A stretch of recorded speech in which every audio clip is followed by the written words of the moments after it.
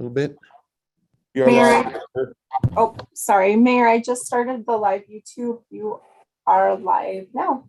Great, thank you. Sure. Thanks, everybody. It's 5:02 by my clock. We're ready for the regular meeting of the governing body of September 29, 2021, attending virtually. Calling the meeting to order. We'll begin with Pledge of Allegiance led by Councillor Cassett, a salute to the New Mexico flag led by Councillor Lindell, an invocation from Councillor Romero Worth, and then remembrances or thoughts by any member of the governing body who wishes to. Please rise as you are able.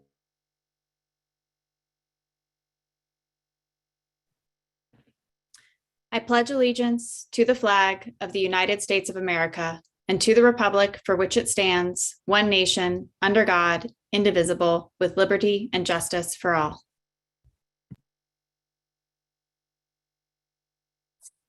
I salute the flag of the state of New Mexico, the Zia symbol of perfect friendship among united cultures.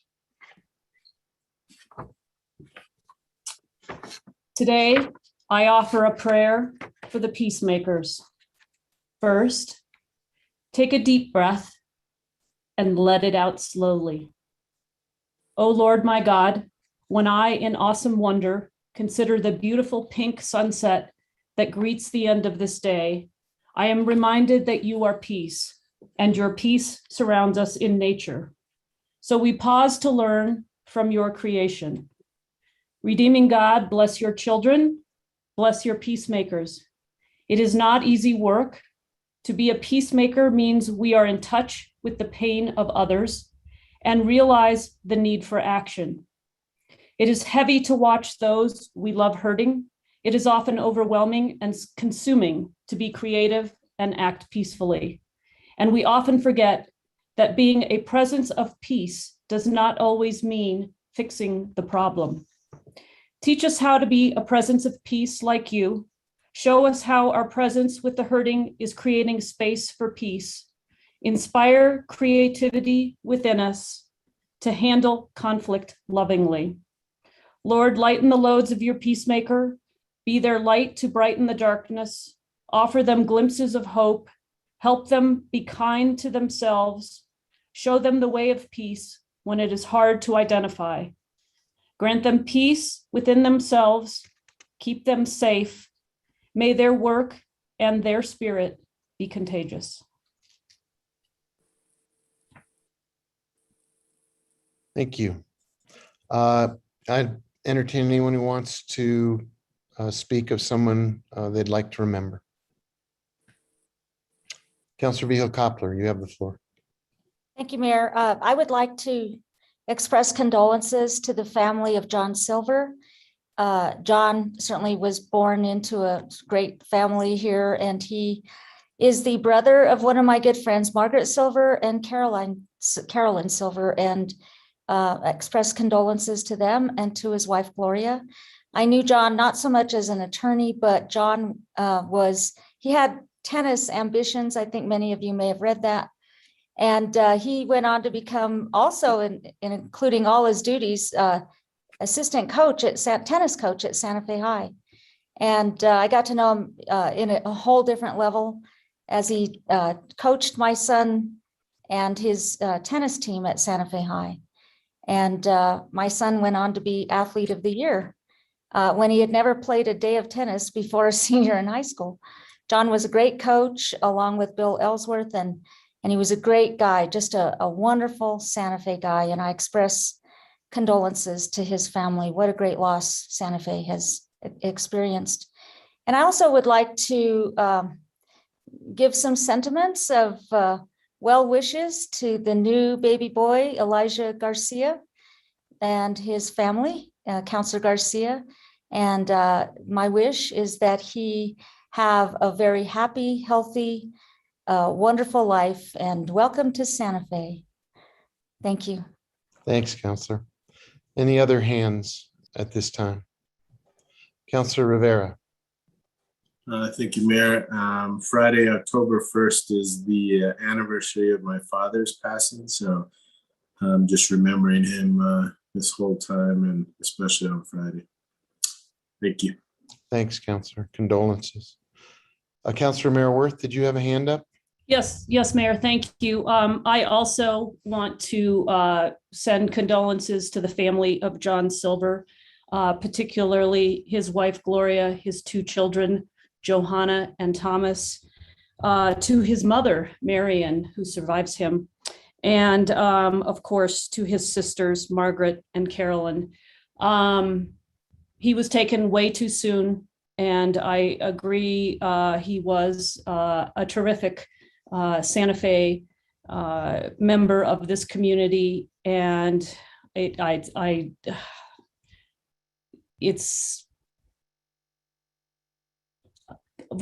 quite honestly just unbelievable that he is no longer with us. And I guess that's all I'll say is just condolences to his family. It is a huge loss for this community. Thank you.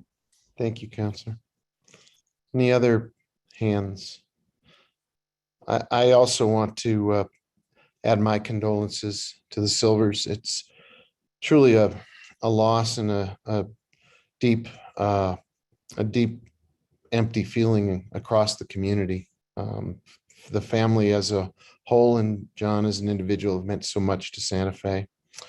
And I share in the joy of the birth of a new baby boy and the sense that life has its moments of loss, but also moments of unmeasurable joy and celebration. So to the Garcias, congratulations.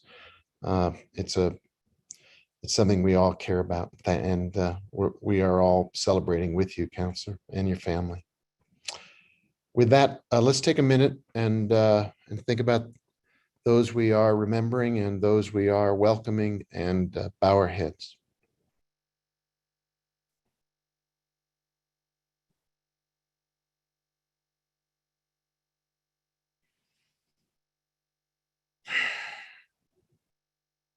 Thanks, everybody.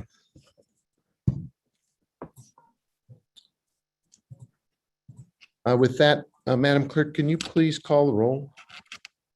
Sure. Mayor Weber, Present. Counselor Abeyta, Here. Counselor Cassidy, Here. Counselor Garcia, Present.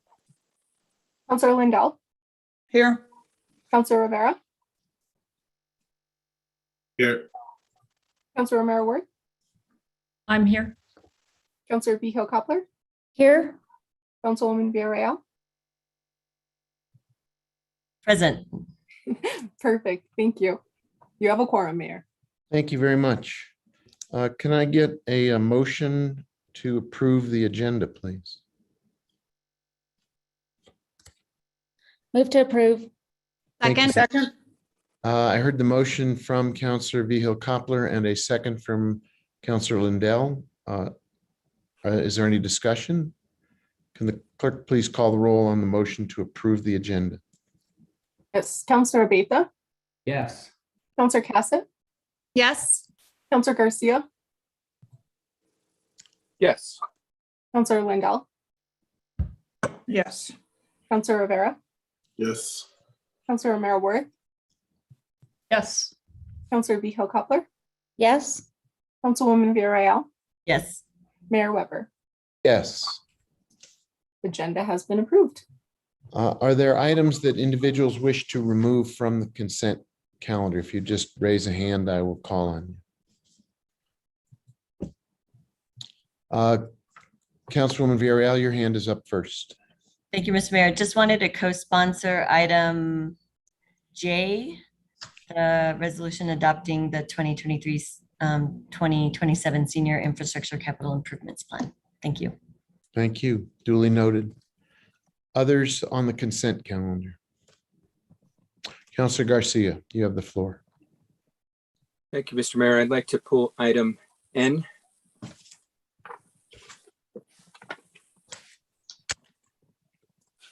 Yes, sir. We will take that off of consent. Are there Counselor other, Garcia, oh, sorry, I apologize. Was that N or M? N as in new. Okay, perfect. That's what I thought, but wanted to double check. Thank you. thank you, everybody. Anyone else? If not, can we get a motion to approve the consent calendar as amended? Move to approve as amended. there- Second, I heard motion from Councilwoman Villarreal and a second from Councilor Vihel Coppler. Discussion? If not, could the clerk please call the roll? Yes. Counselor Cassett, Yes. Counselor Garcia, Yes. Counselor Lindell, yes, Counselor Rivera, Yes. Counselor Romero Worth, Yes. Counselor Vihel Coppler, yes, Councilwoman Villarreal, Yes. Counselor Abetha, Yes. Mayor Weber. Yes. Motion has been approved. Thank you. The next item is the approval of minutes from the regular governing body meeting of September 8, 2021.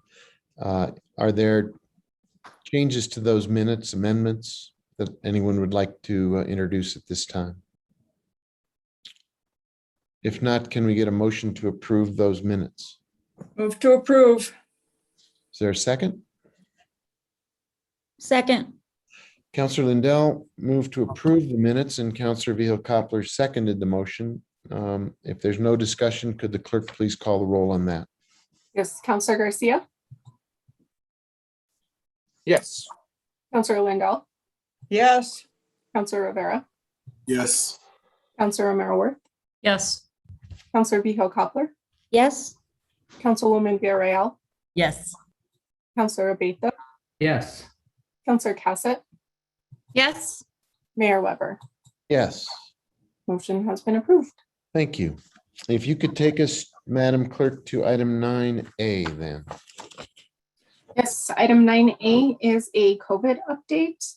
Kira Ochoa, our Community Health and Safety Director, will be providing this update. Thank you, Mr. Mayor and members of the council. We are doing well in Santa Fe County when it comes to our fight against COVID. I would like to acknowledge that we've lost 165 residents to COVID in the county of Santa Fe since the beginning of the pandemic. However, we are doing well with vaccinations. We are at 91% have one vaccination, 81% have at least, 91% are fully vaccinated, 81% have one of their vaccinations. At our Department of Health coordinating meeting today, the discussion was primarily on the third dose and the booster shot. So I wanted to give you a brief update on where we are with that. Essentially, the Department of Health has started with those over 65 and immunocompromised people. That is for the Pfizer vaccination. So the current recommendation from CDC is that everyone ages 65 and over should receive a third booster dose, and those with underlying conditions should also receive a booster dose. So hospitals, clinics, and pharmacies have started doing that for those folks. The recommendation is also that those with underlying conditions based on individual risk who are 18 to 49 may receive the vaccine, the booster, and those with occupational exposure risk, caregivers of immunocompromised people, first responders, education folks, food and agriculture workers, grocery store workers, manufacturing workers, corrections, postal service, public transit folks may receive the dose at this time, the booster shot. We should let the public know that the Department of Health has not yet started giving boosters to that group, although they anticipate doing so within the month. They are also gearing up to be able to give boosters to children ages 5 to 12, the Pfizer, not boosters, vaccines. So they're gearing up to do all of that. Their booster program has started at the community college next week. and at the Fraternal Order of Eagles next week for those immunocompromised folks. If you're signed up on the Department of Health app, you will get a notification that you can go ahead and schedule your booster when you are eligible. If you got your original shots through your clinic or your hospital or a pharmacy, you can go to those locations to get your booster shot. And those are the reports from Department of Health on where we are with boosters. And with that, I'll turn it over to the city manager, who I think wants to tell the governing body about where we are with City of Santa Fe employees. Thank you, Director Ochoa. I just want to take a second to give a quick update on where we stand with the City of Santa Fe employees. Our latest statistics are as of Friday, so September 24th. We are at 77.3% vaccinated. 21% are not vaccinated or did not disclose, and including a number in progress. We are starting to see better increased compliance with our testers. We had 79% of the folks who are testing submitted test results on time. So we are, and I will just share that as a result of this testing, there were 2 positive cases identified. So just to share what the City of Santa Fe is doing and how that is going, but we are on week 6 of implementing this policy, and we'll continue to tighten up the testing compliance and really appreciate the diligence of our employees. And we're seeing this policy enacted across the country. And for us, we started at 50% vaccinated when we implemented the policy on August 9th. And now we are over 75% with just over 5 weeks into the policy. So that's what I wanted to share. Thank you so much. And I think that concludes our presentation. Thank you. Are there questions of either Director Ochoa or the city manager? Mayor, I have a question. Councilor Rivera, you have the floor. Thank you. Kira, was there any discussion about people that have had the vaccine and then contracted the virus? They're still supposed to get a booster, but is there some lag time between when they contracted the disease to when they should then get the booster? Mr. Mayor, Councilor Rivera, I would have to get back to you on that. We hadn't discussed that within the Department of Health coordinating meeting today. Okay, and the only reason I ask is that I heard today that there should be a 3 to 6 month lag, and this is the first time I've heard of that. So I imagine many of our residents may be hearing that as well, or just to verify if that's actually correct, I think would be helpful. Will do. Thank you, Councilor. Any other questions on the update on COVID and vaccination and testing? Very good. Thank you both. Appreciate it. Madam Clerk, I think we're ready to go to the next item on the agenda. All right, sounds good. That would be item 10N. It is request for approval of budget amendment resolution in the amount of $700,000 to fund the settlement agreement with APSME in PELRD case number 106-20, approved by the governing body on September 8th, 2021. I believe our finance director is available for this item if necessary. Thank you. Councilor Garcia, you asked this be removed. You have the floor. Thank you, Mr. Mayor. I think we're all pretty much aware of what the settlement entails in regards to the furlough that happened last summer. And I think there was some great contention between not only governing body members, but our employees, and I think the greater community, in the sense that there was a consensus that it was an inappropriate step to take, given that there was other roads avenues we could have taken. So my question is, is this the last step in the process to correcting the wrong step that we took last year? Who are you addressing, Counselor? I don't know if that would be for legal or for Ms. McCoy. I know that, and the reason I ask is I know that last meeting, we agreed to the settlement that our legal team negotiated with the AFSCME team. And I'm assuming this is the last step in regards to now allocating the resources that we agreed to pay AFSCME. So is this I guess this is the final step in closing the page, or turning the page on this unfortunate chapter? Either Director McCoy or City Attorney McSherry, are there assuming this item is approved and the funding is allocated, does that then, are there steps beyond that, particularly that would be coming back to the governing body for a vote? Or is this the last official step the council will be taking? Mr. Mayor, Councilor Garcia, in terms of council votes, I think this is the last step the council needs to take. Okay.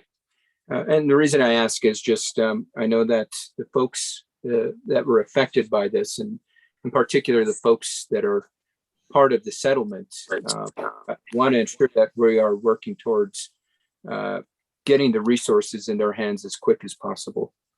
I think the unfortunate circumstance in this issue is that there is a great number of employees that were impacted that will not be a part of this settlement, and that is a step that I think when these decisions come in front of us in the future, we really need to consider how it's going to impact employees.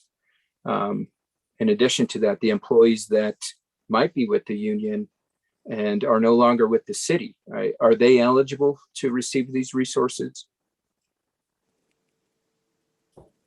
Mayor Weber, Councilor Garcia, they were included if they were members impacted at the time, yes. Okay, so just to be clear, if an employee was with the city at the time that the furloughs happened and now they moved to work with, let's say, the county or the state of New Mexico, they can retroactively receive the part of this settlement. Mayor Weber, Councilor Garcia, they will be treated the same as current employees, correct? But there's no retroactive. It's a payment that's going to happen in the future based on the calculations provided by the union regarding all the employees who were impacted, whether they're current or former. Okay, and I guess maybe retroactive was the wrong word. So current or former employees are eligible as long as they were AFSCME union members. Am I understanding that correctly? Mayor Weber, Councilor, that's right. Yes. Yeah. Okay. Thank you so much. I appreciate that clarification. As I mentioned, this is an issue that just has seemed to drag on, and I'm glad we're finally here at this final step and taking the steps to remedy the unfortunate circumstances that we put ourselves in. With that, no other questions. A motion to approve. We have a motion to approve by Councilor Garcia. Is there a second? Second. I hear a second from Councilwoman Villarreal, and discussion. Councilor Vihil-Coppler, you have the floor. Thank you. I just want to convey my appreciation to the employees who suffered the setback of no pay or less pay for all those weeks, and just let them know that we appreciate what they do. And it's unfortunate that we had to make that decision, although I commend the councilors Rivera, Villarreal, Garcia, and myself for not really wanting to do this, but alas, that's what democracy is. And I think we need to just recognize how they continued to work for the city in the capacities that they did. They continued to try to make ends meet. And we recognize that. I'm sure all of us recognize that and want to certainly convey appreciation for that. And I'm happy that we finally got to this settlement. I think it's well deserved. And I'll just ask if any employee is not feeling like they got what they were supposed to get, I think they need to let their membership know and bring it back up. But I think we did study this quite carefully, and I hope that none of that would happen. But if it does, I think we should continue to have an open door. So again, thanks to all the employees for waiting it out and doing what they needed to do to get to this step. So much appreciated. Thank you. Thank you, Counselor. Any other discussion on the motion? I don't see any other hands at this time. Madam Clerk, can you call the roll on the motion, please? Counselor Lindell, Yes. Counselor Rivera, Yes. Counselor Merrill, Yes. Counselor Vihel Coppler, Yes, Councilwoman George, Yes. Counselor Beta, Yes. Counselor Cassett, Yes. Counselor Garcia, Yes. Mayor Weber. Yes, Motion has been approved. thank you. Can you take us to the next item then, Madam Clerk? Yes, the next item on the agenda is 11A. It's a discussion item, request for approval of amendment number 2 to professional services agreement 19-0748, increase in compensation in the amount of $1 million to a total amount of $2 million plus NMGRT for professional design services with Wilson & Co. And Sam Burnett is available for this item. Thank you. I'd entertain a motion and then we can have discussion. Move to approve. Second. Motion to approve from Councilwoman Villarreal, a second from Councilor Romero Worth. Is there discussion or questions for Mr. Burnett? If not, Councilor Garcia, did you have a question? I'm sorry. No? Okay. Could you please call the roll then, please, Madam Clerk? Yes, Counselor Rivera, Yes. Counselor Merrill, Yes. Counselor Vihel Coppler, yes, Councilwoman Villarreal, Yes. Counselor Beta, Yes. Counselor Cassett, Yes. Counselor Garcia, Yes. Counselor Lindell, Yes. Mayor Weber. Yes, Motion has been approved. thank you. Thank you, Sam. Madam Clerk, item 11B, please. Yes, 11B is consideration of a resolution extending the emergency proclamation declared by the mayor on September 27th, 2021 by 40 days, expiring at noon on November 8th, 2021. This is pursuant to section 20-1.3C SFCC 1987. Our attorney, Erin McSherry, is available for this item. Can we get a motion and then we'll discuss this? Move to approve. Second. I heard a motion to approve from Councilor Lindell and a second from Councilor Cassett. Are there questions about the emergency proclamation at this time? If not, Madam Clerk, can you please call the roll? Yes, Counselor Romero Worth, Yes.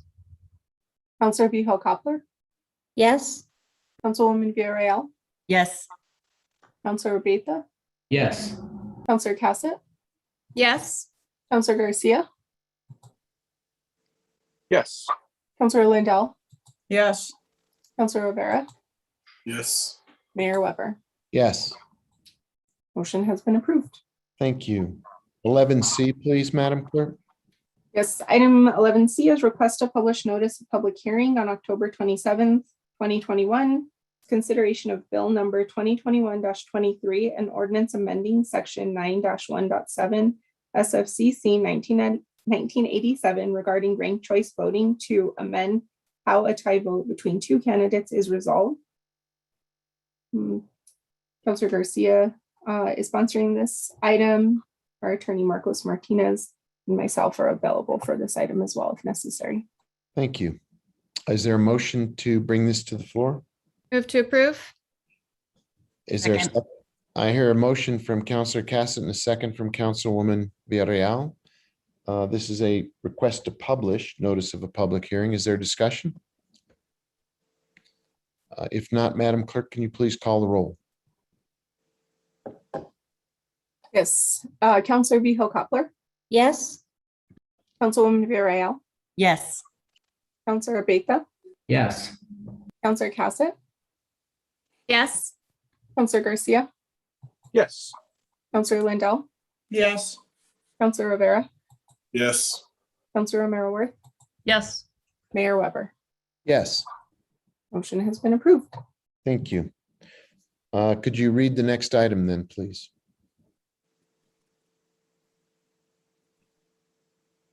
Yes, the next item is consideration of a resolution recognizing the need for coordination of assistance for Afghan immigrants in need of humanitarian assistance arriving in New Mexico, adopting a strategy to assist, and reaffirming the city of Santa Fe's commitment to being a welcoming community.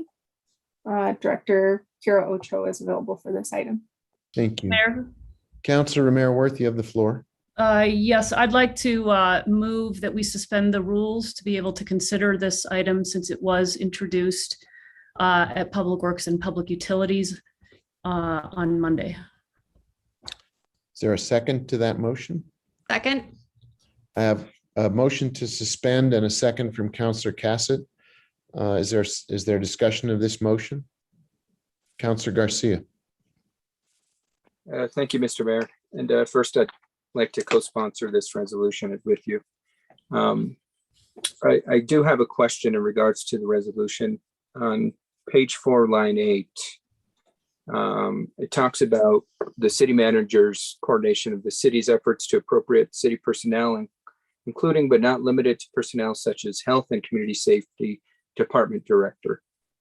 And so my question is, after I'm reviewing the FIR, and I think it's 0, I apologize. I was quickly trying to review Mayor, this. point of order. And I'm not sure, Counselor, I think we're not on discussion of the substance of the bill yet. We're just in a procedural moment to be able to discuss the bill. So we have to do that first if your question is substantive. Sorry.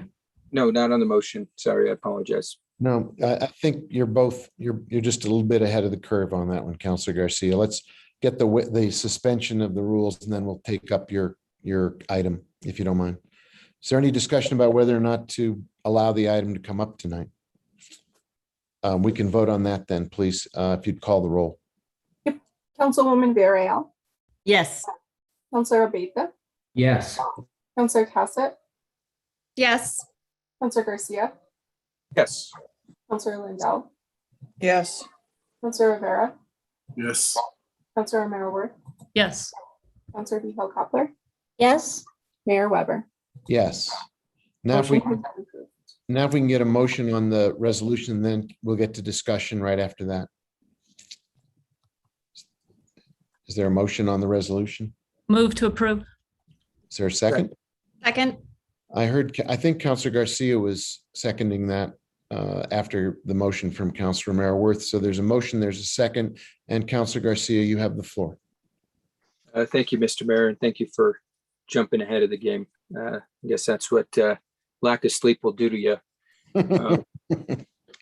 But to get back to my question, it was just regarding the resolution gives the authority for the city manager to direct staff to participate in duties regarding this initiative. But the FIR has 0 fiscal impact. And I would assume that if you're assigning staff to work on an initiative, there is a fiscal impact with that. I'm assuming that the staff isn't working for free. They're not volunteering their time. We as a city are still going to pay this individual or individuals that support this initiative. So I think the FIR is a bit incorrect in that manner. So if somebody could help walk me through why it's a 0 when there should be some fiscal amount, even if it was just the one staff person identified in the resolution. Why is the FIR at 0? And I guess that's maybe for Kira since she completed the FIR.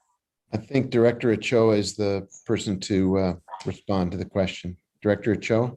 Mr. Mayor, Councilor Garcia, thank you for the question. I considered the fiscal impact to be zero because participating in these conversations is part of my regular duties. I this kind of thing as part of what I do, as well as the staff of Youth and Family Services. We did, for example, I talked to the Veterans Committee about this. We'll talk to the Immigration Committee when they meet. And because it's a regular part of my duties and we're not initiating any new programming as a result of the resolution, but merely participating in supporting and sort of stating our support for the work that community organizations are already doing, I considered the impact to be zero. Okay, thank you, Director Cho. I appreciate the clarification. So that, I guess, clarifies for the Health and Community Safety Department Director, but what about the part of the resolution where it says including but not limited to personnel? So I mean, that's the kind of catch-all in the sense where we're identifying this person, but it can also include others. And I think that's where if you're participating in these regular activities, I'm sure the others aren't. And whatever actions or initiatives come out of this, I think there is some type of fiscal impact in regards to even what commitments the city can make. So I think I have a challenge when we have these FIRs that are zero when we're committing staff time, because I think we've brought it up in the past. When we're committing staff time, it's not zero. It's at minimum the salary of the individual participating in the work. So thank you for the clarification. I appreciate that, but I think I would like us to maybe review this in 6 months to see what the fiscal impact has been. Just that way we can adequately budget for the future. I think this is a very, very important initiative, and we're not going to be able to quickly address the situation as the refugees get settled into various communities. And I think that's where we as the city needs to be fiscally responsible to appropriately allocate the resources and not have to scramble in the future to say, well, we didn't plan on this, but we're got to scramble to find the resources for it. So I guess how would I get the 6-month update on what it's cost the city? Do I have to make a motion, an amendment? I mean, I would like staff guidance on this, maybe the city attorney. I see the city attorney's hand is up, and she may be addressing the FIR question, but it's also fair to talk about what it would be, what would be a simple solution to get a review as this unfolds. So I think part of what the FIR reflects from Director Cho is that at the moment, the requests of the city have been actually, they haven't asked us to do anything other than express what the sentiment is of the resolution. But City Attorney McSherry, did you want to speak to this? Mayor Weber, Councilor Garcia, on the FIR issue, can you hear me? Oh, my square wasn't lighting up at first. I think staff is struggling with guidance on the FIR, so if we could update that, I think it would be really helpful, because I think sometimes we say there is a fiscal impact and we've had negative feedback on that. Other times, this time in particular, we said there was not, and you would like to see what it would be.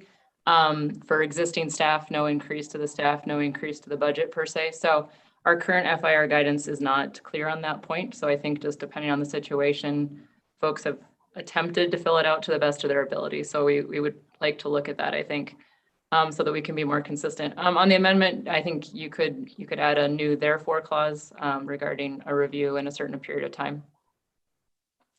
Okay, thank you, City Attorney McSherry. With that, then I would like to make a motion to introduce an amendment to add a whereas therefore clause to have a fiscal review 6 months after this is adopted. The fiscal review. Is there a second to that motion? to add a 6-month review of the fiscal impact? Second. Counselor Vihil Coppler has seconded the motion. Is there discussion? This would be adding that as a component of the resolution as it stands. And also, I believe, Counselor Garcia, you were interested in also being a sponsor. We should note that as well. If there's no discussion, can the clerk call the roll on the motion? Yes, this is the motion for the amendment. Yes, this is purely for the amendment to do a review in 6 months of whether we are finding fiscal impact that previously wasn't identified. Correct. I was just clarifying for anybody watching. Counselor Abeta, Yes. Counselor Cassett, Yes. Counselor Garcia, Yes. Counselor Lindell, Yes. Counselor Rivera, Yes. Counselor Romero Worth, Yes. Counselor Vihil Coppler, Yes. Councilwoman Villarreal, Yes. Mayor Weber. Yes. Amendment has been approved. Counselor Garcia, you still have the floor, although Counselor Vihil Coppler's hand is up to follow, as is Councilwoman Villarreal. No other comments. I just want to thank you for bringing this forward. As I mentioned, it's an important topic. Thank you, Director Ochoa, for all the work that you'll be putting forth in this, and wish you lots of luck as you work with community partners on this. And I think this is, what the right thing to do. That's who we are as a community. We welcome others and we support others in time of need. So with that, no other questions or comments. Thank you, Mr. Mayor. Thank you, Counselor. Counselor Vihil Coppler, followed by Councilwoman Villarreal. Thank you. I would like to say I'd like to co-sponsor this as well. And then I would like to go back to the discussion about the FIR. And I note on the form toward on the expenditure side, there is an asterisk that says this includes all staff time associated with executing the job functions of this proposed legislation. So, and I agree, sometimes it's new staff time and sometimes it's existing staff time. And, a fiscal impact report, although I don't view it as just affecting new money, I think I also view it as tracking what kind of money could be spent on a project or on legislation such as this one. So, we've had this discussion on other measures as well. And it may be something where we just need another column that, like we say, is this recurring or non-recurring? Is this current staff time or is it new position staff time? And so, but nevertheless, I think the form is part of the problem and could be more specific. And then we would have some real knowledge about what legislation will cost going into the future. So that's a suggestion, and we have talked about this before. So that's the comment I'd like to make. And but specifically with Ms. Ochoa's comments, there is an asterisk that requires you to identify what staff time will be associated with this. So even though it's some staff time that's already here and not necessarily new money, it does require it. So that's all I have to say about the FIR. Thank you. Thank you, Counselor. Councilwoman Villarreal, you have the floor. Thank you, Mr. Mayor. I think this is an important measure to take, especially because it upholds our values as a sanctuary and welcoming city. So I'd like to also co-sponsor.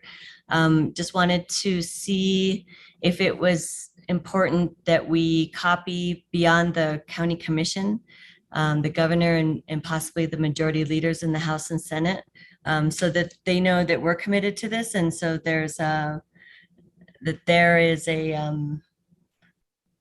they know that we need to coordinate efforts. So I was considering just doing a quick resolution. Just wanted to see if there was anything that I don't know that maybe we shouldn't do that. So if staff could weigh in, or the sponsor. I think it's a good suggestion, Councilwoman. I think the more we indicate the sentiment and the values of the governing body to the other partners in this, the better we are.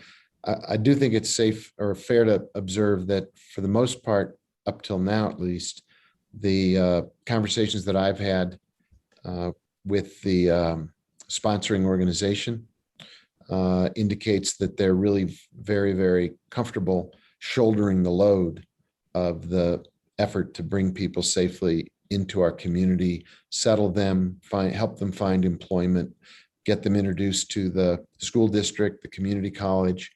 So there actually is a wide web of partners and collaborating organizations well beyond governmental agencies that are very much at the forefront of this immediate resettlement need. But I believe your point is well taken. It is a widespread network of support that we're trying to indicate our efforts will involve. So if you want to take a minute and craft some language, that'd be fine. And I can call on Councillor Cassett and then come back to you if that would help. That works. That works. And I realize that nonprofit sector really shoulders that piece of really moving this forward and supporting immigrants coming to New Mexico in different parts. So yeah, I realize that. I was just thinking in terms of our resolution, we focus on the government structure. So I'll think about that after my colleague speaks. Thanks. Oh, that's good. And we'll recognize Councillor Cassett. Thank you very much, Mr. Mayor. I actually did not have very much more to say other than I agree with what my colleagues have stated about this being an important measure, an important message. And I do want to add myself on as a co-sponsor. That was all I had. Thank you. Thank you. I'll try to give Councilwoman Villarreal a little more drafting time, and maybe Director Ochoa will also feel it would be useful to say a few words. Director Ochoa and I so far have really been channeling or connecting with Lutheran Family Services and several other individuals in our community who are very closely aligned with the Afghan refugee issue, and responding mostly to the sentiment that my colleagues have all expressed tonight, which is Santa Fe will be receiving people who are fleeing Afghanistan. We are a welcoming community. We want to be a welcoming partner. And the State Department, it is, to your point, Councilwoman Villarreal, it is the lead governmental agency is probably federal at this point, given the State Department's efforts to try to provide financial support and other logistical support to aid people who are fleeing Afghanistan. The requests of the city have been very minimal, other than to keep us briefed on likely numbers of folks who would come, and to alert us to the commitment of Lutheran Family Services to act as a very important agency to provide a great deal of the help and support for people coming to our community. And so it really is a community-wide effort. I also got a call from Rabbi Neal at Temple Beth Shalom indicating the commitment and interest of interfaith to play a role in a constructive way. And I think we're all of the same mind, which is this is who we are. This is how we actually have always acted as a community. This is simply the most recent example of an emergency that we are rising to respond to. Councilwoman Villarreal, did you have some language? Unless someone else has some additions to that, I was going to say on the further resolve, be it further resolved that the city clerk is directed to transmit copies of this resolution to the office of the governor, the New Mexico State House and Senate Majority Leaders, and the Santa Fe County Board of Commissioners. Am I missing anybody that you think would be important to add to that? You might want to add the New Mexico congressional delegation. Sounds good. And I see Councilor Romero-Worth also raising their hand. I think since you're drafting on the fly, which is always our favorite way to go, I think you want to refer to the proper names of, so it would be the Speaker of the New Mexico House and the leader of the, actually, I should know this, the Senate Majority Leader of this New Mexico Senate, I guess is the way you would say that. I was thinking sometimes you can abbreviate it, the leader of the New Mexico Senate, but I think you want to say the majority leader of the New Mexico Senate. That works. Or you just say husband. I'm just kidding. I think that captures your direction. Mayor Councilor. Weber, Counselor. can I That's just why I have clarify? trouble. That's why I have trouble. It's like, I don't know what you are. City Attorney McSherry. Mayor Weber, Counselor, I just wanted to confirm you want to keep the county manager in there as well, or just the commissioners, both? No, I think it's important to include the county manager. Sorry about that. Okay, just making sure we know. Okay. So there's language in front of us that, as Councilor Mayor Worth points out, is a little bit on the fly, but I think we know what Councilwoman Villarreal is proposing. Can we get a motion to insert that language? So moved. Is there a second? Second. Is there discussion on it? Could the clerk call the roll on the amendment, please? Yes, Counselor Garcia, Yes. Counselor Lindell, Yes. Counselor Rivera, Yes. Counselor O'Meara Ward, Yes. Counselor Vihil Coppler, Yes. Councilwoman Villarreal. Yes, I hope you can hear me. Yes, we can. Counselor Beta, Yes. Counselor Cassett, Yes. Mayor Weber. Yes. Motion has been approved for the amendment. So we now have a main motion as amended twice. Is there a discussion on the main motion as amended? If there is not, can you call the roll for the main motion as amended, please? Yes, Counselor Cassett, Yes. Counselor Garcia, Yes. Counselor Lindell, Yes. Counselor Rivera, Yes. Counselor O'Meara Ward, Yes.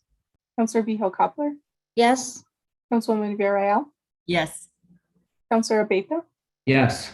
Mayor Weber. Yes, Motion has been approved. thank you. And thanks for the amendments to improve the resolution. Madam Clerk, can you take us to the next item on the agenda, please?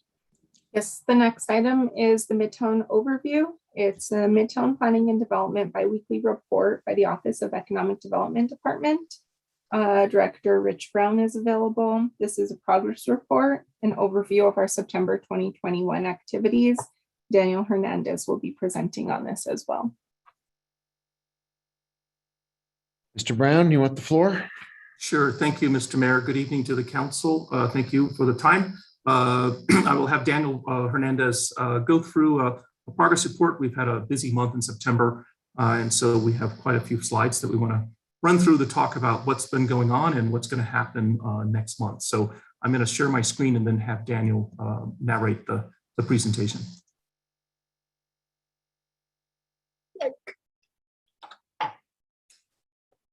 Good evening.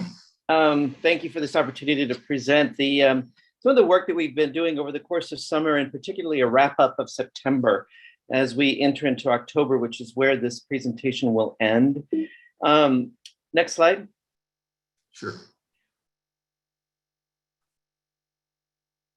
I want to start the presentation really with going over what we have been looking at since Rich presented the 9-step action items in March of earlier this year.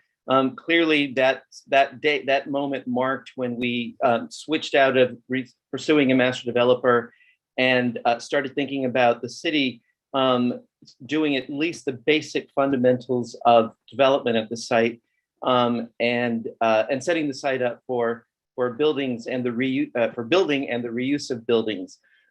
So from that moment on, the whole team has been really focused on achieving these 9 actions. Next slide.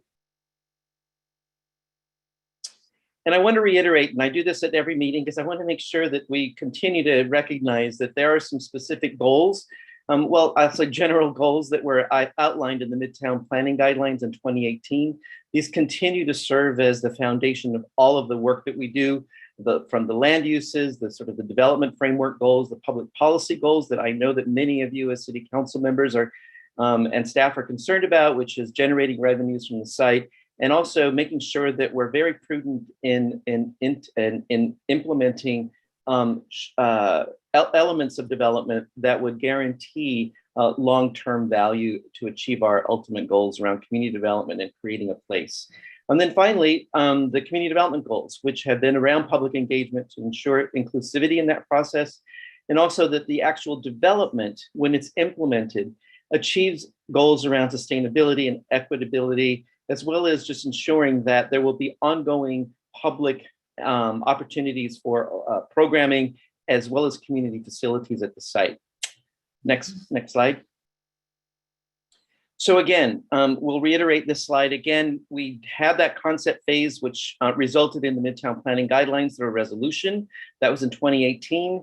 The city continued moving forward into the planning phase, which has been the focus of this year, particularly since that March 9 actions items was presented.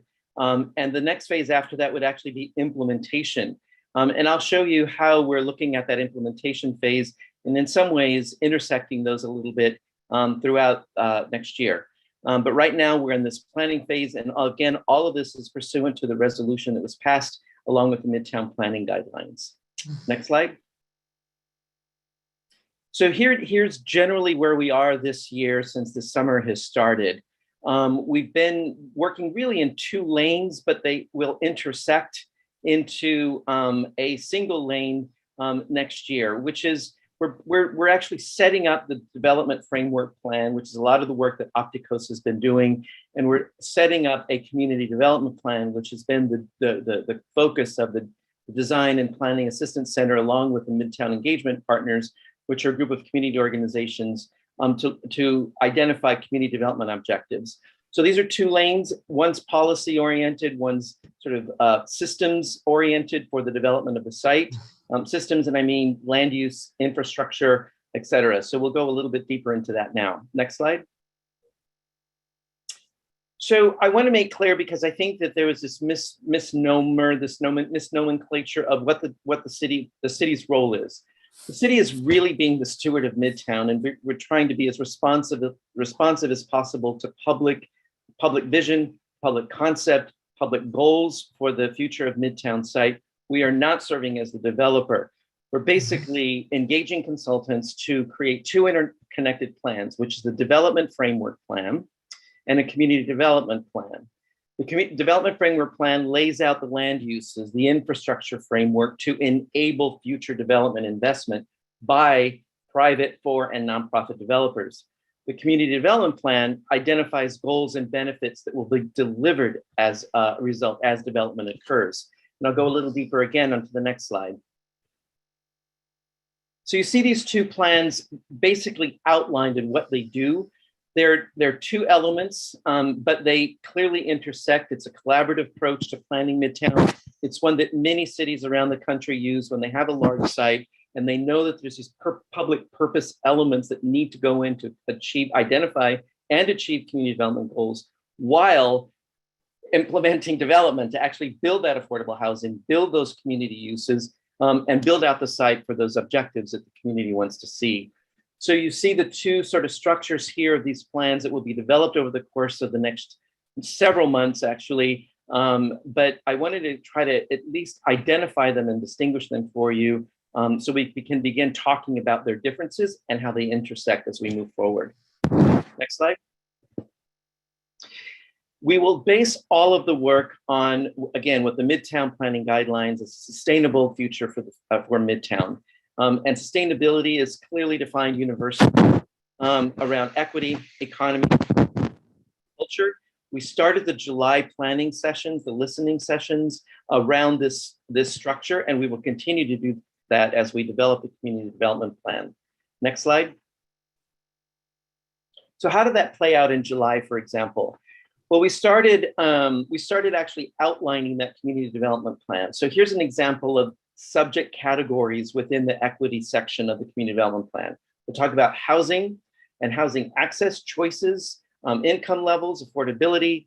We'll talk about community uses. We'll think about ways and propose ways of strengthening local organizations and developers to implement community development objectives, such as affordable housing, land trusts, and other objectives that the community has expressed that they want to see.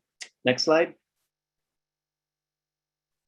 When we consider environment, we think of land development. We talked a lot this last week around green building, sustainable infrastructure, site sustainability, particularly with water management systems. What does it mean to be smart, to do smart growth, and connectivity, walkable streets, stormwater management, and community design that represents Santa Fe and what people want to see as safe places in the city. Next slide. The categories again in economy around job creation and job access, training, career education, future planning that intersects a lot with those land uses that people want to see, particularly around higher educational institutions at the site. Next slide.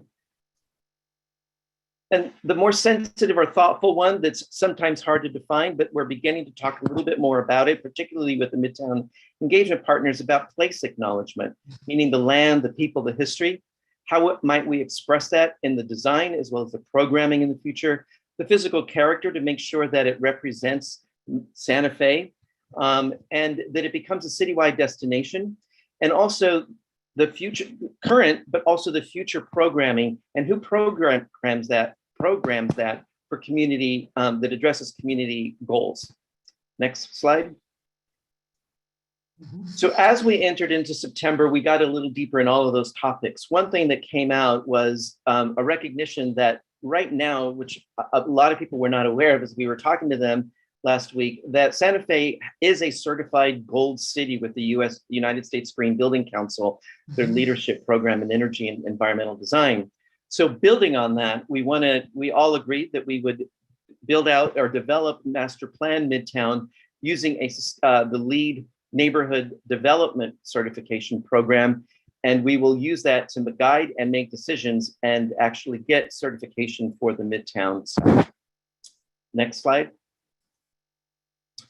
We also began thinking and articulating and working around the notion that Midtown site is a site within a larger district. For many years, people have been talking about the link. They've been talking about adjacent neighborhoods, but actually we began talking and thinking about solutions to address the broader district and not just the site, but the site's relationship to the broader district. Next slide. So again, we relooked at the REMIC and all of the link overlay opportunities it presents, the incentivized zoning that it presents, the walkable design, the projects that are that they want to see within the link, and how that then begins getting incorporated onto the Midtown site itself. Next slide.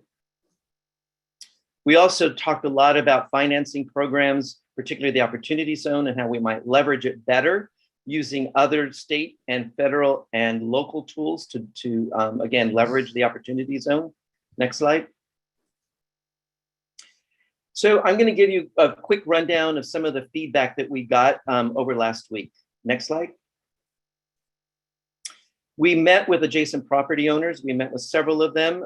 Some of them were gung-ho and ready to start planning with us, particularly to achieve objectives around connectivity. Ideas they had were brought to us about ways that they could use their site to create better access to and from the site. And their interests were really around the way that people living in Midtown could better access the commercial activity that surrounds the site. So rather than having to drive completely around Cerrillos or St. Michael's to get to a commercial destination, are there ways, and we talked about ways that people might walk and or ride their bike rather than having to, their only choice being to get in their car. So it was really wonderful to speak with private property owners. We also met with the school district, we met with the state.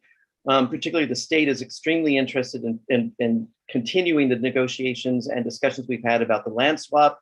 We met with the state senators, and there was great support in moving that forward over the next year. Next slide. So we also looked at all of the work that had been done over the past few years, beginning with the 5 plan vision concept plans that were developed in 2018, as well as all the plans that developers had submitted to us. What were the synthesis of all their ideas, and we began creating a plan that synthesized that. So it's not a new plan, but the synthesis of all those ideas that had been happening over the course of several years into ways of thinking about streets, the open space, and connecting the open space, as well as the way that we would use this open space, streets, and stormwater to create a sense of place and a plan for Midtown. Next slide. We also talked a lot about, again, I was telling you earlier about the opportunity zone and the link and the potential for creating a metropolitan redevelopment area, which is a state program that creates financing tools that incentivize the kind of development in redevelopment areas, and the ways that we would use the city, which is the link, the state programs, LEDA, and the opportunity zones, and how they may intersect to create a more extensive web of public financing incentive programs. We also recognize what the MRA does in providing flexibility in the way that we would dispose of property, particularly a property that is intended to achieve community purposes, such as the library or the Arts Center for the reuse of the Visual Arts Center. So that's a big discussion, and we plan on continuing down that vein of pursuing a metropolitan redevelopment area for the Midtown district, not just the site, but the district. Next slide. We also looked at the reuse of the existing buildings. We had presented a scenario of reuse of existing buildings earlier in the year. We laid that on and superimposed that on plans about buildings that we definitely want to see permanently rehabbed and reused, ones that we want to analyze moving forward. And again, some of the temporary use structures that we want to recognize that the city is actually occupying some of those buildings, and also the opportunity for that student housing to continue being used the way it's used today, but how it might create opportunities, particularly in that area for stormwater management. Next slide. So this is just a slide where I just threw a ton of ideas and statements that people said, talking about from LEED Gold City to LEED neighborhood development at Midtown, connect adjacent commercial amenities to the central part of the Midtown site. Yes, reuse the public library, use Fogelson Library for public library and the Arts Center for Community Arts Hub. Think about multi-use streets, some maybe even without cars, into the interior of the site. Create a central park and a connected network of small parklets. Expand Garson Studios to create local jobs and career programs in film and multimedia. Use the Resident Bill of Rights to inform the community development plan. Maintain a large natural habitat and water management system that can be used for recreational purposes. And it was this great idea of about a place for powwows and large gatherings. Think about pandemic-safe large sidewalks and plazas for people to meet, eat, and socialize safely. Concentrate density towards the interior of the site to create a place for a central park. Promote community programs into mixed-use buildings, such as childcare, after-school programs, senior centers. Please move forward with initial projects. People are like, all right, we've heard these ideas, move. And then finally, definitely lots of housing choices, types, and levels of affordability. Next slide. So what are we going to do with all that? What's happening in October? We will, and I've presented this previously, that we will presenting a consolidated or comprehensive affirmative resolution to the governing body. We will introduce it at the beginning of October, follow it through the committees with a plan to have it approved, refined and approved by the end of October. Here are the elements of that resolution. Told you about a development framework plan. We will ask the governing body to direct the Office of Economic Development to proceed with developing the land use plans and applications for land use so that we get the regulated land use zoning and development plan approved but through an application that will ultimately next year go back to the governing body and the Planning Commission for approval.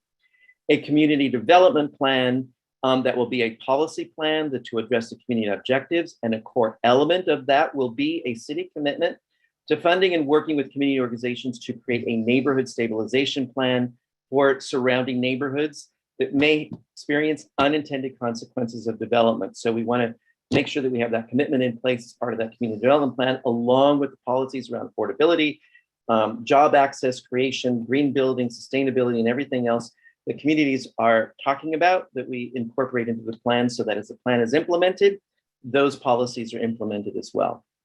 Next slide. We will work, we will also ask the city governing body to direct the Office of Economic Development to develop a RFP, a request for proposals, to solicit developers and operators for for community purpose at the Visual Arts Center, that will focus on the Visual Arts Center being an arts and cultural hub that will contribute to the programming and the dynamics of the broader Midtown District. Also, a request for proposals for the expansion, operation, and development of the Garza Studios to create new jobs, as well as have a permanent home and expanded home for film and multimedia production in Santa Fe. We will proceed, we'll do, another one will be for the Office of Economic Development to work with the Public Works Office and the Community Service Office as libraries to reuse the Fogelson Library as a public library. It will just be, at this point, doing due diligence activities around building systems, code requirements, et cetera, for the reuse of the Fogelson Library into a public library and innovation center. Next slide.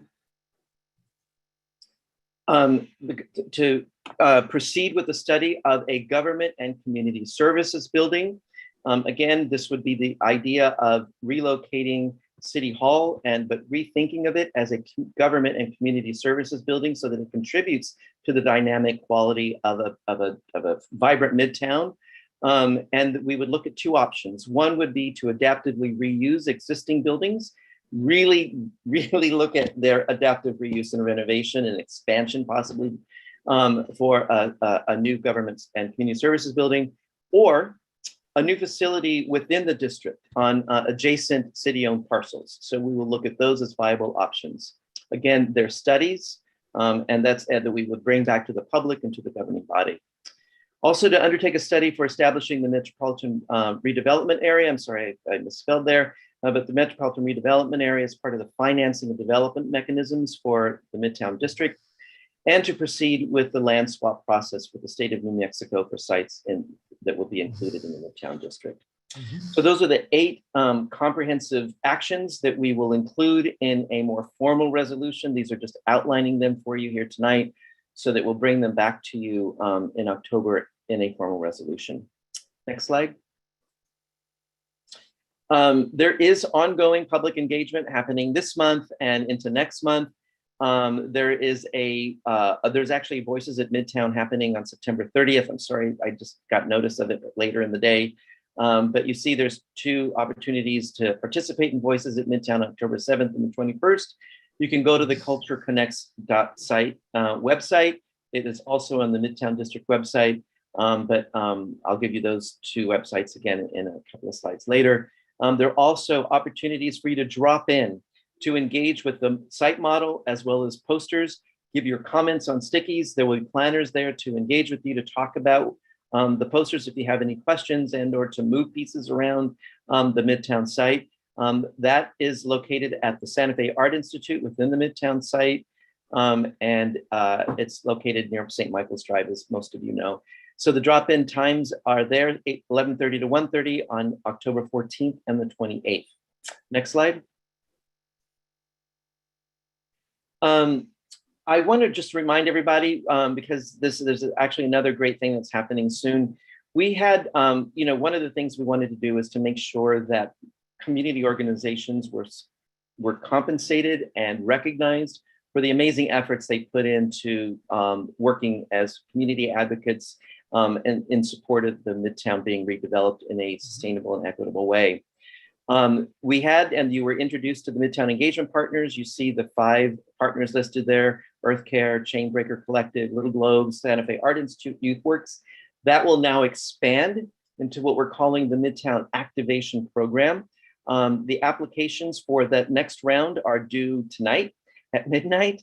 But right now we have 5 applications from Friends of Architecture Santa Fe, La Familia Medical Center, Santa Fe Action Coalition, Santa Fe Community Educators Network, and Santa Fe Indigenous Center. We're very excited they responded. It sounds as though from the Design and Planning Assistance Center and from those Midtown Engagement Partners, so they're really strong applications. So we're excited about expanding that community network of community organizations. Next slide. And I want to make sure that everyone is aware of the Midtown Moving Forward Block Party. The Midtown Engagement Partners are organizing it right now. That group will also expand into with the Midtown Activation Program recipients, the stipend recipients. It is to be on October 23rd and 24th. There'll be lots of activities and engagement opportunities. So it's both for activating the site as well as engaging people in conversations about the future of Midtown. And on the next slide, you will see the websites where you can find information for that block party and any of the other community events that are happening. So you can go to our Midtown District Santa Fe website. We'll be working on updating it and getting actually that poster of the Midtown Block Party onto our site. You can go to cultureconnects.site and they're continuing updating the website as well for details about the events. And then for the block party, you see at the very bottom, sfai.org, Midtown Block Party. And you can access more detailed information about the block party there. And that concludes the presentation for tonight. And Rich, you're available for questions. Thank you, Daniel. Yeah. Thank you, Rich. I see Councilwoman Villarreal's hand is up. You have the floor. Thank you, Mr. Mayor. I wanted to commend the team for putting these events together. This first phase, I attended 3 events, 2 virtually and 1 in person. And I appreciated the hands-on activities and visuals. I think that that's very helpful to have those kind of tools for people to visualize what's currently there and what's possible. And then just the fact that there were community partners activated. And when I was there in person, I think there was a good mix of diverse stakeholders. And so I just want to say thanks to Mr. Hernandez to see you in person.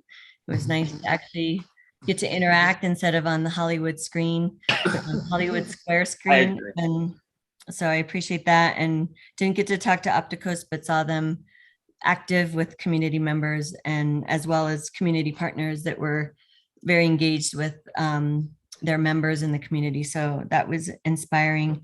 Wondering if, I don't know if you have this now, but if you knew the numbers of participants for this phase of community engagement, if you had that now to share with us. I was trying to get it before this evening, but I said, all right, so can I give out a rounded number? And they said, you can say anywhere between 85 and 100. So but I will get more demographic, because they did demographic survey information too, and I'll make that available soon. Excellent. Did you say that there was something on September 30th? There's a Voices at Midtown event, and I can forward it to everybody, and it'll be on our website actually as well. If you could send that, if there's some way to get that on social media too. Okay. Yeah. Like soon, since it's tomorrow. Who's sponsoring that one or hosting that one? Chainbreaker, well, they all are. Chainbreaker leads it, but yeah, but they're all involved in the Voices at Midtown event. Great.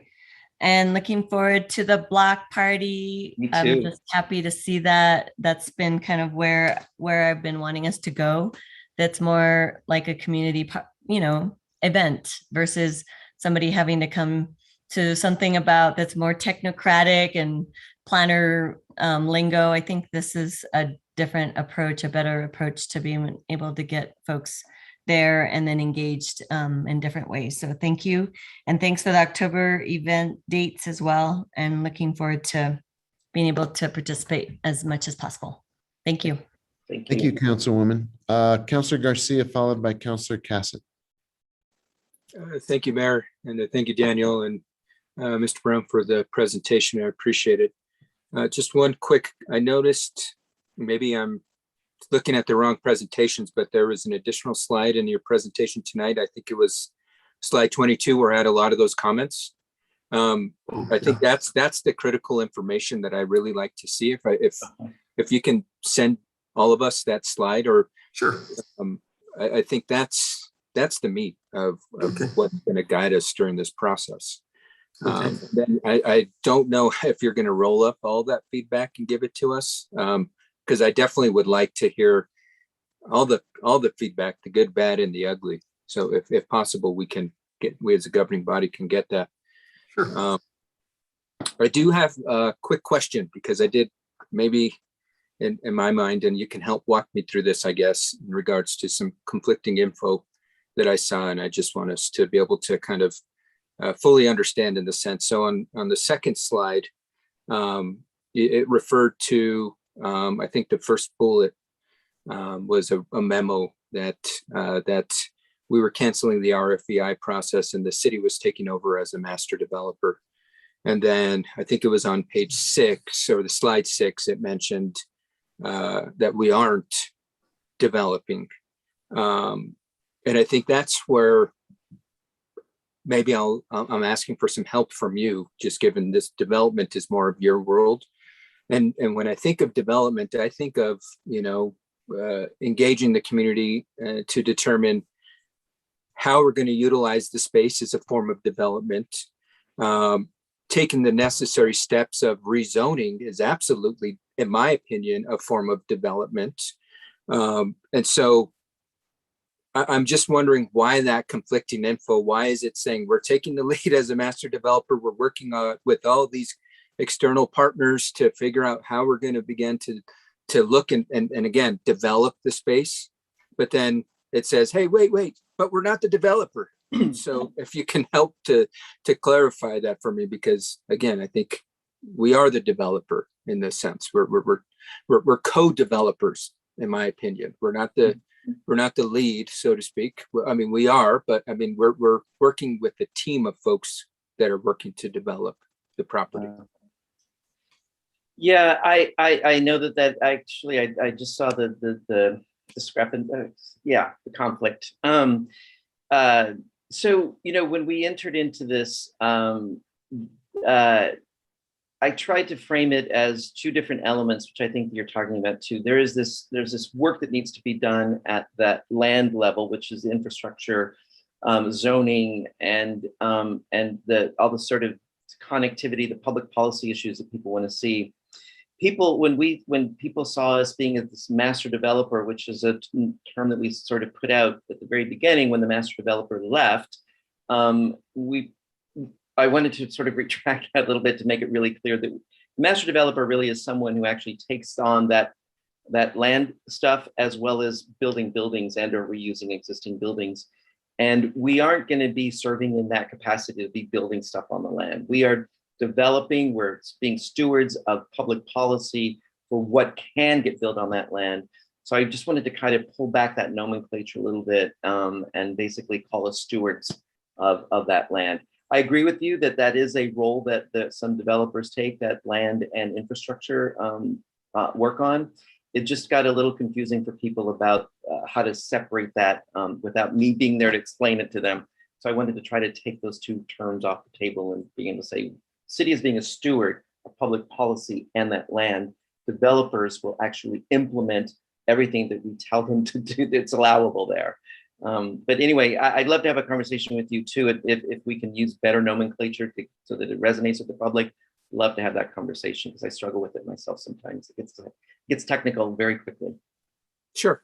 And thank you for the clarification. And, even after hearing what you said, you still said we're the developer. And you, in my opinion, we shouldn't just try to come up with new terms. There's maybe we're not the master developer anymore. And like I said, using the term co-developers, because they're the big part, we're working with, as I said, the community stakeholders. That's a big part of this co-development. The community organizations, that's a big stakeholder part in this code development. And I think I agree with you. We're not the master developer, so to speak, anymore, because we're not going to be doing the final, the final building components, but we are still doing the initial development phases. And instead of trying to use different words that, in my opinion, just adds to the complication, we just say, we just educate the community. We're not the master developers. We're the co-developers with you as the community. You as a community member, you as a community-based organization are a developer as well. And they have a stake in this. And I think that to me would probably help clarify that confusion that's been happening, because I agree, we're not the master developers, but we are a co-developer in the process. Right. But thank you so much. And I wish I was able to attend last week. I was unfortunately, my hands are occupied. Congratulations. No matter. Thank you. But I will be attending some of the virtual sessions coming up. But thank you for allowing for that format. I think it'll allow for greater participation. And I think I'm in complete agreement with Councilwoman Villarreal in regards to the block party. I think that to me is where you really can get some real critical community participation. And I just look forward to finding out if there's going to be somebody selling cotton candy or something like that. Because I've got a sweet tooth, and so I'll be sticking that out. Hey. I'll ask. Thank you, Daniel, and thank you, Mr. Brown, for the presentation. I really appreciate the update. Thank you. Thank you, Councillor. Councillor Cassett, followed by Councillor Vihil-Coppler. Thank you very much, Mr. Mayor. And Councilor Garcia, I would say that your hands were fortunately otherwise occupied, although I know you're sleep deprived, so language is not going to be your thing. I just wanted to say thank you for this past weekend. I had the opportunity to attend one of the virtual events, and then I stopped by both days for the event on site at the HEC, and really had an opportunity to kind of eavesdrop and listen to Opticos and Daniel and other members of our team interact with the public that was there. And I really appreciated being able to hear those interactions and listen to those conversations and the discussions and the questions that were answered. And then I had a chance to see all of the different Post-it notes and notes. So I am looking forward, as Councilor Garcia mentioned, to that roll up of us being able to look at those. It was interesting. So, and then I did want to also thank you guys. I know on whatever the second day was, Saturday, that you put in another presentation that you initially hadn't had scheduled because EarthCare had moved their meeting there, which was wonderful. And thank you to EarthCare for taking that opportunity to move your meeting and bring your members to Midtown. And I really appreciated them taking the initiative. And then as well, our team in Opticos putting on an additional presentation that wasn't scheduled to really engage. So having that flexibility was wonderful. I really am looking forward to the block party and getting all this information and moving things along. That was also one thing that I heard a lot from people as I was eavesdropping is, okay, we have some ideas. Let's get rolling. There are some areas that we really know that we need to get moving on and that we are excited about. And so I'm really looking forward to that next step and being able to deliver on some of those places that we know that people are really interested in. So I really just wanted to say thank you. I know that it was a heavy lift. I know that it was a lot of work and so much time and energy has gone into it. And Daniel, it was wonderful to see you in person and hopefully we'll get to see you again soon. So thank you. Thank you, Councillor. Councillor Vihil-Coppler, you have the floor. Thank you. I have a couple of points, and one of them is actually a question.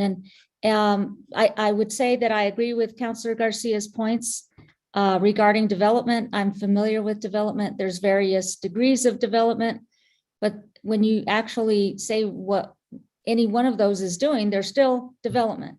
And I'm not going to belabor the point, but I do see the city as a developer of this project. Maybe not the entire developer, but nevertheless a developer. The question I have is, and I asked it before and prior to several months ago, I would like an update on the cost so far. What is it since the cancellation of the RFEI and we stepped up as developers? Has it cost us up to now? And I would like to see that cost more often. I want to know what this is costing since the city has taken it over. And that should include, even if you have to put it in separate columns, staff time. I would like to know every performance measure that is been put into this project. Not for any criticism or anything. I just think it's important to know what we're spending. We would know it if we had been under contract, such as with KDC. We would know when we paid their bills. We would know what we were spending. Maybe not the staff time, but now we're in a different mode. And that's something that's very important to me. And so if you can, Mr. Brown, I would love to have that information. Yeah. And then, Mr. Hernandez, it's been a while since we've talked, and I'll probably schedule a time to visit with you outside of a meeting. Thank you. Thank you very much for your work, for all of your work. You know, I see the progress and I think it's good. And just want to note that I do appreciate what you're doing. Thank you. It means a lot. Thank you. Thank you, Counselor. Yeah. Other hands from the governing body? I think this is a really excellent progress report from the team. It was great to see everybody over at the HEC and the pre-meetings that went forward to produce the team effort. I think we have an extraordinary group of people stewarding this project along. The internal team is outstanding. The consultants bring exceptional experience and a tremendous ability to frame and present questions to the public, to residents, to the council, so that we actually have a chance to explore options and express directions going forward. You can see the pace picking up just based on the presentation tonight. You can see not just progress, but a sense of momentum and direction.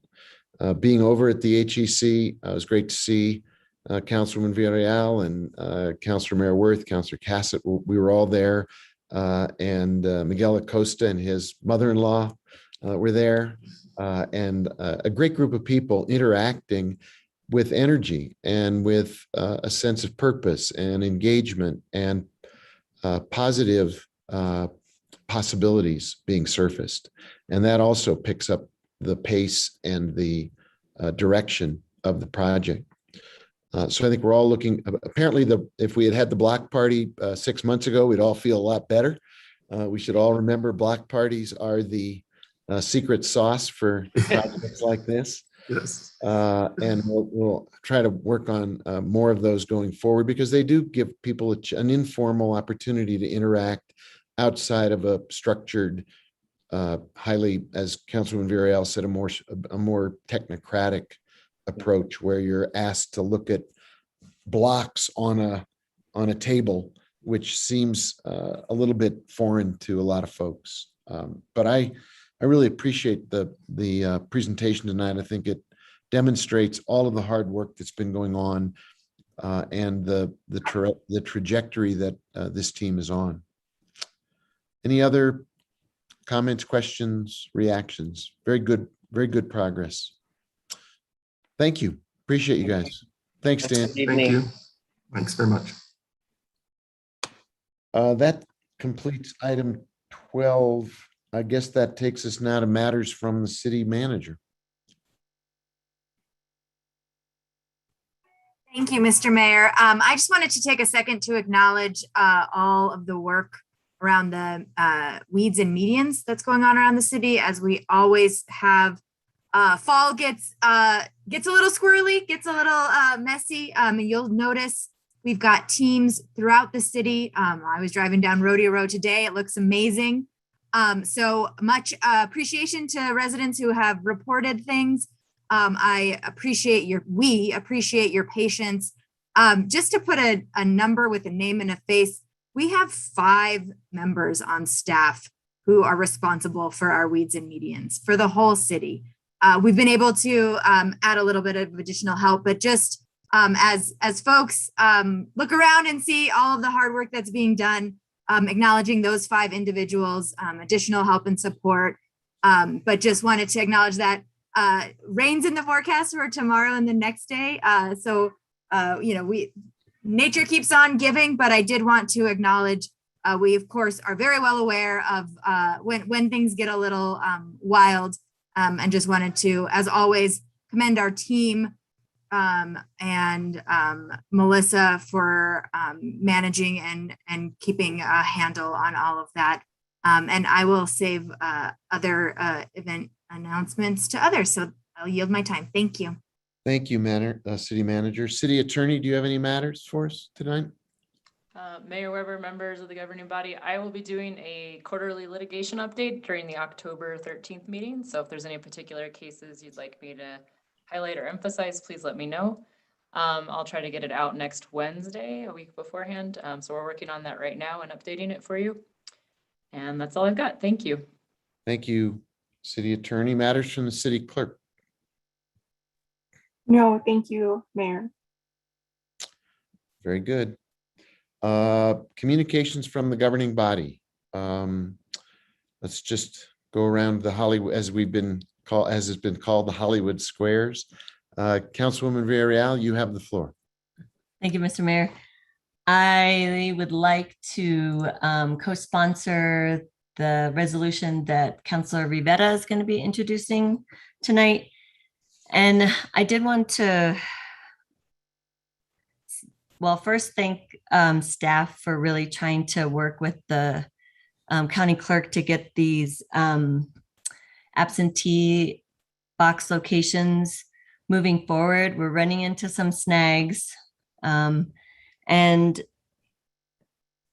based on permitting, and I'm wondering if there's some way we can try to support and trying to get through the red tape so that we can make sure that the convention center has a location.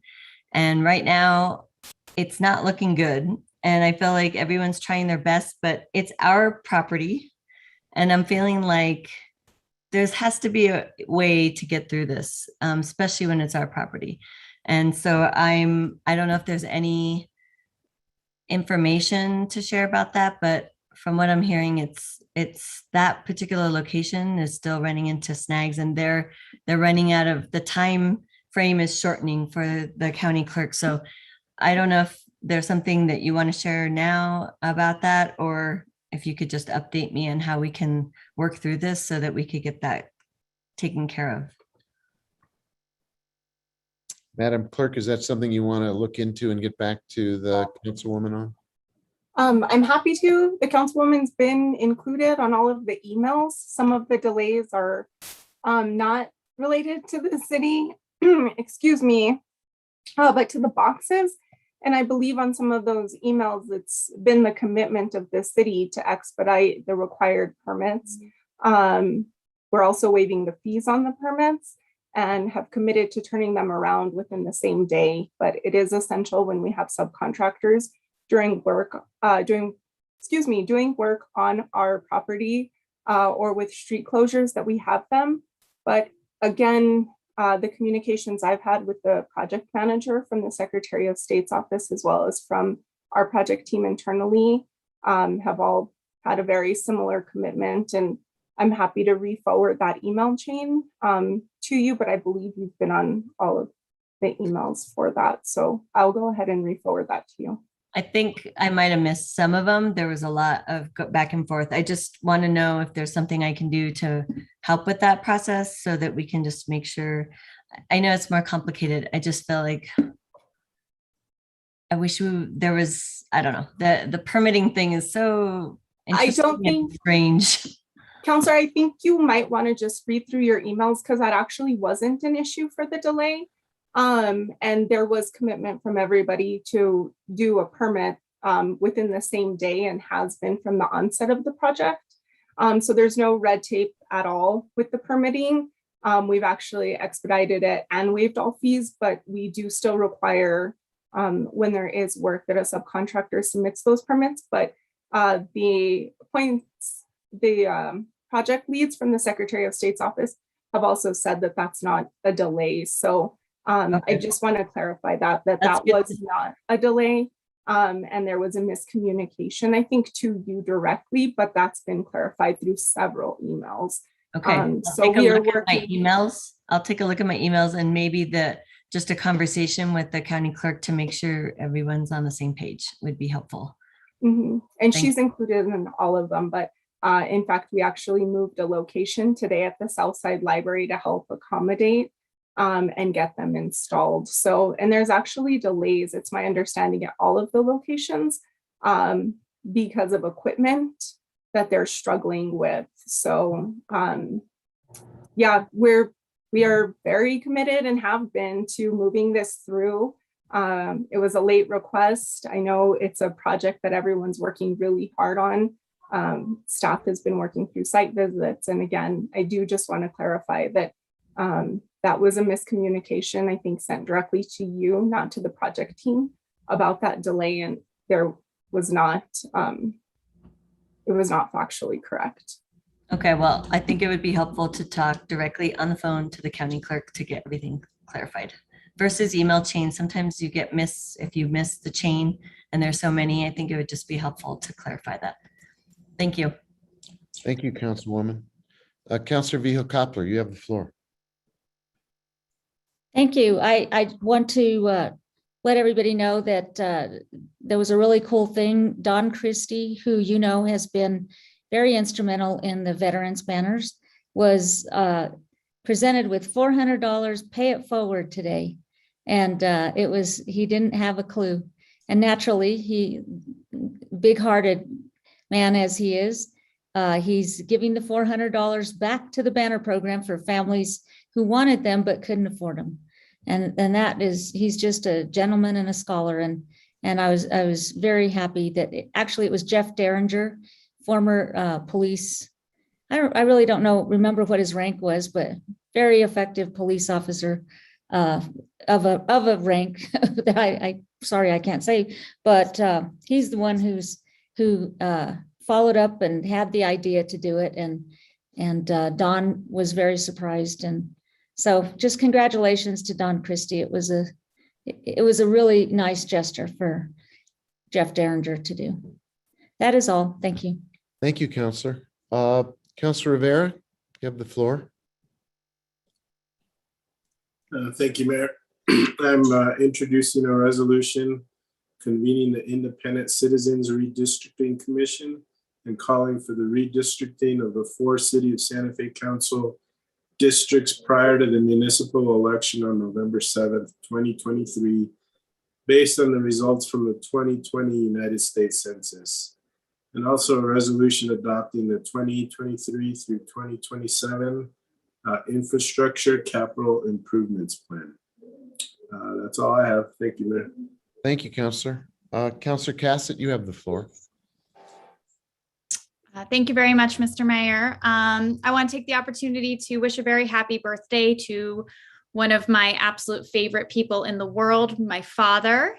Today is his birthday, actually. So I know many of you have interacted with him and know him, and he's a wonderful human being, and I feel very fortunate that he fathered me. So I want to wish him a very happy birthday. He's far away today, but hopefully he'll be back here so I can celebrate with him soon. That was all. Thank you, Councilor. Councilor Garcia, speaking of birthdays and births to start days. Thank you, Mr. Mayor. Just want to thank everybody for their well wishes and warm thoughts on the birth of our son last week. That was definitely an exhausting experience. Still recouping from that and adjusting to the sleep schedule. As you probably see him drinking coffee. I'm a nonstop coffee drinker all day. Need to keep the juices flowing in that sense. Yeah, I was hoping to bring the little guy for a visit today, but he's in the middle of a feeding session, and I've learned you do not interrupt a newborn's feeding cycle. So Maybe next governing body meeting, he'll make a guest appearance. But then again, thank you everybody for the well wishes and everybody that reached out. I really appreciate it, and super excited that Elijah's here with us. I do got a couple questions of clarification, and I don't know who the first person is. I'm gonna ask maybe the city attorney might be able to help clarify this for me. I wasn't able to attend our public utilities meeting on Monday. And I know that there was an issue that came up with a committee member's agenda item being pulled off the agenda without their approval. And I guess as still a newer-ish governing body member, I would have assumed that the sponsor would only have the authority to pull their agenda item unless there was some extenuating circumstance, breaking the law, that type of stuff. Why an agenda item would be pulled off without the notification or consulting or informing the sponsor. And so just for personal insight and processes and procedures, what is the authoritative process on that, in the sense who has the authority to pull agenda items, pull them off the agenda, so to speak, or stop a resolution from moving forward? Mayor Weber, Counselor, there was not a complete package, and one member of my staff spoke with the counselor that morning about it. Okay, but my question, I guess that didn't answer. So from my understanding there, that at least what I watched, it was pulled without their consent. And maybe I don't want to put folks on the spot, but I guess let me ask this question. Can staff pull an agenda item off an agenda without a sponsor's consent? Mayor Weber, Counselor, I think there might be a lot of different situations, and I'm not sure I'm going to be able to cover them all. In this particular instance, the packet was not complete. Okay. What was, and I don't know what was complete, because that wasn't necessarily a justification from what I recall in the meeting. And maybe I'm going to defer to, since it was her, and I apologize, Councilor Vihil-Coppler, I don't mean to put you on the spot, but I just trying to learn the process, and I want to ensure that should this happen again, I understand the full process procedures, allowability, so to speak. So Councilor Vihil-Coppler, was the agenda item?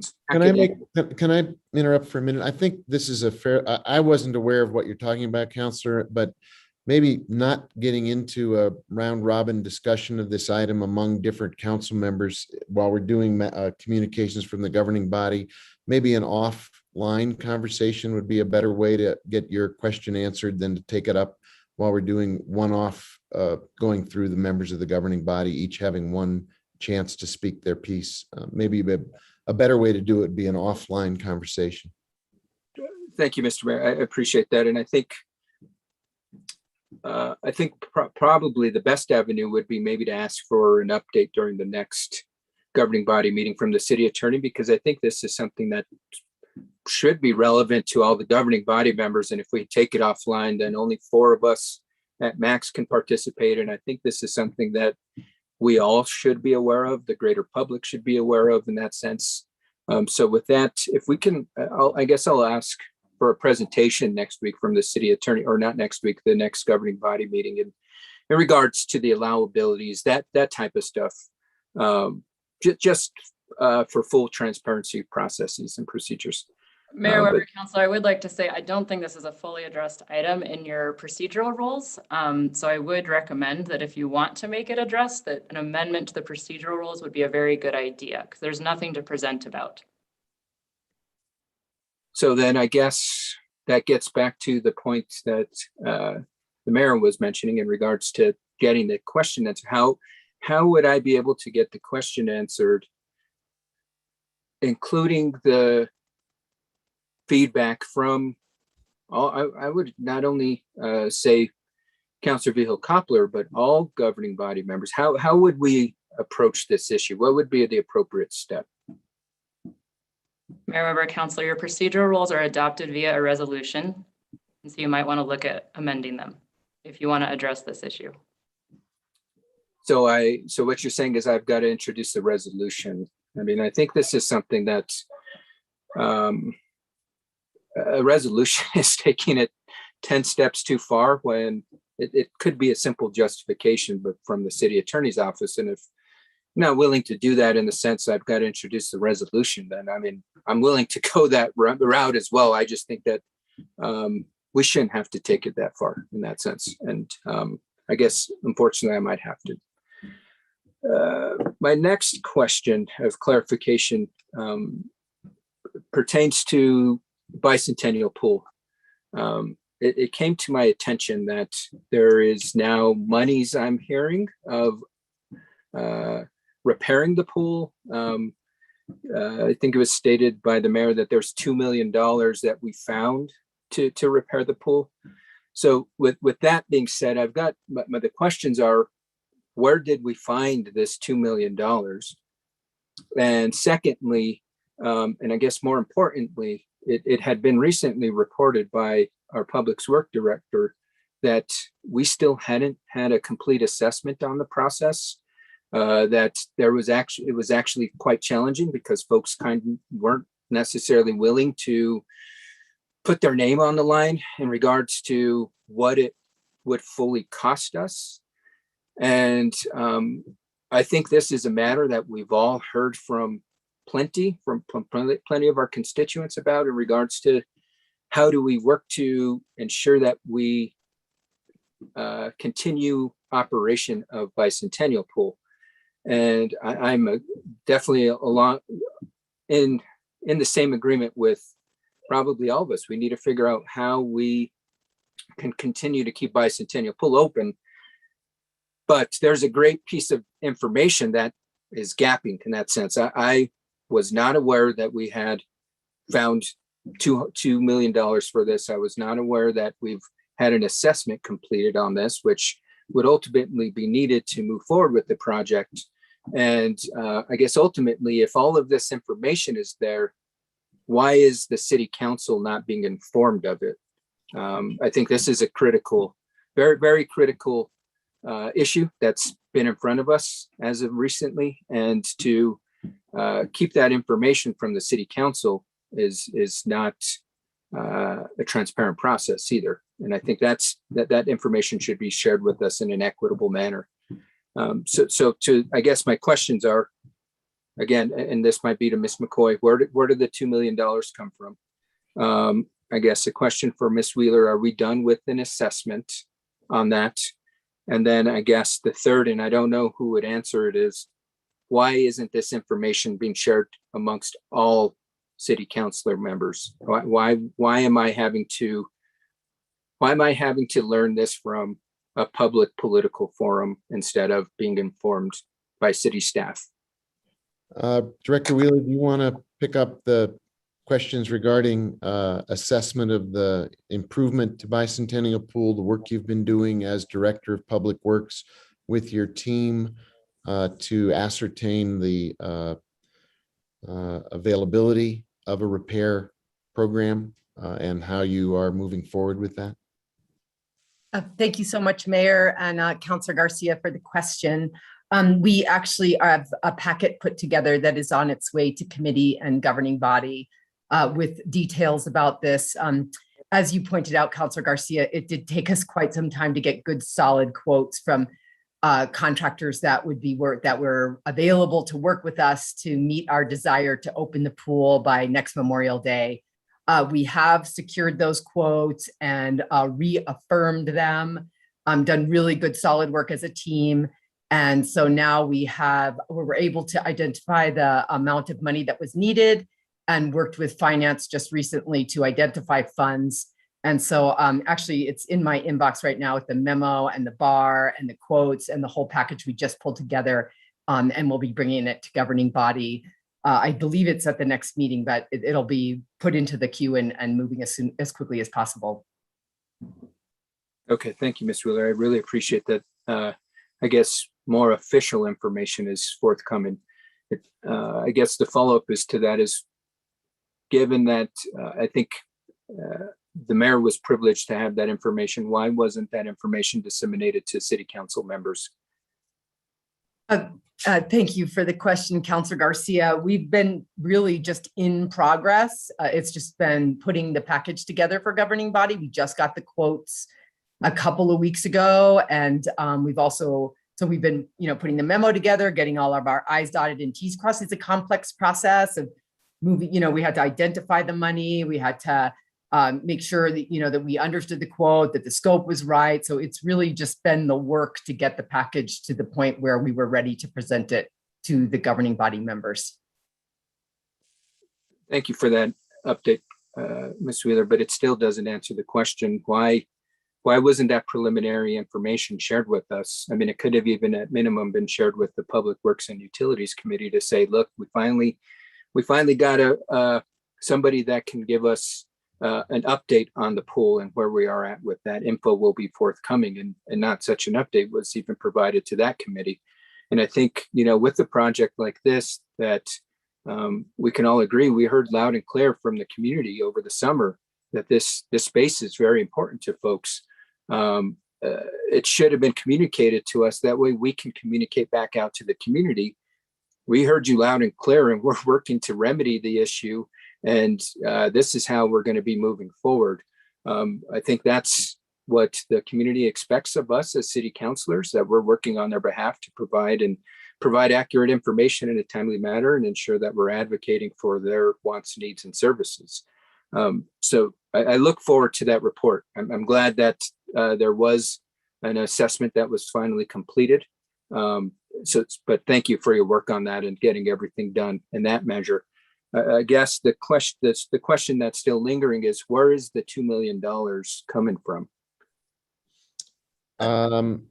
Regina, I think I can answer that, Mayor. The budget adjustment request is in my inbox, and I believe it was the fiscal year 21 excess GRT over budget. Okay, awesome. Thank you. Thank you for that update. I really appreciate it. With that, I'm excited to hear that Bicentennial will be salvaged. I think, I had some concerns we heard a lot of community members over the summer that it was going to an extinction. It had lived its final days. And I'm glad to hear that's not going to be the case. And I think that's something that we as a city should be screaming from rooftops, that Bicentennial is coming back. Next summer, get your trunks and swimsuits ready, because it is coming back. It will be ready to use. So thanks to everybody for working towards making that happen. I really appreciate that. With that, I know that it's with the change of season, change of weather, different needs, and we'll soon see a influx of visitors from the Balloon Fiesta, which begins this weekend. And I just want to remember folks to remind them, be kind, be friendly, encourage folks to come and visit our city. I had the opportunity last Sunday. I was checking my mail at City Hall, and when I was stepping out, I ran into a group of visitors and chatted with them for a while. And, they're excited about coming back to visit our city and everything that we have to provide for them. And I would just encourage us all as a community to continue to support our folks coming in, encourage them to, buy, eat. And as we all know, a lot of the resources that they spend in the community come right back to us. And I think it's, as we kind of touched on with the Afghan refugee welcoming, we also need to do that with our tourism that we're kind of seeing come back in full flex. With that, no other comments, Mr. Mayor. And again, thank you everybody for the warm wishes on the welcoming of our child. Thank you, Mr. Mayor. Thank you, Councilor. Councilor Lindell, you have the floor. Thank you, Mayor. Just a couple of small things. If you live anywhere in my neighborhood or in the foothills, I am suggesting that you keep your trash inside. We have numerous bears. They're here all the time. And I looked out my front window the other night and saw a bear about 15 feet. And even though there was a door between me and the bear, it scared me something wicked. I turned that light on and the bear pops his head up. Second thing I want to say is it's a bittersweet statement for me. I've always wished my mother a happy birthday from the council meeting, and yesterday would have been her 104th birthday. So I wished her a happy birthday anyway, and figure that she got a chuckle out of that. I always remind her that September 28th, she was born during a horrendous snowstorm in Western New York. So thankfully it didn't snow yesterday, but I had a smile on my face all day, remembering that it was her birthday. So thanks for letting me share that. Thanks, Counselor. Counselor Abeyta. Nothing this evening. Thank you, Mayor. All right. Counselor Romero Worth. Thank you, Mayor. I too have been getting emails about bears, and as far away from the foothills and where Councillor Lindell lives to off Arroyo Chamiso. So they are wandering around. I think it's, they're probably in search of food and water, given the drought situation. And I do think people need to be careful. Don't leave your trash out longer than you need to. Take your bird feeders down. Don't create habitat for them because they are looking for food and water. And I think that's a message that we need to emphasize and help people understand sort of best practices around what you do to both discourage the bears from being too close, and also, what you do if you do get a visitor. So thank you, Councillor Lindell, for bringing that up.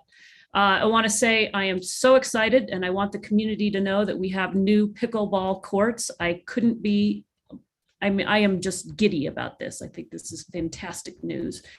So if you haven't had a chance to go over to Fort Marcy, I want to thank Melissa McDonald.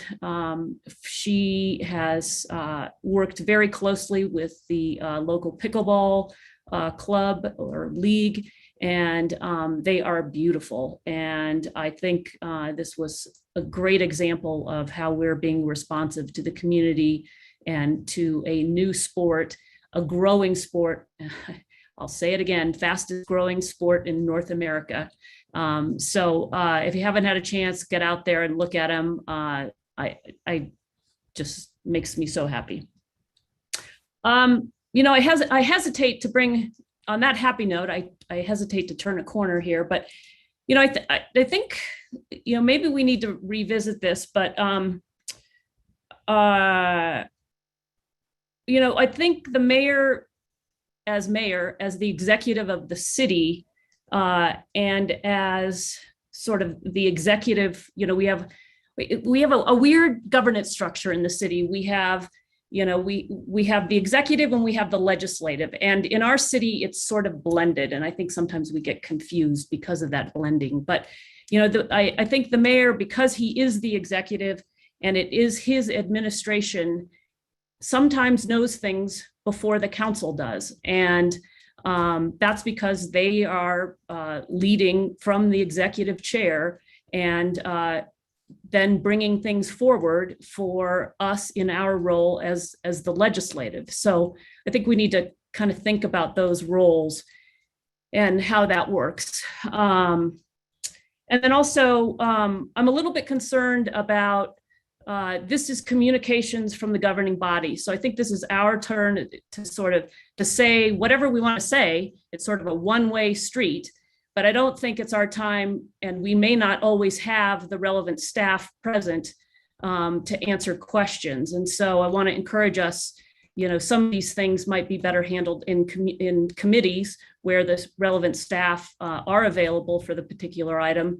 And then also offline, and I will say that I certainly have had agenda items, and they weren't didn't make the agenda yet. I have introduced bills, and they weren't scheduled for committee because we didn't have complete packets, or the bill hadn't been signed off yet by the city attorney's office, and wasn't really ready to go forward yet. And that's not any foul play. It's just sometimes it takes a while before the city attorney can sign off on the bill, can get it all written. I think we have been talking, a small group of us, about getting to a place where we don't introduce bills until they are ready to go. And so we get away from this whole idea.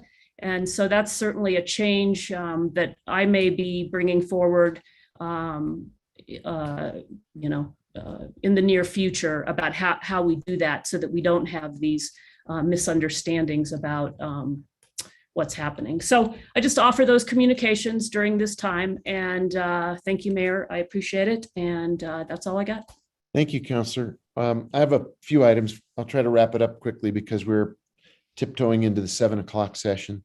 I have a couple items I want to introduce going forward. A resolution establishing City of Santa Fe legislative priorities for consideration by the New Mexico State Legislature during the 55th Legislature, State of New Mexico, second session 2022. That will be making its way through the relevant committees.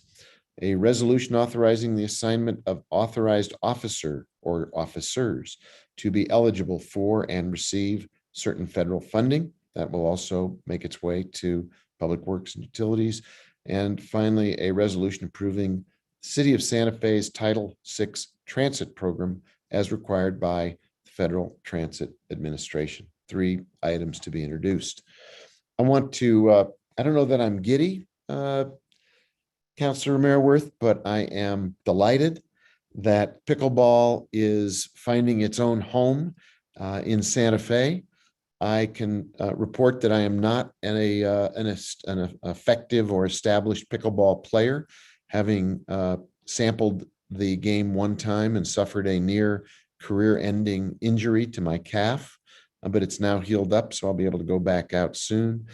But it is delightful on a beautiful fall day to see a group of people so happy and so supportive of themselves, each other, their own club, appreciative of the efforts that Melissa McDonald and the city made to enable pickleball to have dedicated courts, and the generosity of spirit on their part was refreshing, fun, and quite admirable. We live in a world where because of COVID, and our report tonight was, I thought, quite encouraging, but we're not out of the woods. But COVID has visited a lot of hardship on people and a lot of loss on people.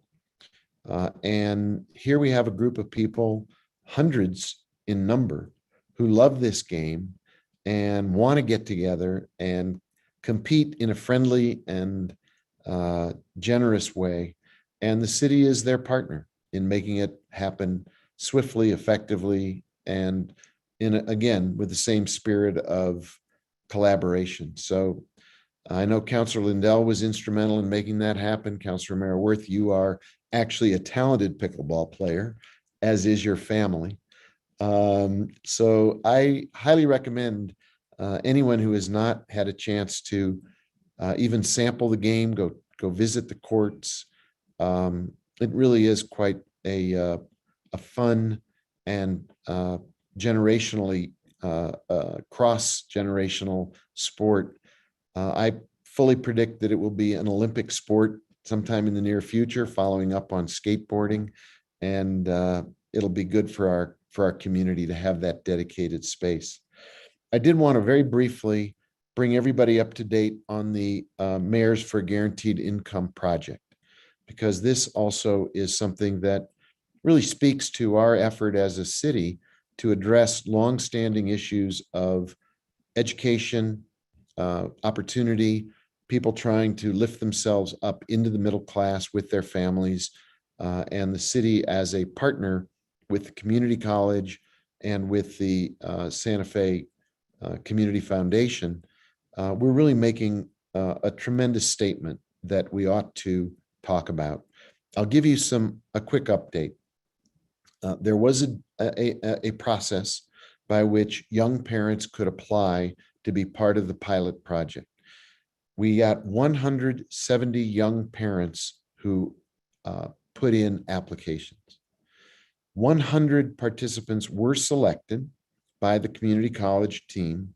98 have been fully brought on board, and the first $400 monthly stipend will be forthcoming at the beginning of October after the last 2 people join the program. So there will finally be 100 participants in this pilot project. The process of getting onboarded consists of financial counseling and navigation to walk the participants through how their public benefits might be affected. We don't want anyone to have a so-called cliff effect where they lose benefits because they are getting benefits. And we also want them to know what the public benefits might be that they're eligible for in addition to what they're already receiving and what the Mayors for a Guaranteed Income creates. All students are required to attend a benefits meeting to make sure they understand the impact that this could potentially have on their finances. A few data points. 55% of the participants reside in the 87507 and 87505 zip codes. 20% identify as Spanish speakers. 2% identify as Keres speakers, Native American Pueblo members. So far, the consulting team that is assisting us with bringing people on board have shared that the participants are clearly identified as super busy parents. They are going through this onboarding process late in the evening, often after they've put their children to bed. Others have talked with their benefit counselor while they are grocery shopping. So they are multitasking, doing 2 or 3 things at the same time, looking at their finances, caring for a child, and getting ready for a class or making dinner. All are capable people.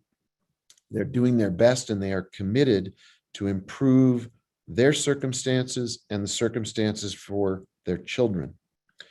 2 parent students initially dropped out of school because they couldn't afford to work part-time and go to school.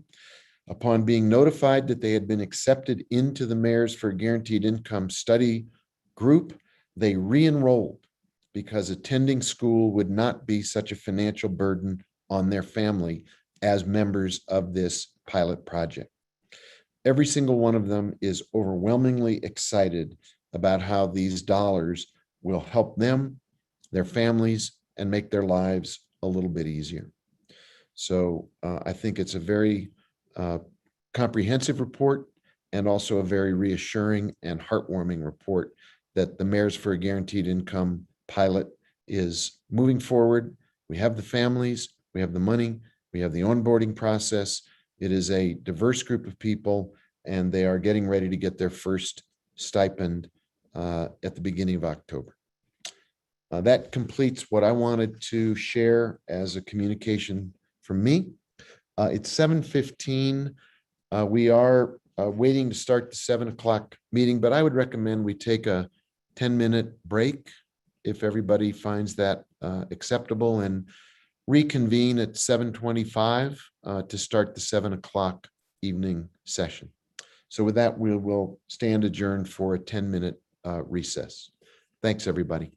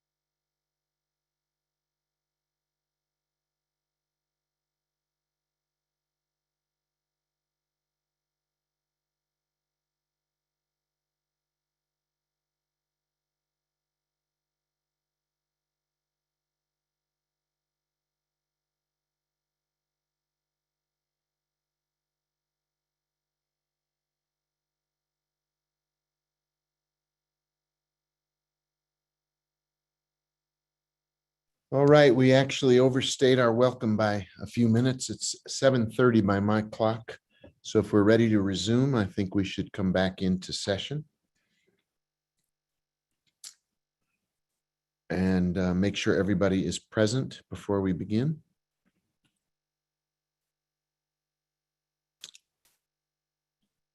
When you're back, if you can, as others turn your cameras on, we'll all know who is, make sure everybody's back, who we're waiting for and who is present, and begin the 7 o'clock session at 7:30. Very good. Let's see, we have Madam Clerk, are we all present and accounted for? Yes, Mayor, also I apologize. We are working through, you may have noticed, we had a closed captioning, a technical issue. So I was working on it through the break. If you'll give me one more second, I think we have it all set. That's fine. Give me one moment, but I did just want to mention that. So I also need to get Councilor Abetha a new link. So if you'll give me one moment, I'm doing a few technical things, but really excited that we were able to fix the technical glitch on the closed captioning. So one moment. Thank you. You have time to make it work, and we will begin when you tell us you're ready.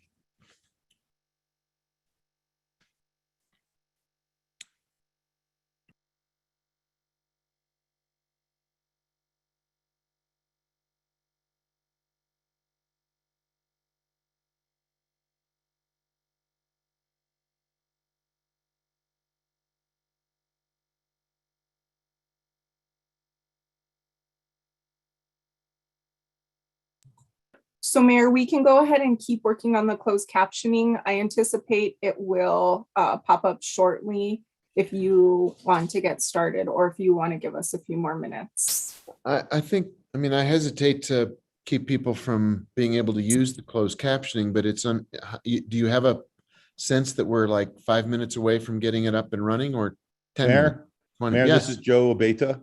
Yes, sir. I just spoke with Jeff Norris, and he is working on it right now. It should be up. Okay.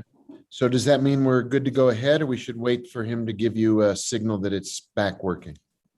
I'll get confirmation from Jeff here in 2 seconds. Thank you.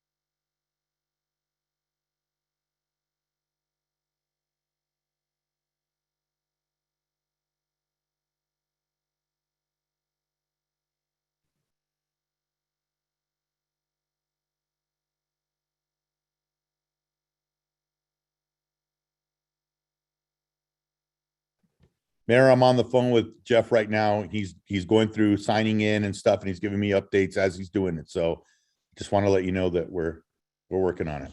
Okay.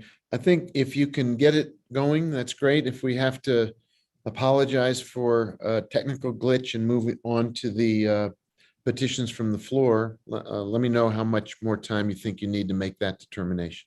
Okay, everything's routine right now with Jeff, so he's not running into any issues. So it's just a matter of him logging in, cutting and pasting, and getting it going. Thank you. And he's pretty efficient at that. He's a pretty knowledgeable guy. So while we're waiting, maybe Madam Clerk, we can get a show of hands in the attendee room of how many folks are here to offer a petition from the floor versus testify on one of the hearings that will be coming up, because they're two different orders of business. Yes, so if residents would like to raise their virtual hand, this is for petitions from the floor. And just to clarify for the public, petitions from the floor are items that are not on the agenda for a public hearing. So that would be if you are not here to speak about electronic signatures, or if you are not here to speak about closed captions, or if you are not here to talk about cannabis. So just to help clarify for the public what petitions from the floor are. It does look like we have a few hands up, Mayor, and I do want to thank Joe and Jeff for their assistance in this closed captioning item this evening. Closed captioning is up and running, sir. Thank And you. ma'am, and So- board, governing body. Thanks, Joe. Say thank you to Jeff. We appreciate his troubleshooting. And with that, Madam Clerk, let's move toward item 18, which is in the evening session, petitions from the floor. Do you want to, we'll give each individual 2 minutes to address the governing body on something that is important, but not on the evening agenda. So if you can Right. bring them in one at a time, that'd be great. Perfect. The individual whose name is Barb T. Barb T, you've been asked to unmute. And I see your hand is up if you'd like to speak.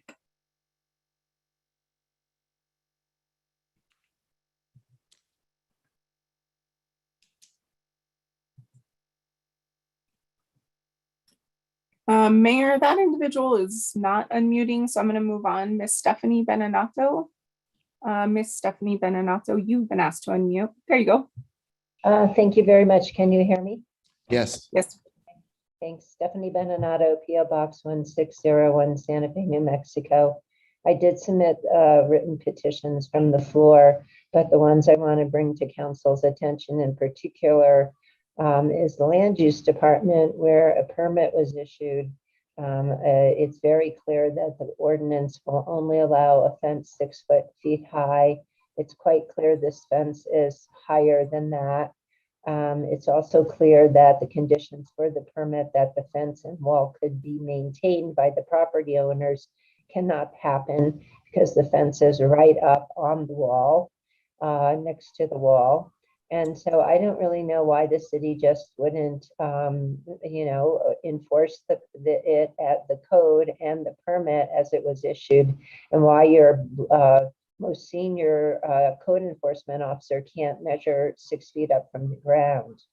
The other thing I want to bring to your attention is that on the historic board, there is one member of that historic board who at the public meetings does not appear on camera at all, doesn't appear like even as a box with a name on it, but then at the end votes. And apparently the chair can see this person, but the public cannot. We don't know if the person's asleep, if they're in the room, we have no idea whether they're actually considering the merits of any particular case in front of them.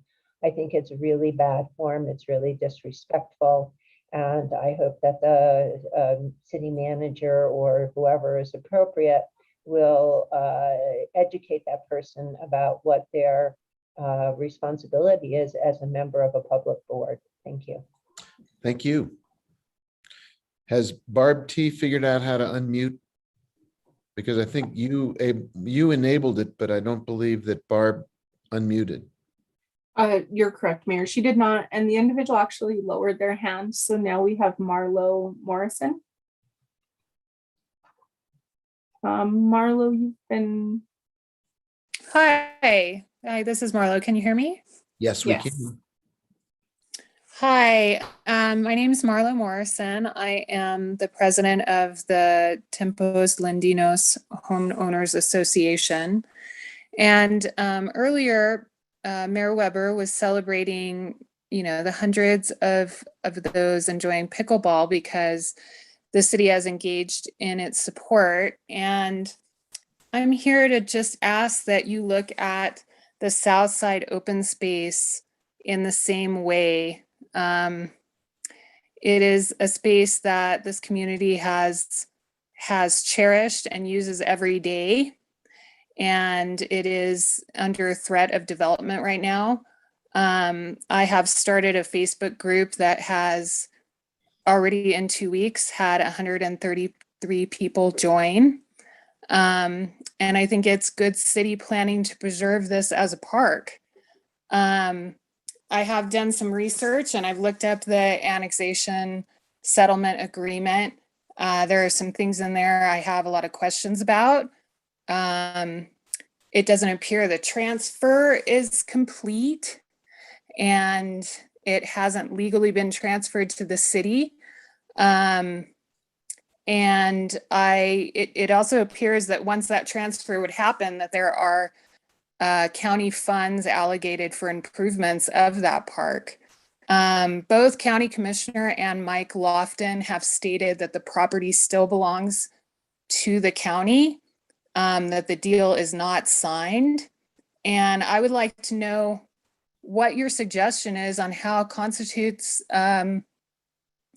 proceed with presenting evidence that this is a designated open space park and should be preserved as that, not developed as anything but parkland for the health of this community. And, what are some of your suggestions on that?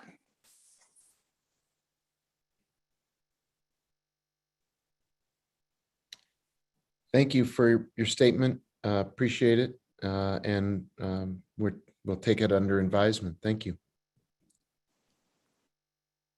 Who else, Madam Clerk? Rachel Thompson. Rachel Thompson. Here. Hi. Thank you. Thank you, Mayor and councilors. I also listened to the ENN for the South Meadows project last Wednesday. And I can testify that there were something like, well, I don't know, actually, at least 80 people who listened in from the neighborhood on that. I actually live right by the rodeo grounds, but I'm really interested in seeing affordable housing spread out more around the city. But the comment that I wanted to make that many people brought up in that meeting that doesn't have to do with the proposal itself is that there was no Spanish translator, which everybody thought was pretty crazy given the location of the project. And a number of people brought that to the attention of the presenter, who said, well, if it had been requested, we would have. And I think the feeling around the room, if you will, was that it should not have had to be requested. So I think we would have heard from even more people that evening if they had felt comfortable and like their comments would be heard. There was one person who spoke very eloquently and extensively on the project, and a couple of people sort of helped out with the translation. But there was also a very strong feeling that these residents should not have to arrange for their own translation. So I'm not sure what kind of a change is needed, but it would be great if that kind of thing could be corrected. And there are enough sort of ways in which Spanish speakers are frequently excluded in the city already, and that really shouldn't happen. So thank you. Thank you very much. Are there more people waiting to speak under this item on the agenda, or is everybody else in the room waiting to talk about one of the items that will be a public hearing?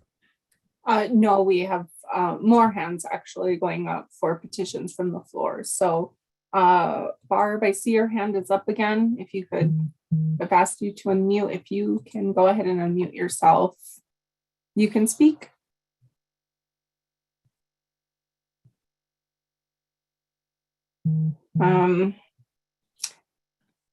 All right, I'm going to move on to Joanna Garcia. Joanna, you've been asked to unmute. If you want to go ahead and unmute to speak.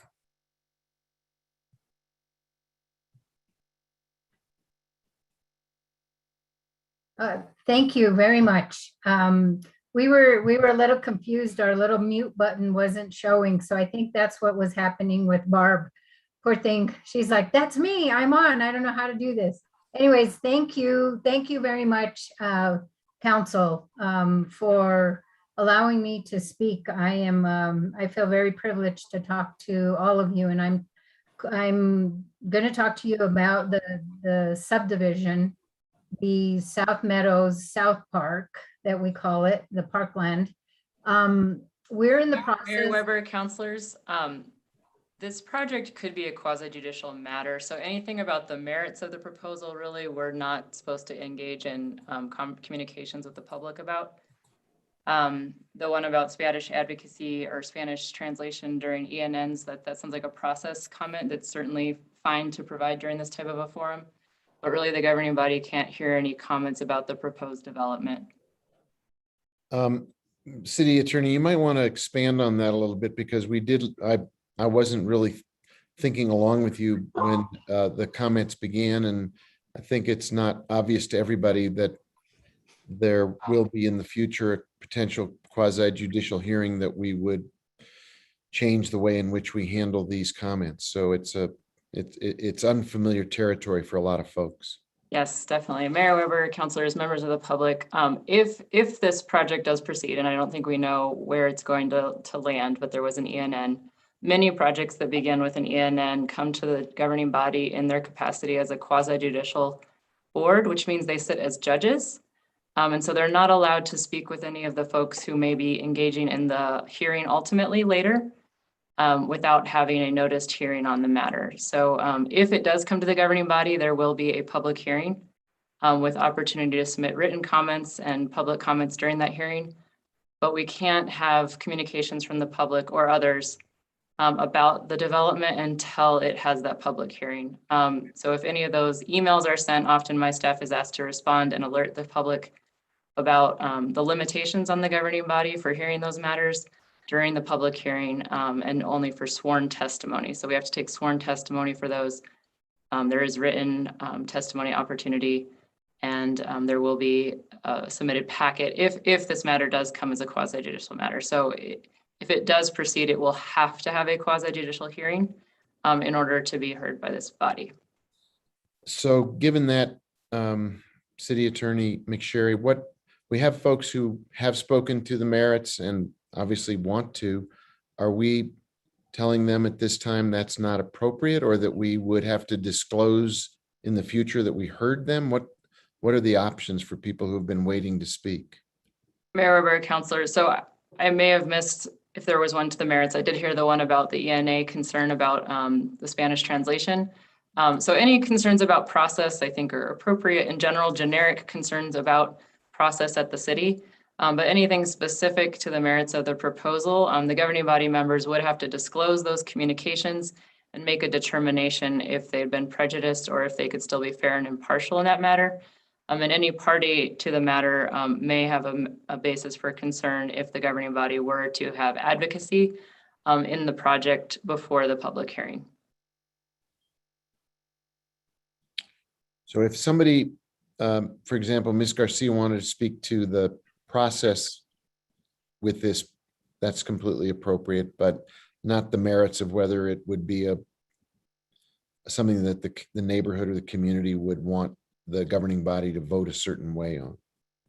Mayor Weber, councilors, as long as the process concerns are our general process rather than process concerns related to this specific matter. So whether or not we automatically have a Spanish translator, I think that's an example of a general process concern that would apply to all matters.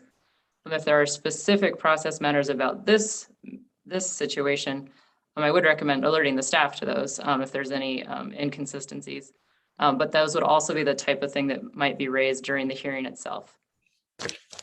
Okay, sorry for the confusion, Ms. Garcia. This is something that we struggle with all the time, about trying to make sure that we don't get our wires crossed. So what I'm hearing the city attorney say is, if you have a land use process issue that you wanted to raise, this is a good time to do it. If you want to talk to the merits of this particular proposed development, you should probably wait for the hearing and then become a person who testifies at that hearing. Understood. Do we know when that hearing is going to take place? I don't think at this point we have enough information about the actual conditions that were being presented. So some of the questions about process are worth asking about what happens, but no, we don't have a schedule at the time. Okay, so for process, we're up against the second ENN meeting. How soon after that does it go to trial? So I'm not going to get into Q&A with you, but you can certainly put those questions out there as something you're concerned about. Okay, I understand. Yeah, I understand about the quasi judicial. Thank you. Thank you. Sorry for the confusion. That's all right. Understood. Madam Clerk? Sorry, Mayor. I'm gonna keep trying with Barb T because she keeps raising her hand and I think that there's intent to speak. Oh, there you go. You unmuted. Yeah, I figured it out. I'm backing up what John was saying. I just understand that we're not allowed to discuss the development and our questions and how it's going to take. But I would really like to learn, how do I keep myself informed on the steps that's going, so we can make sure we're doing the proper procedures to address the issues that the community here is having.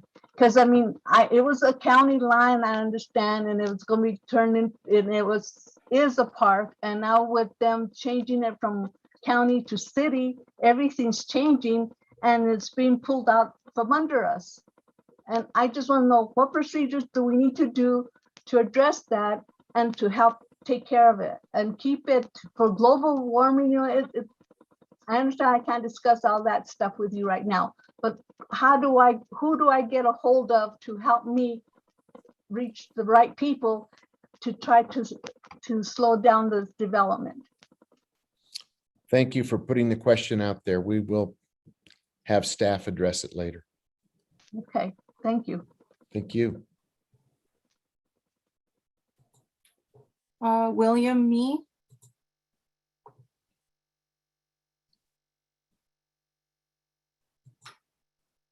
Yes, Mr. Mayor, councilors, thank you for taking my comments. Of course, I was going to comment on the open space also.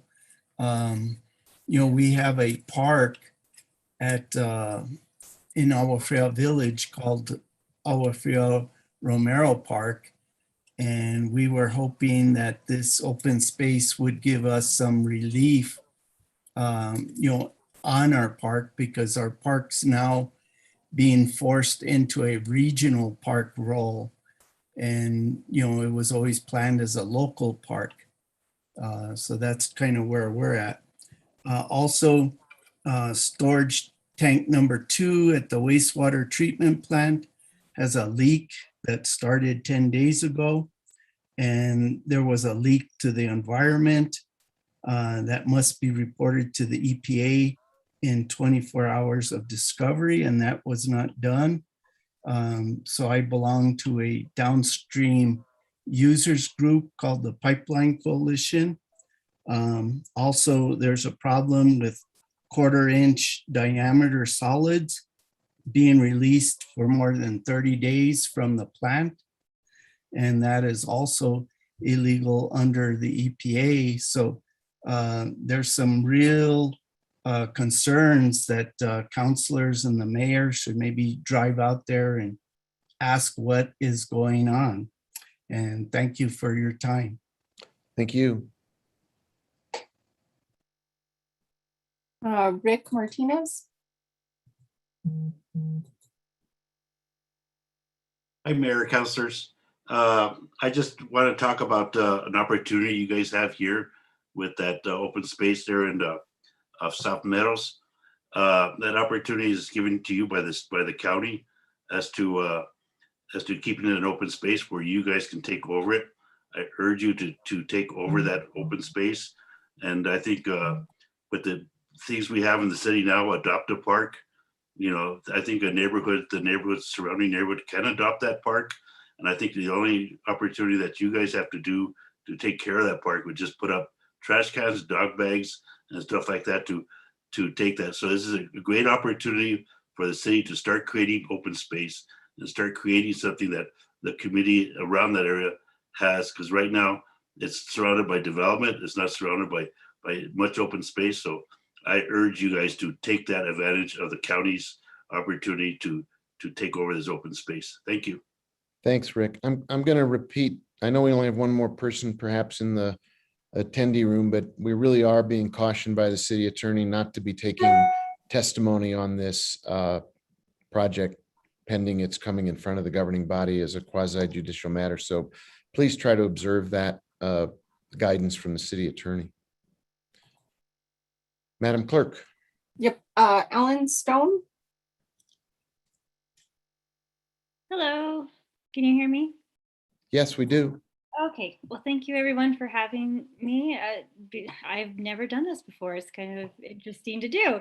Looks very different than the Zoom meetings I do for work all day. But I do appreciate the warning to stay the course and not mention the anything associated with that field on South Meadows. I am very curious about this process. I've never done this before where I felt the need to advocate for something directly with the city and county. So I'm new to this. And I'm wondering if there is a resource on the city's website or if the process can be explained somehow, like a flow chart, if you will, or just even when the next meetings will be, because I don't know the proper process. I feel like a lot of my neighbors might be in the same boat because we don't know what to do. We want to follow the rules, but I have no idea what the rules are. So if you could please explain those, I'm sure we would appreciate that as a group. Thank you. We'll work on that for sure. We're hearing that message loud and clear. Thank you. Anyone else in the attendee room who is not related to one of the public hearings? Because we're about to move to the public hearings. All right, Madam Clerk, can you read there are no appointments that I'm aware of tonight. Is that correct? Correct. There are no appointments. So we'll move straight into public hearings. The first public hearing of the evening is item 20A. It's consideration of bill number 2021-20. It's adoption of an ordinance presented by Councilor Garcia, Councilor Romero Worth, and Councilwoman Villarreal. It's an ordinance amending section 9-3.6 SFCC 1987 to expressly recognize that electronic signatures are permitted under the Uniform Electronic Transactions Act for seed money contributions on the required forms, amending section 9-3.7 SFCC 1987 to expressly recognize that electronic signatures are permitted under the Uniform Electronic Transaction Act for qualifying contributions on the required forms, and amending section 9-3.12 SFCC 1987 to expressly recognize that electronic signatures are permitted under the Uniform Electronic Transactions Act for qualified small contributions. Our attorney Marcos Martinez is available for this item. Very good. I think we should begin then with a staff presentation. We'll then go to comments from the public, entertain a motion from the governing body, discussion, and then see where the vote takes us. But Mr. Martinez, do you want to give us the presentation about this this hearing item? Yes, thank you, Mr. Mayor. Well, most of the purpose of this bill is in the title that the clerk read, and the big picture is the goal of the bill is just to allow persons who are participating in public campaign financing to obtain electronic signatures when they collect seed money contributions, qualifying contributions, and qualified small contributions. So this is a very small change to the code. The code has for a long time contemplated that the ECRB, that's the Ethics Campaign and Review Board, would be able to issue rules allowing or permitting these types of electronic signatures for the forms. The ECRB recommended that the governing body itself modify the ordinances rather than have them engage in a rulemaking process that was not well defined. And so this very simple bill simply allows these persons who are participating in public campaign financing to collect their forms, electronic signatures on the forms. Most of that is summarized in the memo. And I would just stand for any questions. Why don't we hold off on that for a moment and see if there are members of the general public. We'll open the public hearing part of the process. If there's anyone waiting in the attendee room who wishes to speak to the merits of this measure, this would be the time to put your hand up, and we'll recognize you to speak for a couple minutes before we come back to the governing body. Any hands, Madam Clerk? No. All right. No one in the attendee room wishes to speak from the to this item as a matter of a public input. Come back to the governing body. We will have discussion and time for questions, but I think we'll get a motion on the floor to get us focused. Move to approve. Second. The motion has been made to approve it from Councilor Vihil Coppler. A second I heard from Councilor Romero Worth. Mr. Martinez is here to answer questions if there are. No, not Romero Worth, somebody else? Counselor Cassett, I have for the second. Okay, apologies. It was a dead heat, I thought, but whatever. Councilor Cassett seconded the motion. Mr. Martinez is here to answer questions if there are questions from the governing body. I see two hands up, Councilor Lindell and Councilor Garcia. Yes, Should I go ahead, Mayor? Yes, please, Councilor Lindell. Thank you. A couple questions on this. If we're going to allow electronic signatures on this, why wouldn't we allow electronic signatures on petition signatures? I realize, Mr. Martinez, that you didn't bring this forward. Perhaps the counselors that did could answer that. I don't know. Councilor Lindell, I'll begin, and I don't know if Councilor Garcia will have more to add, but the way this bill began was by action by the ECRB in looking at their authority. And again, they were hesitant to attempt to make a rulemaking to address this hole that had been identified in the ordinance for a long time. So the ordinance has long contemplated the use of electronic signatures for these forms. I suspect that the ECRB, though I don't know for sure, simply didn't have that on their radar at the time. But I think that that question is one that's well worth pursuing, and I would be happy to raise it with the Ethics and Campaign Review Board at the next meeting to see if that's another area of the code that they would recommend changing. Alternatively, any member of the governing body, such as yourself, could propose that type of ordinance and amendment as well. So thank you for that answer. So I'm trying to clarify that the code requires seed money contributions, qualifying contributions, and qualified small contributions be accompanied by a form signed by the contributor. So it begs the question, if the form is to be signed electronically, how are the monies to be transferred? Councilor Lindell, thank you for this question. And I believe in committee, Councilor Villarreal asked the same question.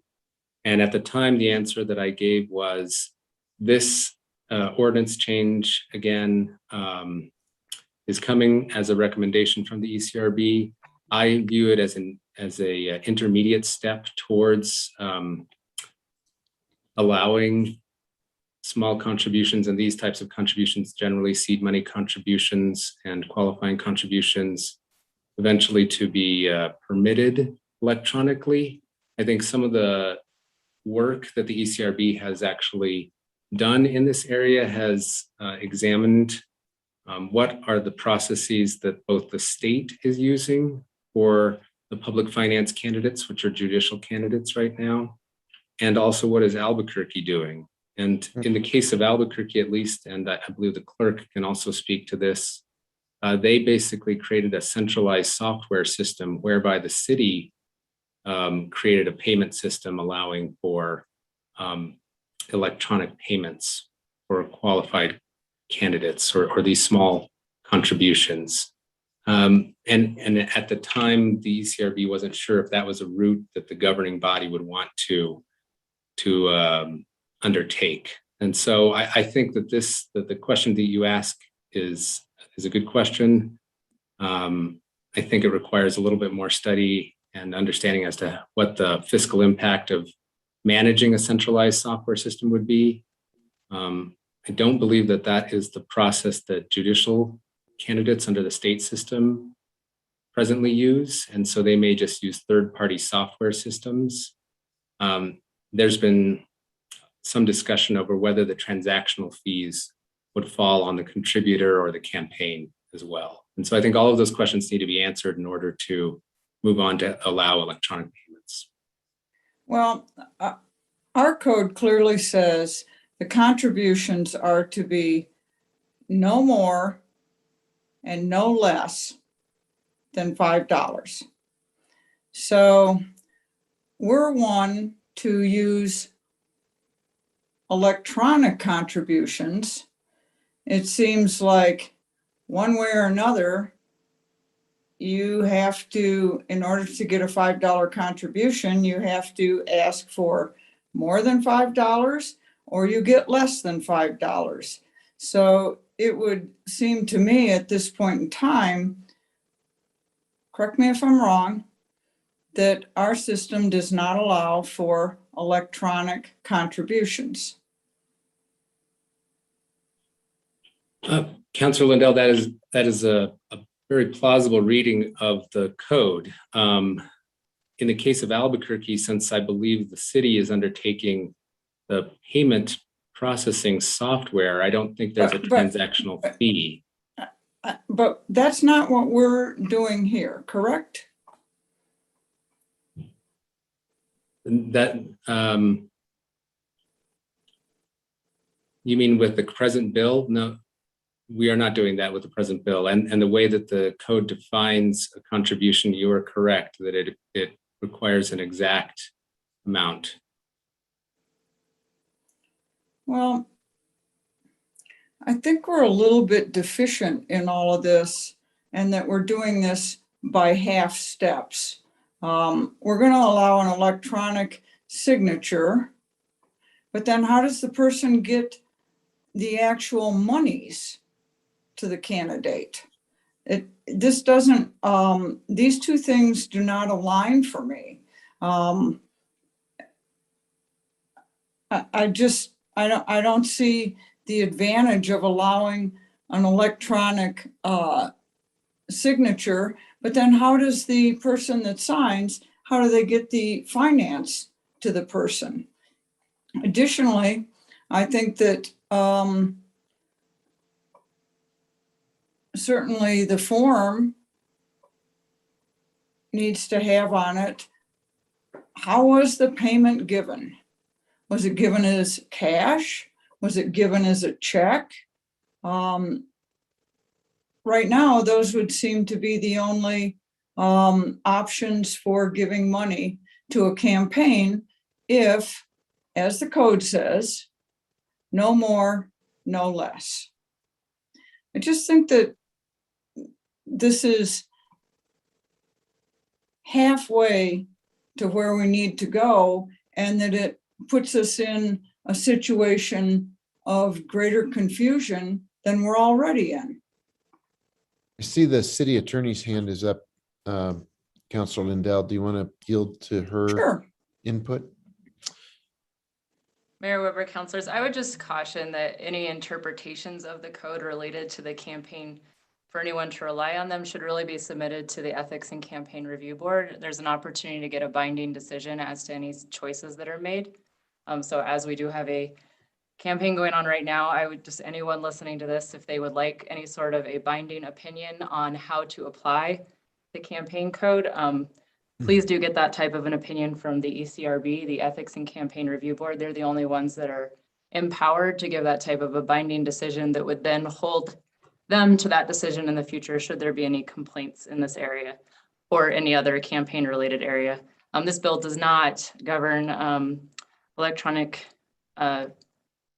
donations, and so it's really not what we're discussing tonight. Well, thank you, Attorney McSherry, for clarifying that, but I did want to discuss it. And I think that it is germane to this in asking if someone makes an electronic signature, why would we allow someone to make an electronic signature and then have to mail in or hand deliver a check or cash? The two do not align. Mayor Weber, Councilor, so part of that is this does not say that electronic donations are not allowed. And there are forms of electronic donations that don't require a fee.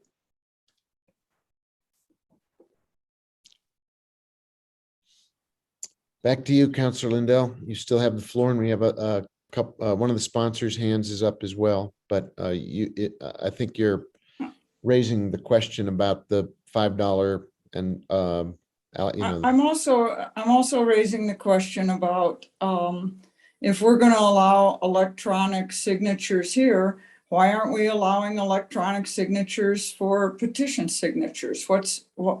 Why one and not the other? I just think that this, I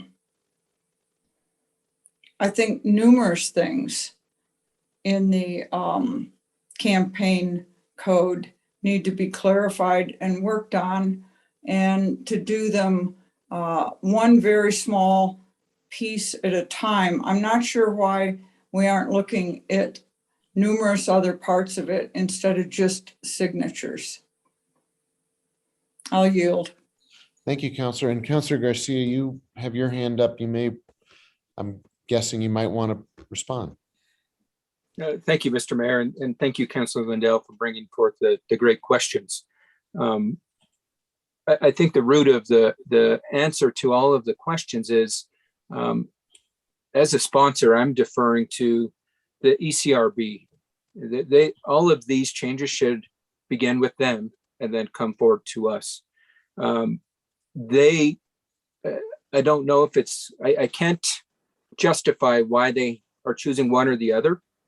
But I'm happy that they're bringing forth this process in the manner that they are. I think in regards to why qualifying contributions and not petition signatures, that's a great question for them. But I'm happy that they're at least bringing this one forth. I think that's where we can go back to them to explore the issue and see if they're willing to review and recommend any changes on that front. As you know, technology is constantly changing and quickly changing. And even this little change here helps us improve our process. I think there's twofold here. It helps improve the process in regards to collecting these qualifying contributions. Folks don't have to use, pen and paper, so to speak, to fill out the form. Somebody can quickly fill out the form and have that record collected, and it'd be that much easier for a candidate to submit it to the city clerk. Second fold, and I think this is critically important in the sense that collecting these qualifying contributions is challenging. And there's two parts to that: collecting the signature and collecting the donation. I'm going to address collecting the signature. Collecting the signature will help encourage candidates to opt in for public financing. I think that is, it should be promoted and encouraged that every candidate, especially at the local level, run utilizing public financing. It just helps level the field in that sense. You don't have lopsidedness in regards to fundraising. Everybody's given the same amount, and then the field is leveled like that in that sense. the second part of that, which is not part of this, but I think we as a city need to determine if we're willing to take on the system. And Assistant City Attorney Martinez spoke to this in regards to, we don't have the infrastructure right now that the city of Albuquerque currently utilizes to collect those contributions. Every other system collects some type of, as you mentioned in your comments, some type of, somebody's got to pay in that sense, whether it's the person donating or the person receiving. There's always going to be that cost of transaction. The way the city of Albuquerque process works is they're kind of like the bank, so to speak. They don't collect that transaction fee. And that's where, as we as a city need to determine, are we going to incorporate that type of process into our campaign election process? Yeah, I would encourage that we do, but I think that's for us as a city to encourage. So if you say piecemeal, we're doing it, I say we're taking incremental steps towards a more progressive process that allows much more people to participate in the campaign process. If that means somebody doesn't have to carry around a clipboard to collect the signatures and the paperwork, and they can do it simply off of a smartphone, hey, that's improvement in our process. I think if we have to piecemeal it, let's do it. It's progress. And that's why I'm a sponsor of this. I think we need to ensure that we are not being exclusionary in our campaign processes, and we're not being prohibitive in folks going after public financing. But to your points, let's refer the comments back to the ECRB in regards to let's get their feedback on incorporating petition signatures. Let's get their feedback on how the city should incorporate a central public financing system to collect these contributions. But hey, we're not there yet. But at least I believe this is at least one step towards making progress. And hopefully that answers some questions for you, Councilor Lindell. Thank you, Councilor. I see Councilor Lindell's hand is back up, as is, and Councilor Merriworth would like to weigh in.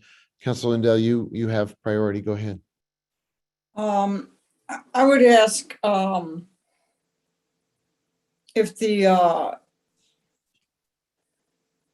city clerk would have a comment on this. I mean, she's the one that is hands-on with this quite a bit of the time. And the second part of my question is, it sounds like this came from the ECRB and that it didn't come from the councilors themselves, that you were perhaps asked to carry this, but it wasn't a bill that actually came from the councilors, that it came from the ECRB. I see Councilor Garcia nodded his head with that, but I would like to hear from the city clerk. Okay, Madam Clerk, and then back to Councilor Lindell. You'll have the floor, and then Councilor Merriworth will be next. Madam Clerk? Sure. I'll just give a quick background. So this was something that I did bring forward to the ECRB several meetings ago. It was part of a discussion to bring technology to the city clerk's office. The conversation at the time was a bit more specific to bringing a comprehensive plan forward, which would include an online reporting system similar to the city of Albuquerque. At the time, I expressed that was probably my number one desire when I started as city clerk, but because of the RFP process and the funding, that wasn't identified in the budget, unfortunately, because of the time in which I took the appointment. We were unable to do it during this cycle. Part of the discussion at the meeting was also that this wouldn't go into effect until the new year, as well, to allow for my office to get an RFP ready on this. So I was not involved in this legislation specifically, but I do think that the intent, at least of my presentation and discussion, was to do a comprehensive overhaul of the entire process, including the collection of the $5, as you mentioned in the code. It is no more and no less. And so that was an area that we wanted to address, as well as the fact that the form that's specifically referenced in the code currently has a checkbox for cash or check. And so that would be something that would be identified through the online portal or online reporting system. But I also just wanted to mention that the nominating petition signatures did come up during that discussion and have come up because we those are handed into the county clerk. Even when they're collected for public campaign financed candidates, they are still handed into the county clerk on a form prescribed by the Secretary of State's office. So that's something that I committed to start the conversation with both the Secretary of State's office and the county clerk to identify. So I did just want to add that additional context for the nominating petition signatures, that it's not something that's directly in the city clerk's purview, but that there was a commitment to look at how we could help with technology or the conversations for technology in that as well. As you mentioned, the city of Albuquerque is ahead of us in technology, which I'm not really that thrilled about, but we're working to get there quickly. And those are all areas that we'd like to explore. The Secretary of State's office at the time of the conversations when this was discussed did express interest in working on electronic signatures for nominating petition signatures as well. I hope that helps clarify. If there's any questions that I didn't clarify, please let me know, Councillor Lindell, and I'd be happy to try to address them. I appreciate that. Mayor, I'll yield for right now. I know Councillor Romero Worth wants to speak to this. Fine, thank you. Councillor Merworth, you have the floor. Thank you, Mayor. And I was just going to offer to work with Councillor Lindell, and it sounds like now with the city clerk and in addition, the county clerk and the Secretary of State's office about making the nominating petition signatures electronic as well. I think we need to do that. And I think that's, some of the work kind of coming attractions because I think the city clerk is committed, as she has just said, about getting all of this put in an electronic form and making it easier. And to Councillor Garcia's point, keeping up with the times. So I was just going to make that offer. And it sounds like I was going to say, Councillor, I'd be happy to work with you on making the changes to our code, but it sounds like it's a bigger conversation, but offer's still there. That's all I have, Mayor. Thank you, Councillor. Councilwoman Villarreal, your hand is up. Councillor Lindell, you're still having your hand up. I don't know if you want to. I'm sorry. You may want to come back around because I think there are still questions, but while you're thinking about that, Councilwoman Villarreal, you have the floor. Thank you, Mr. Mayor. I just wanted to thank the Ethics Campaign Review Board for bringing this forth, and as well as community partners who have pushed the electronic signature option for contributions. I think it will make the public campaign financing option more efficient and streamlined. And when we're able to work out all those details, because there's a lot more to work out, this just kind of opens the door to allow for it. But once we get to that point, there's a lot of details to work out, but I think it makes sense for us to be able to have this as a reality for candidates in the future. It would have made my life a lot easier going through the process for collections for the contributions to get public campaign financing. So I look forward to the next iteration of this, and that's why I'm co-sponsoring it. So thank you. Thank you very much. Councillor Abeyta, you have the floor. Thank you, Mayor. Yeah, I just wanted to comment. I do support this. I do think this is something that we should have done quite some time ago, though. I mean, we've had this technology for some time, and there's no reason Albuquerque should be ahead of us the way they are. But better late than never, and I too will be working on changes as we move forward, because I understand Councilor Lindell's points. I could see, okay, you could give me $5 and not have to sign, or you can sign later electronically. We're getting there though. So again, I support this, and thank you, Mayor. Very good. Thank you, Councillor Abeyta. Other comments? I think I would just take the floor for 1 minute and say that this is one of those discussions where nobody is actually wrong. The questions that are being raised are appropriate and completely germane to forward thinking about modernizing, professionalizing, and using technology to streamline and simplify our election process. At the same time, as Councillor Lindell points out, the work is not finished. And Councillor Garcia aptly responds, yes, we know it's not finished, but it is getting started. We should be moving down this road. It does make sense. It is appropriate. Councillor Abeda's point is well taken. We needed to have done this sooner, not slower.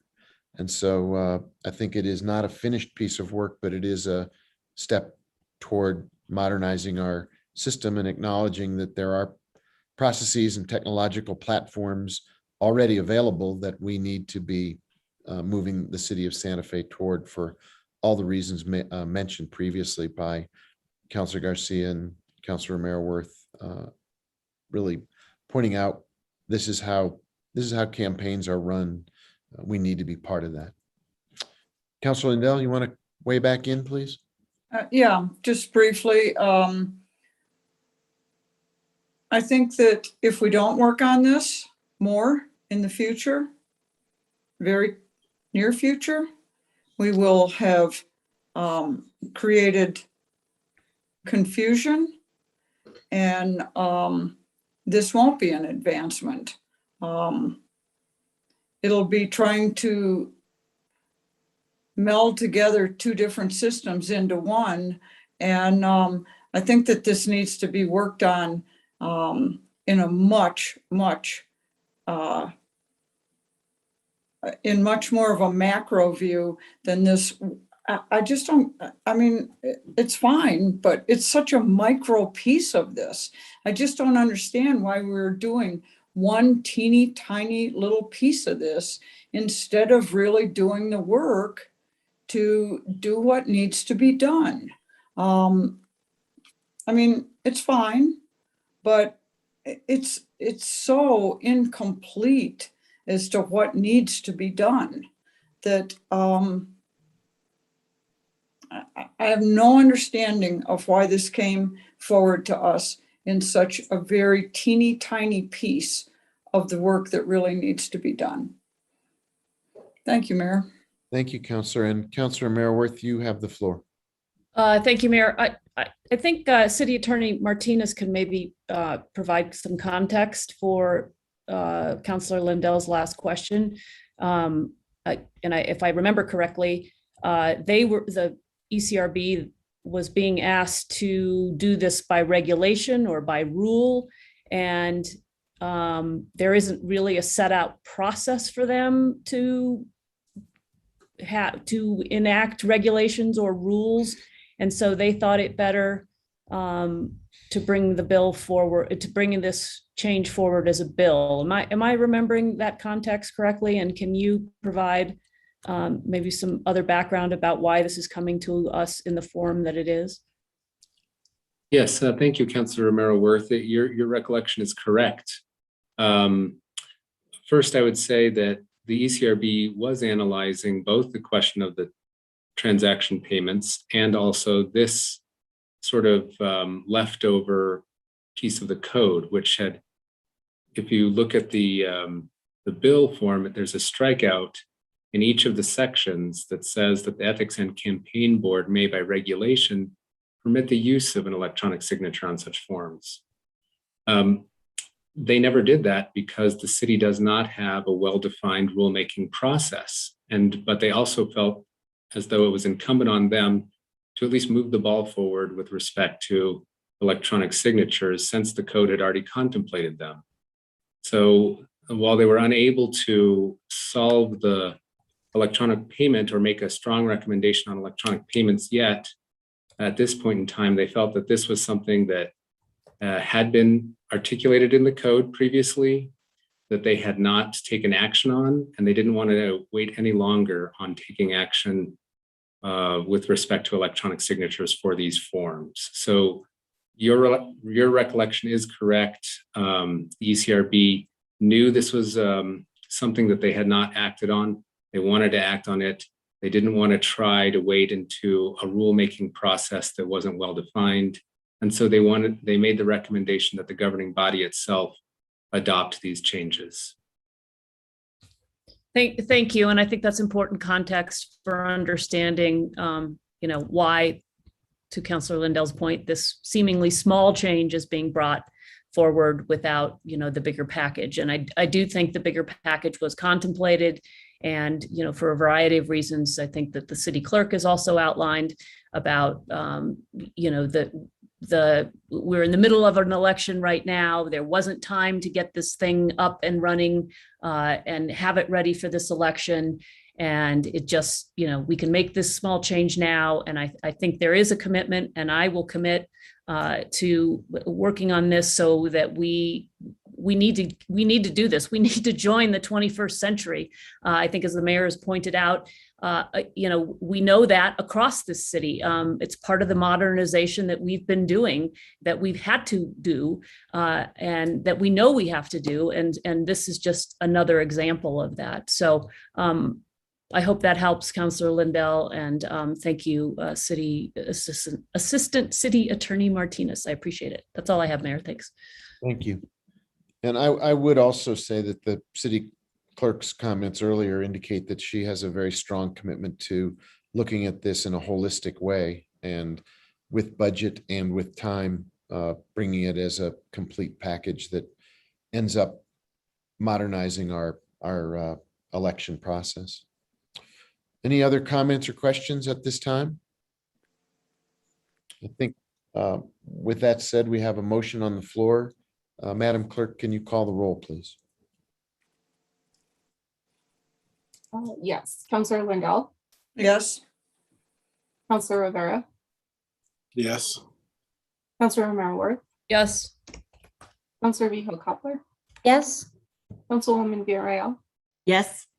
Councilor Baca, Yes. Councilor Cassett, Yes. Councilor Garcia, Yes. Mayor Weber. Yes, Motion has been approved. thank you. And thank you for the thorough discussion, everybody. Could you read the next item, please, Madam Clerk? Yes. The next item is 20B. It's consideration of bill number 2021-21. It is an adoption of an ordinance sponsored by Councilwoman Villarreal, Councilor Cassett, and Councilor Garcia. It's an ordinance relating to closed captions, creating a new section 7.5 SFCC 1987 to require places of public accommodation to activate closed captioning on television receivers. I believe Jesse, our legislative liaison, is available for this item. Thank you. Mr. Guillen, do you want to give us a presentation on the background on this item, and then we'll go to public hearing of anyone in the attendee room who wishes to address it? Thank you, Mr. Mayor. And Christine, if you don't mind, Tom Graham, the ADA coordinator, is in the waiting room, or is on as an attendee. If you can add him in, just in case there are questions or that he can answer. So this bill, sponsored by Councilwoman Villarreal, was brought to her from the Mayor's Committee on Disability. Essentially, it would require any place of public accommodation, a term that is defined in the bill, to have closed captioning available on or showing on any televisions they have that are publicly accessible. There are some exceptions to that, such as if the television itself is not technically able to display closed captioning, which would happen in older televisions.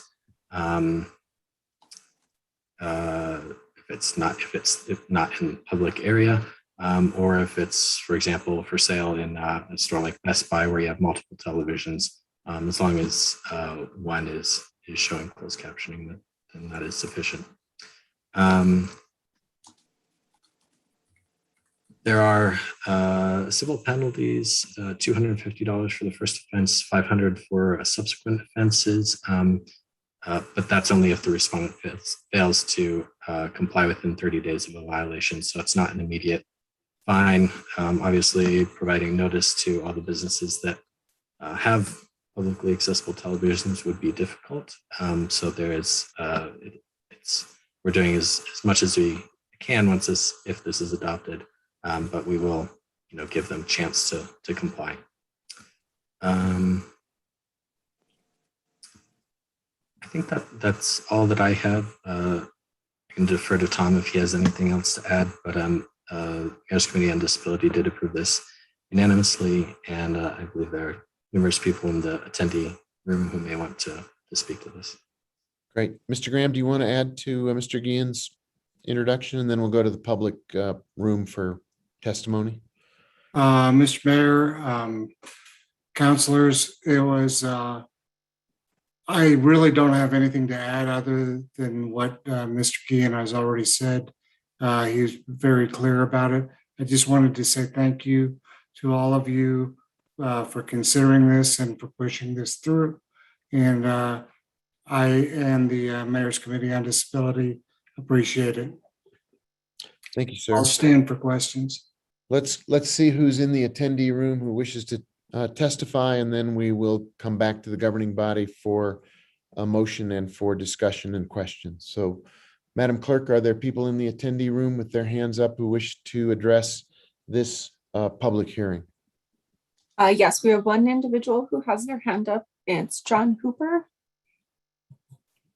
Let's provide an opportunity, let's say 2 minutes for John Hooper to speak to this item. Yes, Mr. Mayor, member of the council, thank you for inviting me to speak to you all. This captioning bill is very important for everyone who are hard of hearing, deaf, or anybody member of the public. So when you go to a bar, go to the gym, you see the television and there's no captioning. You want to know what's going on, even though we have all this world crises. It's very important to know what's going on in the world. So I think it's just a very valuable piece of legislation to pass. Albuquerque passed a similar legislation 2 years ago, and also the city of Seattle and city of Portland passed a similar legislation. So I believe, what I know, we're probably the number 4 city to pass this ordinance. Thank you very much for allowing me. Thank you for speaking for y'all. Thank you for testifying. Madam Clerk, anyone else in the attendee room?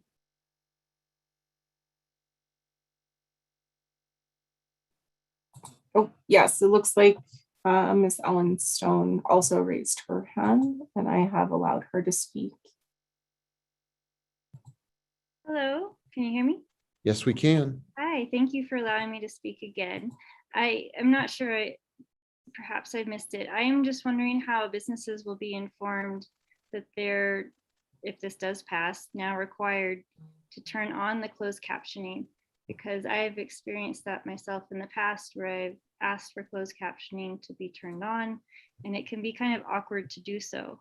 So is there a way for businesses to know that it's required to kind of reduce the steps needed to access the information for the public? Thank you. Thank you. Anyone else in the attendee room wishing to participate in the public part of the public hearing?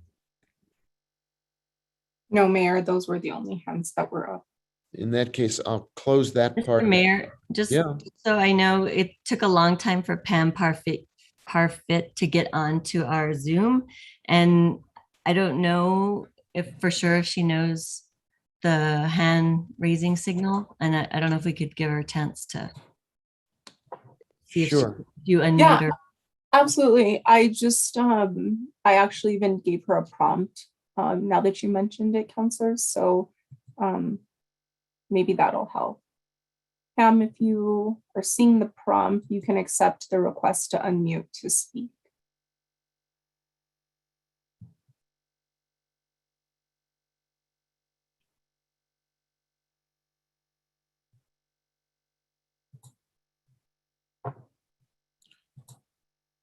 Christine, you sent a prompt message. Yes, I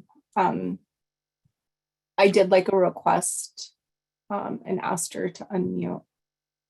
Okay.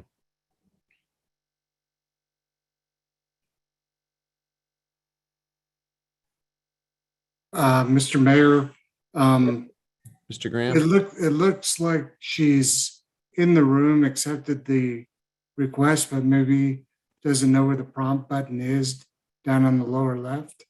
Yeah, not everybody knows how to unmute, so maybe there's in addition, Madam Clerk, you can try to give a guidance on how to do that. Oh, here we go.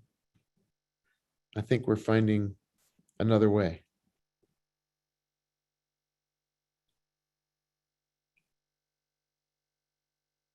Still muted, however.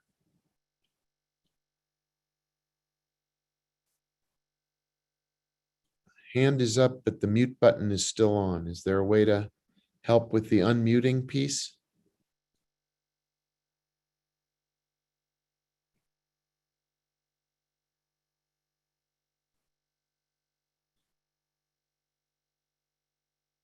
I'm not sure we can unmute unilaterally, Madam Clerk. Can you give possibly instructions on how to do it? I'm hoping she accepts the prompt. And it looks like she possibly did and then turned it back off. She is raising her hand. Right. It's hard to tell because I am not familiar with what device she's on. Pam, you would see it in the lower left-hand corner if you were on a desktop or laptop, computer, even an iPad.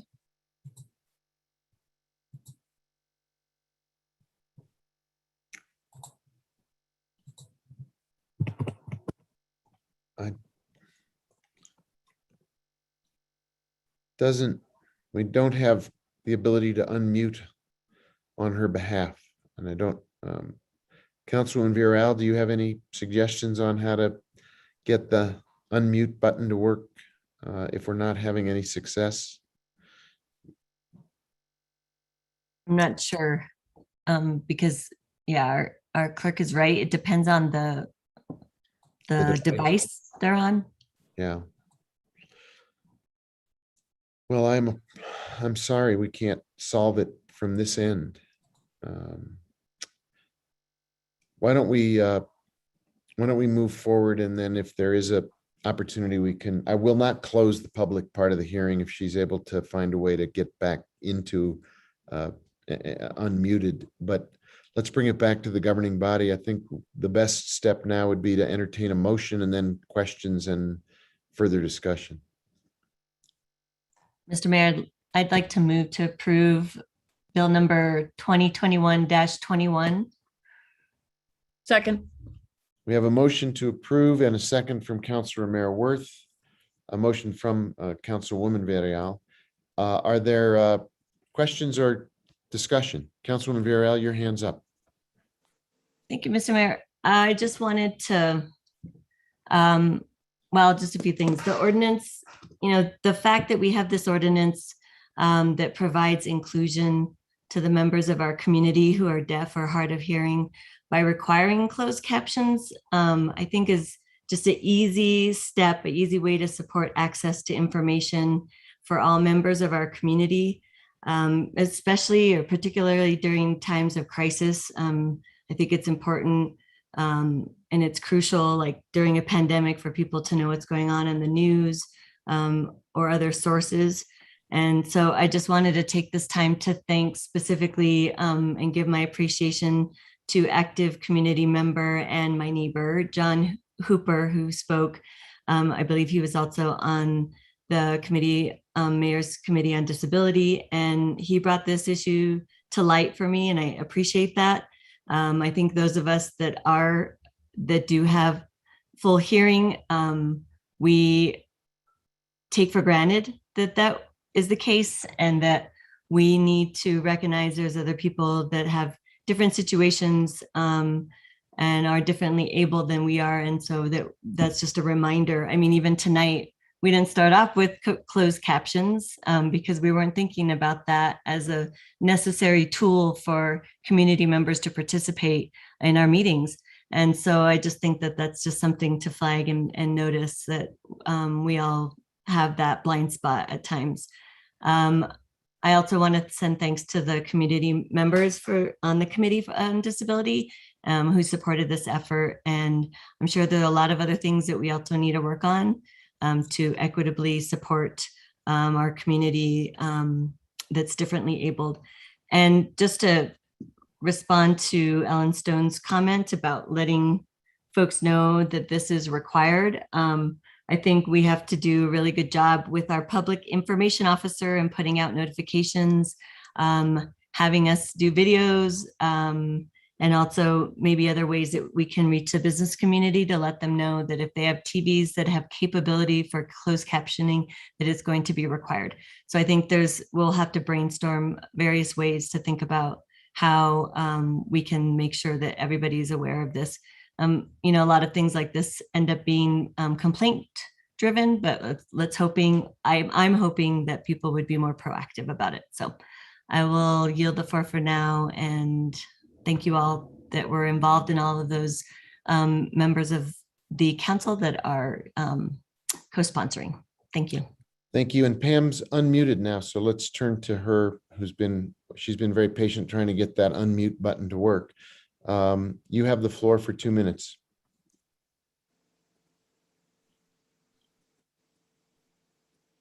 I think you're unmuted. Are you still there, Pam?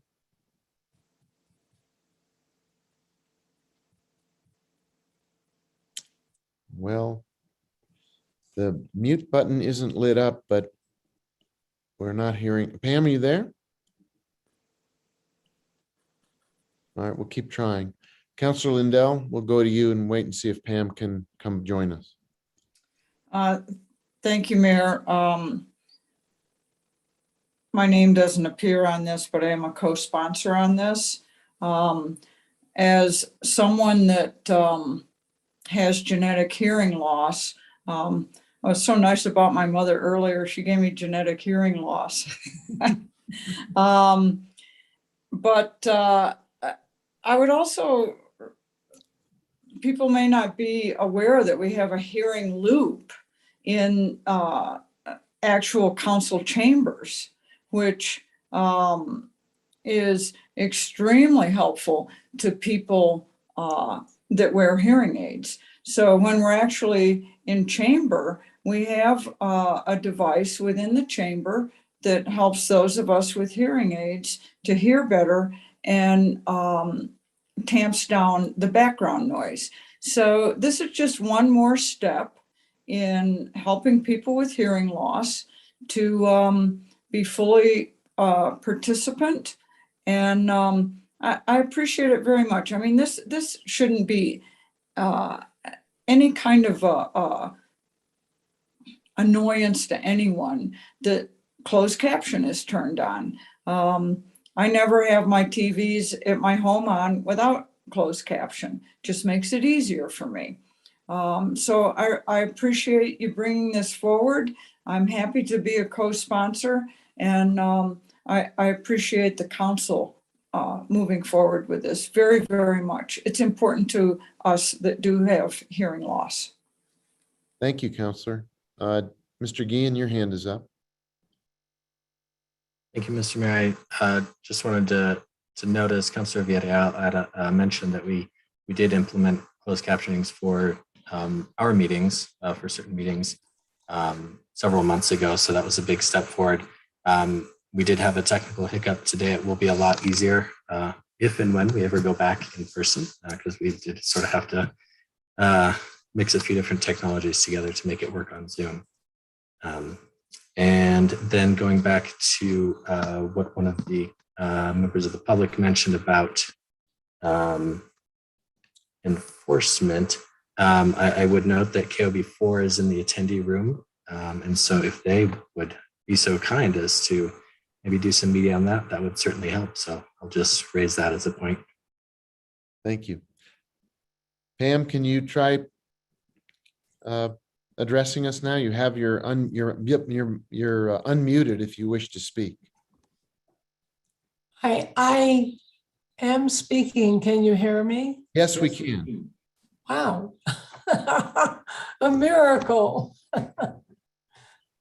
I just want to say thank you to all of you for considering this ordinance. Everything I'm saying is a delayed echo. Is that happening with you? No, you're loud and clear with us. Oh. As a hearing impaired person, especially in the time of COVID with people wearing masks, it's impossible to read lips. And so many people have told me that they did not realize how much they rely on reading lips and seeing people's faces for content. Having closed captions on public televisions will help in so many instances for people who didn't even realize that they were reading lips and couldn't hear. The average time between suspecting you have a hearing loss and actually doing something about it is 7 years. So there's a long time when you sit waiting for appointments in airport stations of one appointments. The TV is turned at a low level, and sometimes the news is really important. And all of us who are truly hard of hearing and deaf are clueless. And then there's a whole huge population that doesn't even know that they really need help. There are English language learners in our community. There are the deaf and the deaf school students.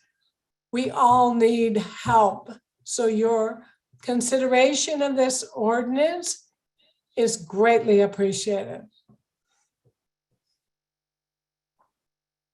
Thank you very much. I'm glad we could get technology to work for you. Any other questions from the governing body?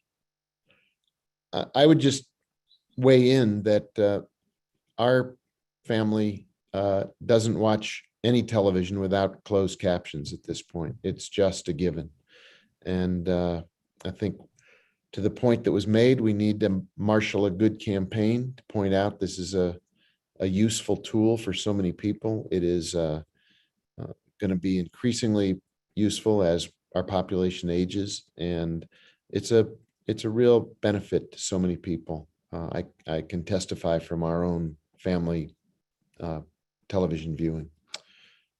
Any other comments or questions? We have a motion on the floor, and we have had public testimony, which is now closed.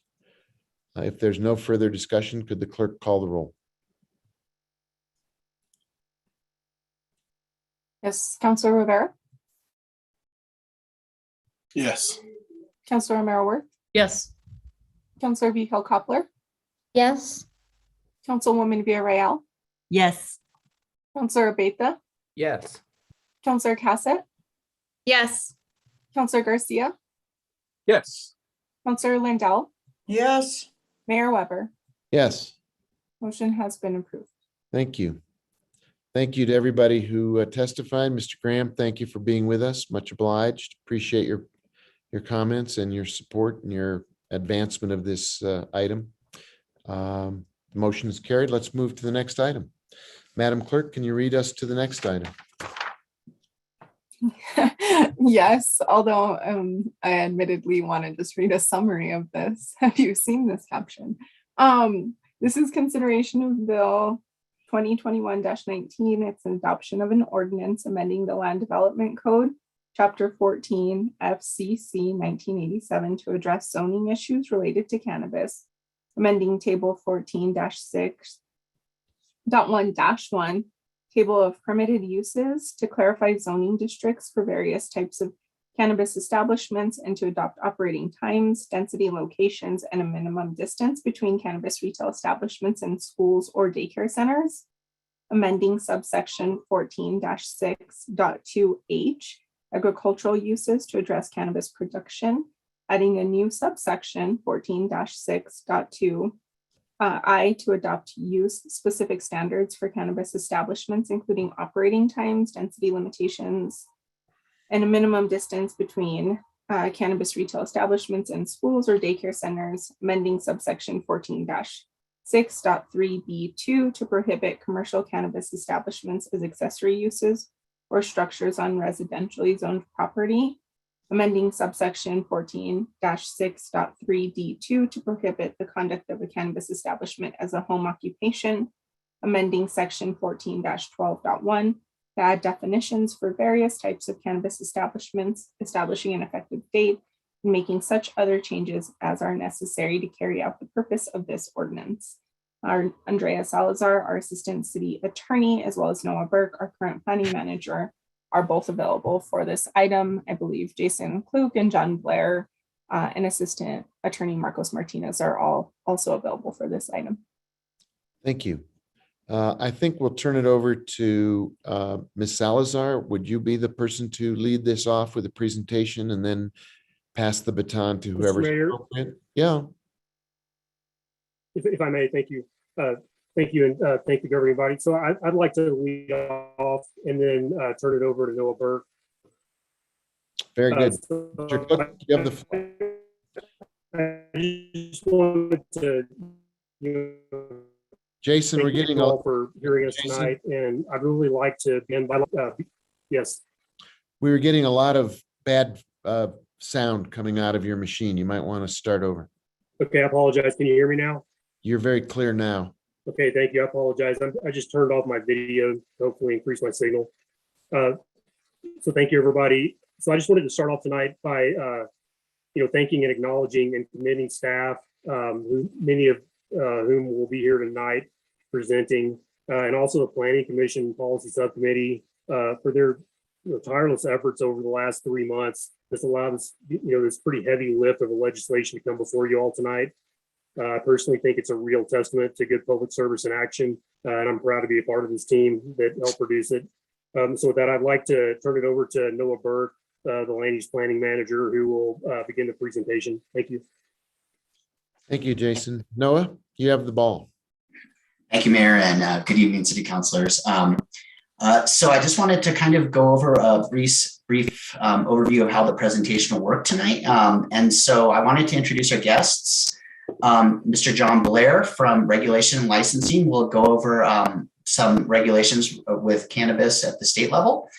And Marcos and Jesse Roach and Marcos Martinez will go over issues with water related to cannabis. And then Andrea Salazar will go over the density map to cover the retail locations and other things along those lines. And I will be going first and giving a brief presentation of the legislation and the changes to that. So if you'll bear with me, I will do my best to start my presentation. So I think the share screen's enabled. All right.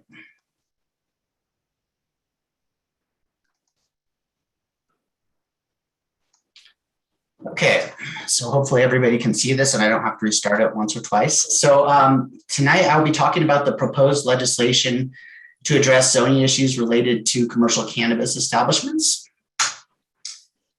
So what code changes are proposed in that big long title that we were speaking about that was on the agenda tonight? Well, the first is to amend our land development code by adding a new category of specific uses that we're labeling commercial cannabis establishments in the Santa Fe City Code. That's also known as our table of permitted uses, which stipulates what uses are allowed in what zoning districts.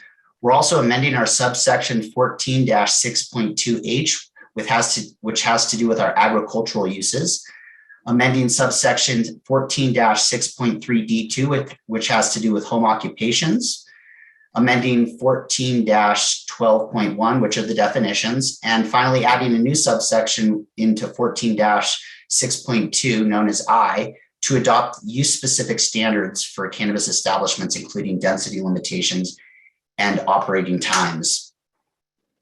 So I'll go over a brief overview. Back there. Hopefully that's so first I'll go over the Cannabis Regulation Act. So the Cannabis Regulation Act, which is known as House Bill 2, legalized recreational cannabis use by adults 21 years or older. The act, which took effect on June 29th of this year, allows local jurisdictions to adopt zoning and land use regulations, but limits the extent of the local regulatory authority. The state of New Mexico started accepting applications for cannabis producer licenses on September 1st, 2021. Currently, the state is still working on cannabis regulations for consumption areas, and they will start accepting applications for both retail and consumption areas on January 1st, 2022. The state has clearly outlined that a local jurisdiction cannot prevent anyone properly licensed from transporting cannabis products on public roads. They have outlined that we cannot completely prohibit the operation of a cannabis licensee, prohibit or limit signage identifying as a cannabis establishment and its attached to or located on the business premise, require a cannabis establishment or a cannabis consumption area to be located more than 300 feet from a school or daycare center that existed when the cannabis establishment or consumption area was licensed, require an existing cannabis licensee to relocate to a new premise, and finally, you can't prohibit an adult New Mexican from producing homegrown cannabis. So a little background. You may remember on July 14th of this year, the governing body heard a presentation from staff which outlined how the land use department would classify cannabis establishments under the current zoning and land use codes. Staff also made formal cannabis recommendations moving forward. As contemplated in Chapter 14, the Planning Commission was making the recommendations for changes to Chapter 14, beginning with the recommendations from its policy subcommittee. The policy subcommittee conducted several meetings to formalize answers to the broad land use policy questions that staff posed to the governing body on July 14, 2021. The subcommittee's primary focus has been to make recommendations regarding appropriate time, place, and manner restrictions for the following type of cannabis establishments, which included commercial retail, production also growing, testing and research laboratories, manufacturing facilities, and vertically integrated cannabis establishments, which I learned today is also known as VICE. The policy subcommittee's recommendations are aimed at promoting the cannabis economy while protecting public health, safety, and the general welfare of our community. The Planning Commission heard staff's recommendations at their meetings on August 5th, August 19th, and ultimately on September 2nd, 2021. They ultimately recommended approval to the governing body. The main conversations from the public had, and also with the Planning Commission, had to do with the distance between cannabis retail establishments and cannabis producer micro business. The city attorney made technical amendments to the Planning Commission's recommended legislation in order to sign for legal sufficiency. The technical changes that were proposed are not intended to modify the policies subcommittee's recommendations, which included the Planning Commission's recommended legislation. Rather, they consolidate the use subcategories without associated regulatory distinctions. They streamline multiple provisions prohibiting home occupations into one, remove provisions requiring adherence to existing law, and add or refine language in a few instances to clarify the intent.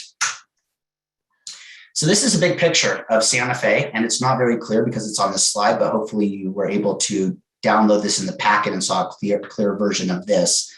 This is currently what Santa Fe looks like from a zoning perspective. As you can see, around our primary corridors around the cities, you see red, that's general commercial, that's kind of our catch-all zoning district. Around the downtown, we have what's known as the Business Capital District. We have some planned residential communities such as Tierra Contenta. And then we have some industrial districts, and overwhelmingly you see a lot of yellow on the map that signifies residential districts. And the reason that this is important is because the legislation in front of you tonight is going to change some of the uses associated with these districts. So here's the proposed legislative changes to Chapter 14. So commercial cannabis establishments would be divided into two classes for production. The first class would be a cannabis producer. That's a business conducted by a person licensed to cultivate cannabis, including the planting, growing, harvesting, drying, curing, grading, or trimming of cannabis, provided that the person possesses 201 total mature plants or more at any one time. As proposed in the legislation before you, this would be permitted indoors by right in the I-1 and I-2 districts. In the I-1 and I-2 districts, it would be permitted outdoor, but only with a special use permit. And it would also be permitted indoors or outdoors in the C2 and BIP districts. And the I-1 and I-2 are industrial, and the C2 is a general commercial, and the BIP is a business industrial park. The second class for production is known as the cannabis producer micro business. Which is defined as a small business conducted by a single person licensed to cultivate cannabis at a single location, including the planting, growing, harvesting, drying, curing, grading, or trimming of cannabis, provided that the person may not possess more than 200 total mature cannabis plants at any one time. As proposed, this would be permitted indoors by right in our general commercial district, which is our C2, in our I-1, I-2, which are industrial districts, our business industrial parks, and then all levels of our shopping center, which are SC1, SC2, and SC3. The difference from those districts would be SC1 would be kind of your smaller shopping center versus your SC3 would be like your regional Santa Fe Place Mall shopping center. And outdoor, it would be permitted outdoors, but only with a special use permit. We then further went into commercial cannabis establishments to divide into two classes for manufacturing. The first cannabis manufacturing would be the heavy category. This is a use that involves compounding, blending, extracting, infusing, packaging, or otherwise preparing a cannabis product using volatile solvents, also butane, heptane, hexane, or propane. This would only be permitted indoors in our industrial districts and also in our business industrial parks. Then the second category would be our cannabis manufacturing light. This is a use that involves compounding, blending, extracting, infusing, packaging, or otherwise preparing a cannabis product using mechanical methods, non-volatile solvents, or no solvents at all. This would be permitted indoors in the C2 business capital district, our industrial districts, and our business industrial parks. We also went in to create two new categories for cannabis research and then also and testing laboratories. So the cannabis research laboratory would be a facility that produces or possesses cannabis or cannabis products for the purpose of studying cannabis cultivation characteristics or uses, provided that a cannabis research laboratory that conducts heavy cannabis manufacturing activities shall be classified as cannabis heavy manufacturing. And this would be permitted indoors in the C2 business capital district, our industrial districts, and our business industrial parks. The second category would be a cannabis testing laboratory, which is a facility where cannabis products are sampled, collected, and tested, provided that a cannabis testing laboratory that conducts heavy cannabis manufacturing activities shall be classified as a cannabis manufacturing heavy. This would be permitted indoors in the C2 business capital district, our industrial districts, and our business industrial parks. Finally, the state still hasn't drafted regulations for this yet, but our next category, which we put into the permitted uses table under commercial cannabis establishments, would be the cannabis retail establishment. So a commercial cannabis retailer would be defined as a business conducted by a person that is licensed to sell cannabis products directly to consumers who are 21 years of age or older. This would be permitted in the C2 business capital, our industrial districts, our business industrial parks, all levels of our shopping centers, which are shopping centers 1, 2, and 3, and in our mixed use districts. But in the mixed use districts, they would only be limited if they were doing a retail establishment to the hours of operation from 7 a.m. to 10 p.m. The commercial cannabis retailer use would be permitted if not located within 300 feet of an existing school or daycare center. And now with the amended, with some amendments that have been made to this, that would also include religious institutions. Commercial cannabis retailers would only be permitted, it would only be a permitted use if located within a 400-foot distance of a commercial cannabis retailer's main entrance, which is accessing the primary function of the establishment as provided by the city. And the distance would be measured from the main entrance of the business premise to the main entrance of the next business premise. And all commercial cannabis retailers would be limited to hours of operation from 7 a.m. to 12 a.m. midnight, which is consistent with Santa Fe County's hours of operations as well. And then the final category, which is on the permit, which is in the amendments tonight, and you won't see a P in any of that. It's actually left blank because the state is still creating regulations around this, and the city has not decided yet if it's going to pursue this area, but it is on the table. And that's defined is our cannabis consumption area, which you can kind of think of like a pot bar. And this is defined as an area where cannabis products may be served and consumed by smoking, vaping, or ingesting, provided that alcohol cannot be sold or consumed in a cannabis consumption area because the two don't mix. And entry is limited to patrons 21 years of age or older. The state of New Mexico, like I said before, is currently working on a framework for regulating cannabis consumption areas, and further legislation will be drafted and presented to the Planning Commission governing body after the state's framework is completed, if the governing body chooses to pursue that avenue. So what are the next steps? So the goal of the proposed legislative changes is to promote the cannabis economy while protecting the public health, safety, and welfare and the general welfare of the residents and visitors to the city of Santa Fe. Staff will continue to work with the policy subcommittee to draft any needed changes to cannabis retail establishments and cannabis consumption areas to be consistent with the state's regulations once they are released, and if any changes come from the governing body.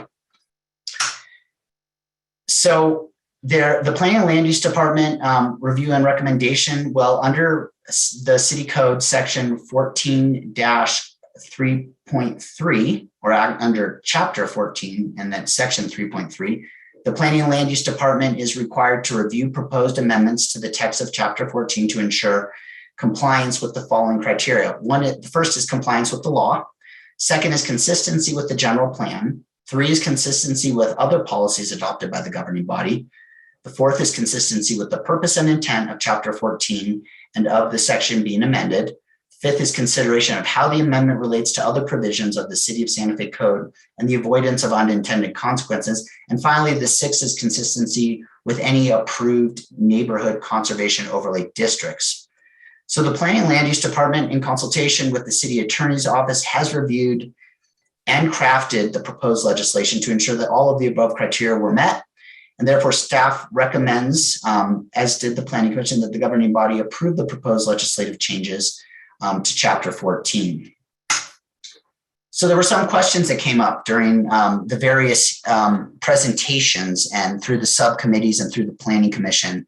And I went ahead and there was some stuff that was sent out by the City Attorney's Office, which was a chart that I hope you have in your possession to the governing body, as well as a FAQ, which is, well, it's really a question and answer, which is where all of this is coming from. And hopefully you had a chance to review it. I did try to send it out as quickly as I could, but I did want to make it as part of my presentation because these questions kept coming up. So the first question was, how are other states and cities regulating cannabis production? So in California, the state is established the licensing program based on canopy area, and the state issues producer licenses based on cannabis canopy area. And there are multiple levels of that. And you can first see that indoors, there's a specialty cottage, there's a specialty, there's a small, medium, and then a large. And those have to do with square footage of canopy area. So you can see here that it says indoor areas. If you're growing indoors, then it's limited to the canopy area. And then if you're mixed light, you can use canopy area as well. And then outdoor is regulated through mature plants. And then also a combination of canopy area and mature plants. Through research, what we found was that cities have adopted which zoning districts each level of production is allowed in. That's kind of how municipalities are regulating it. The city of Los Angeles allows all canopy sizes other than certain micro businesses in the same zoning districts. And some municipalities have also gone as far as to regulate the number of plants allowed. Some states, such as California, require municipalities to have a department, like a separate division or department within the municipality that actually accepts licenses in addition to the state, and then regulates, has a whole division of enforcement and does also the licensing within the municipality. But that is not how the state of New Mexico is doing it. The state has the regulatory authority, and the municipalities are looking at drafting what zoning districts and distances and other regulations can be in place. Also, Oregon has is the same, where the state issues licenses for cannabis, and the local jurisdictions also issue their own licenses and created separate divisions of the municipal structure that regulate that. I wanted to go a little bit more in depth. In Oregon, the state regulates indoor cannabis production by maximum mature canopy area by 4 levels. So they offer 4 levels of production. In the micro tier, that's up to 625 square feet. Micro tier 2 is 626 to 1,250 square feet. And tier 1 is 1,251 to 5,000, and et cetera. You can see tier 2 as well. And I won't go through all the numbers, but just kind of go over the overview. Previously, the rules allowed for an unlimited number of immature plants on each grow site in Oregon, and the canopy areas designated for each producer were for mature plants only. For example, a micro tier 1 producer could have up to 625 square feet of mature plants and an unlimited number of immature plants. Many outdoor grow operations maximize the yield by ensuring that they have a constant supply of the near mature plants ready to replant in the canopy area after each harvest. And then the new rules that they just drafted, I believe in the last 2 years, kind of put a damper on the strategy that we talked before. And more specifically, the recent amendments in Oregon create a new distinction between mature and immature canopies. And I think Oregon has had their regulations in place a lot longer, so they have kind of learned as they've gone and made changes to this. And I anticipate the state of New Mexico will as well into the future as the industry takes off. But mostly mature canopy sizes are identical to the previous rule, and they can now obtain both mature and immature plants. And the new immature canopies are significantly smaller than the correlated mature canopies. So that's a lot to undertake, but I just wanted to make clear that that's what they've done. And overall, most municipalities in Oregon have chosen to regulate by allowing or not allowing production in certain areas or zoning districts of their municipalities based on the tier sizes set up at the state level. Some states are regulated by number of plants, like the state of New Mexico is, and our neighbor Colorado is doing that. And so basically in Colorado, the state regulates recreational cannabis on a 5-tier system based on the number of plants that you produce. And you can see the 5 tiers here. What we found in Colorado is most municipalities designate which zoning districts will allow for production, and some state, and also the state does as well, and which tiers are allowed in each zoning district. They do distinguish between these categories for where they are allowed. And then finally, there's some, and the reason I'm bringing this all up is because it's not consistent across the states that have legalized marijuana. Some states are doing mature plants. Some states are doing kind of a hybrid of canopy area and mature plants. Some states are doing only canopy area, and some states like New Jersey are doing the square footage of the operation. So they regulate it on a larger tiers in New Jersey. But most municipalities have either chosen to allow or not allow production just in general, regardless of what tier, in certain zoning districts, and they stipulate which districts and sizes are allowed. And then in Washington state, they also have square footage of operation as well. And the same thing, most municipalities regulate by allowing or not allowing production in certain zoning districts and stating which size is allowed in the zoning district. And then, overall, what staff found from this is that maintaining canopy is kind of a production control thing. So that's really the point of it, is that you're kind of managing the production, because canopies are very specifically defined, and you have different under canopy areas, you may have multiple tiers of a system that are growing plants. And so it really has to do with that. So then there was a question about, is there an advantage to regulating canopy size area at a local level, at the Santa Fe municipal level? And there doesn't appear to be a clear advantage. If overproduction was becoming an issue, then the state would need to choose how to control that. And the state has chosen to regulate and grant licenses based on mature plant counts. If the city wanted to control production more than the state, they could adopt a canopy limitations. However, there would need to be an application, procedures put in place for the approval, and also enforcement at the municipal level, which is something that we would need to create, and likely additional staffing to manage this regulatory procedure. So, however, there doesn't appear to be a pressing reason at this point in time to regulate canopy area at the municipal level. And then there was a question that came up about the density, about the distances. So how are other cities around the country measuring distance for density regulations? Well, in Washington, according to that section from their code, requires licensed marijuana producers, processors, or retailers to be located at least 1,000 feet from the following categories: elementary schools or secondary schools, playgrounds, recreation centers or facilities, childcare centers, public parks, public transit centers, libraries, or any game arcade where admission is not restricted to persons age of 21 or to persons age 21 or older. And then they have put in additional regulations at the state level saying that the 1,000-foot buffer distance must be measured at the shortest straight line distance from the property line of the proposed business location to the property line of any of the entities listed above. And local governments that may actually choose to reduce the 1,000-foot buffer to 100 feet around all entities except elementary and secondary schools and public playgrounds by enacting an ordinance authorizing the distance reduction. So actually, Seattle passed an ordinance that allows for the reduction in 2016, reduces the buffer zones differently for retail outlets and other marijuana activities, which fluctuates between 350 to 500 feet.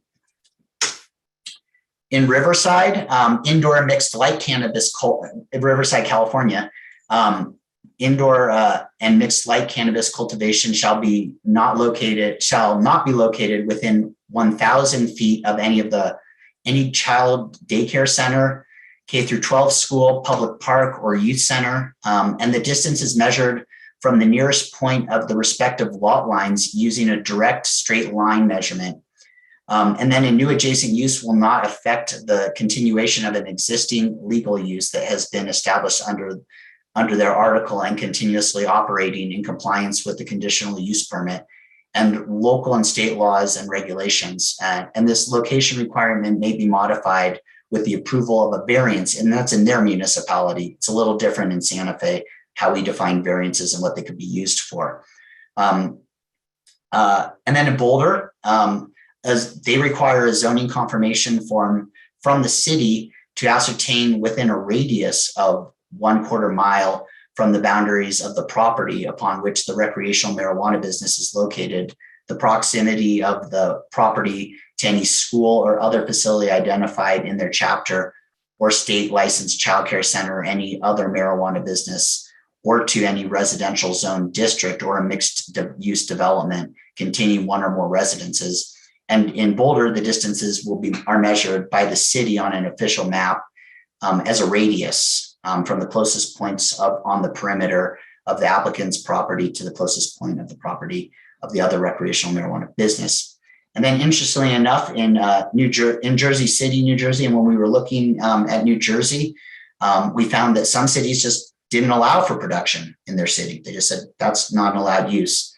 But if they are allowed, which in Jersey City they are, they require a list of childcare providers and substance abuse treatment facilities that are within 200 feet of a proposed Class 5 cannabis retail location. Distance is measured from the main entry door of the proposed Class 5 establishment to the parcel boundary on which the childcare provider or substance abuse treatment facility is located. And there's more information on that there. So with that, Mayor and members and councilors, I stand for any questions. Thanks, Noah. Were you going to hand it off to another staff person? We'll go through the staff people and then we'll have public testimony and then we'll come back for questions. Yes, thank you, Mayor. I believe that Mr. John Blair is here to speak for the state on regulations.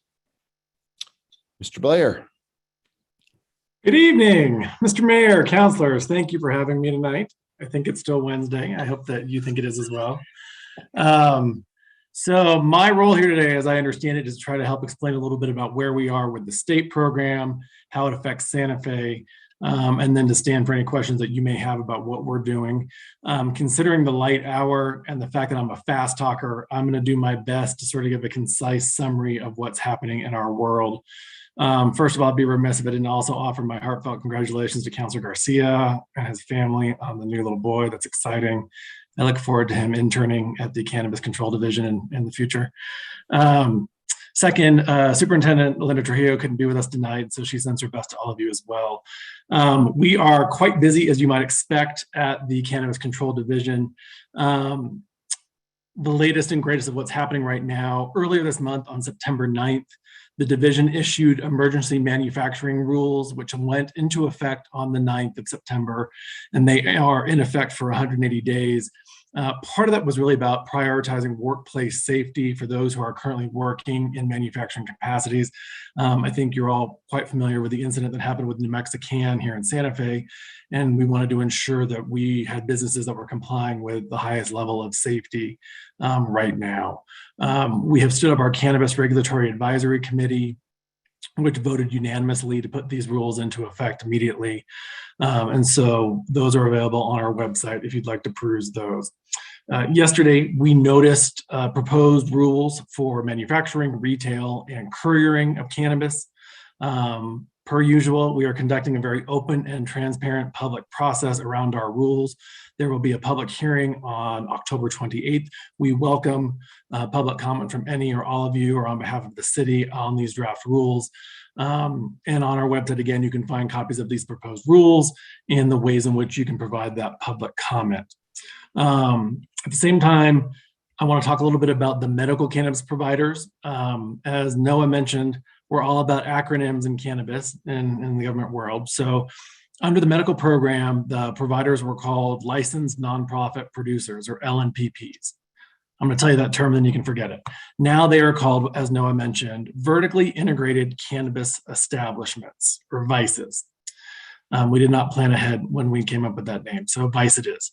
So the VICEs, for your understanding, are what you might consider to be seed to sale. The people who are probably growing their own cannabis products, they're manufacturing their own cannabis products, and they're selling their own cannabis products.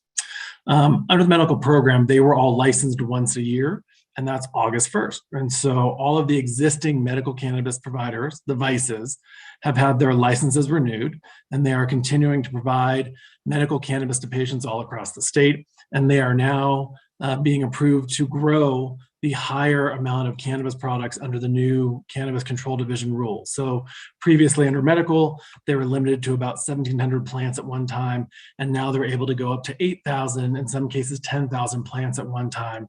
And they're doing that in part to meet the demand of what we anticipate for those participating in the adult use program, and also to ensure the integrity of the medical cannabis program, that those patients can get the medicine that they need. At the same time, there are 19 existing medical cannabis manufacturers. Their licenses are done on an ongoing basis, and they will continue to be licensed throughout the year. And so those are the only people right now that are able to be doing business in New Mexico around cannabis. As Noah mentioned, we were required to start processing cannabis producer licenses by September 1st. We beat that deadline by a few days, but we beat it. We're very proud of that. And the next upcoming deadline is that all the other license types, testing, manufacturing, retails, we have to begin processing those no later than January 1st of this year. And again, the magic date everybody's very excited about is that retail sales for adult use have to begin no later than April 1st of next year. And we are doing our best to ensure that that happens before that date of April 1st. The latest and greatest stats for you, I can tell you, is that as of the close of business today, 1,603 cannabis producers have completed applications to conduct cannabis work in New Mexico. Of those, a little over 1,100 are for what are called the micro cannabis producer licenses, the smaller growers. So a little over 1,600, right? That's a lot of people who are trying to get into the business. Of those, 72 have been submitted as complete. So there's a lot of work that people are still doing to complete their applications and to get them turned into us for review. There's a variety of reasons for that. I'm going to cover that here in a second. But so just so you're aware, a lot of interest, a few are complete, and our team is in the process now of starting to process those new applications to make sure that they've turned in all the information they need to. Their applications are in fact complete and that they can be licensed to go ahead and start standing up their businesses. What I'd like to do is briefly share my screen with you. I'm hoping I share the right screen with you and that you can see it. But what we've done on our website and what we're trying to do within the Cannabis Control Division is to have this be as user-friendly as possible. As you can tell from the presentations you're getting tonight, cannabis policy is clear as mud, easy to do. And so we're trying to make it easier for the people who are trying to get into the business, the emerging entrepreneurs who want to help grow this industry in New Mexico. So I'm quickly going to share my screen to show you our cannabis producer checklist. And again, this is on our website, and I will share it in the chat for the members who have access to that now, and we'll make it available down the road. And again, in the interest of time, I'm not going to read it word for word. We're going to look at the big, pretty bold words, okay? And we'll rush through it real quick. So one of the things we've done compared to the medical program is, in reference to a comment made earlier, joining the 21st century, it's now an online licensing system. Anyone who wants to get into the cannabis business will have to complete their license online.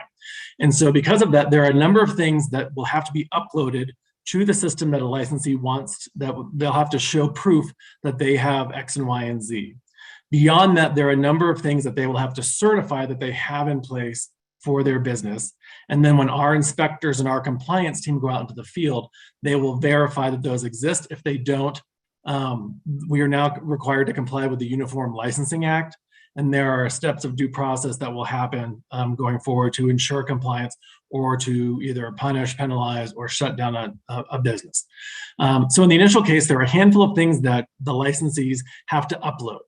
First here, highlighted, is they have to show that they have a social and economic equity plan. There is a definition within the legislation as to what that plan should look like. That language is here. I'll let you review that later. They also have to show the proof of age of every controlling person in the business. Controlling person is a term of art, essentially someone who is either on the board of directors or has at least a 10% controlling interest in the business. They have to prove that they're all at least 21 years of age. Beyond that, here are a number of quick items. They have to show a copy of their current and valid business license, a current and invalid fire inspection report, a current and valid zoning approval, possibly of interest to any of you paying attention tonight. They have to show that they have a premises ownership statement, which is identified in the bill. It's 930, so you are not seeing it twice. We inadvertently duplicated it, so you just need the one. And then of significance to most New Mexicans is that you need to provide a demonstration of a water right. And really there are two different ways that's done. If the person at the business is located within a municipality, there's one avenue. If they're not, then they have to work through the Office of the State Engineer. That's all detailed right here as well. They have to identify for us that they have a water and energy use plan. And they have to upload a diagram of the premise. And I will highlight really quickly that it's pretty complicated. You can't just draw a box and a couple of windows and say, this is where I'm going to grow my cannabis. There, you have to be able to identify entrances and exits, where the security cameras go, where walls will divide, where you're possibly growing and manufacturing. It's quite a bit of detail that has to be included. And then beyond that, if you can see, I think here, there's a number of things that have to be certified too. And it's a lot of text. And I'm just going to quickly sort of say, it includes things like they have to undergo a criminal national background check and a statewide background check. They have to adhere to production requirements of the statute and the rules, transportation requirements. They have to comply with pesticide requirements from the Department of Agriculture, OSHA. There are a number of things in here, too much to read at almost 10 o'clock at night, but we'll share it with you in the future. And then ultimately here at the end, they have to certify that they essentially haven't been denied a license in New Mexico or in another state in the cannabis business over the previous number of years, haven't been subject to any penalties or judgments, And finally, they have to certify that their business is in fact in good standing with the New Mexico Secretary of State. And then all their documentation is updated as well. So there's a whole bunch of stuff here that I encourage you to come look at. I'll share the link with you once I'm no longer sharing the screen, and I will highlight at the bottom. You can also download it and print it for yourself and take it away and keep it so that you can actually make sure you are checking off your boxes as you go before you complete your application. I will also add real quick that the online licensing system is set up so that you can do some of the work of the application and save it and come back. So that way you don't have to refill out the application every time you start and stop, but try to make it easier for people to get into this business and to get them up and running into the industry. So a couple quick things that I'm going to share with you real quick, and then I'm happy, as Noah said, to stand for any questions. I mentioned earlier that we stood up what's called the Cannabis Regulatory Advisory Committee. This is a board of 17 individuals across the state who are advising the division about all the various rules we have done and still have left to do. The ones I mentioned earlier, we still have to do rules around advertising, packaging, labeling, testing. There's a variety of things we still have left to do. You all will be excited or pleased to know that of the 17 members, 4 are from Santa Fe County, which we think is pretty great. We are beginning our work around intergovernmental agreements with tribes in New Mexico. The legislation specifically provided for that. We are at the same time trying to figure out how this is going to work. We're also getting ready to stand up a Native American Cannabis Task Force. We're going to ask all of the tribal communities in New Mexico to designate a member to help work with us to work on issues of significance to tribes as they navigate state and federal and local rules as it affects their tribes and their desire to get into the business.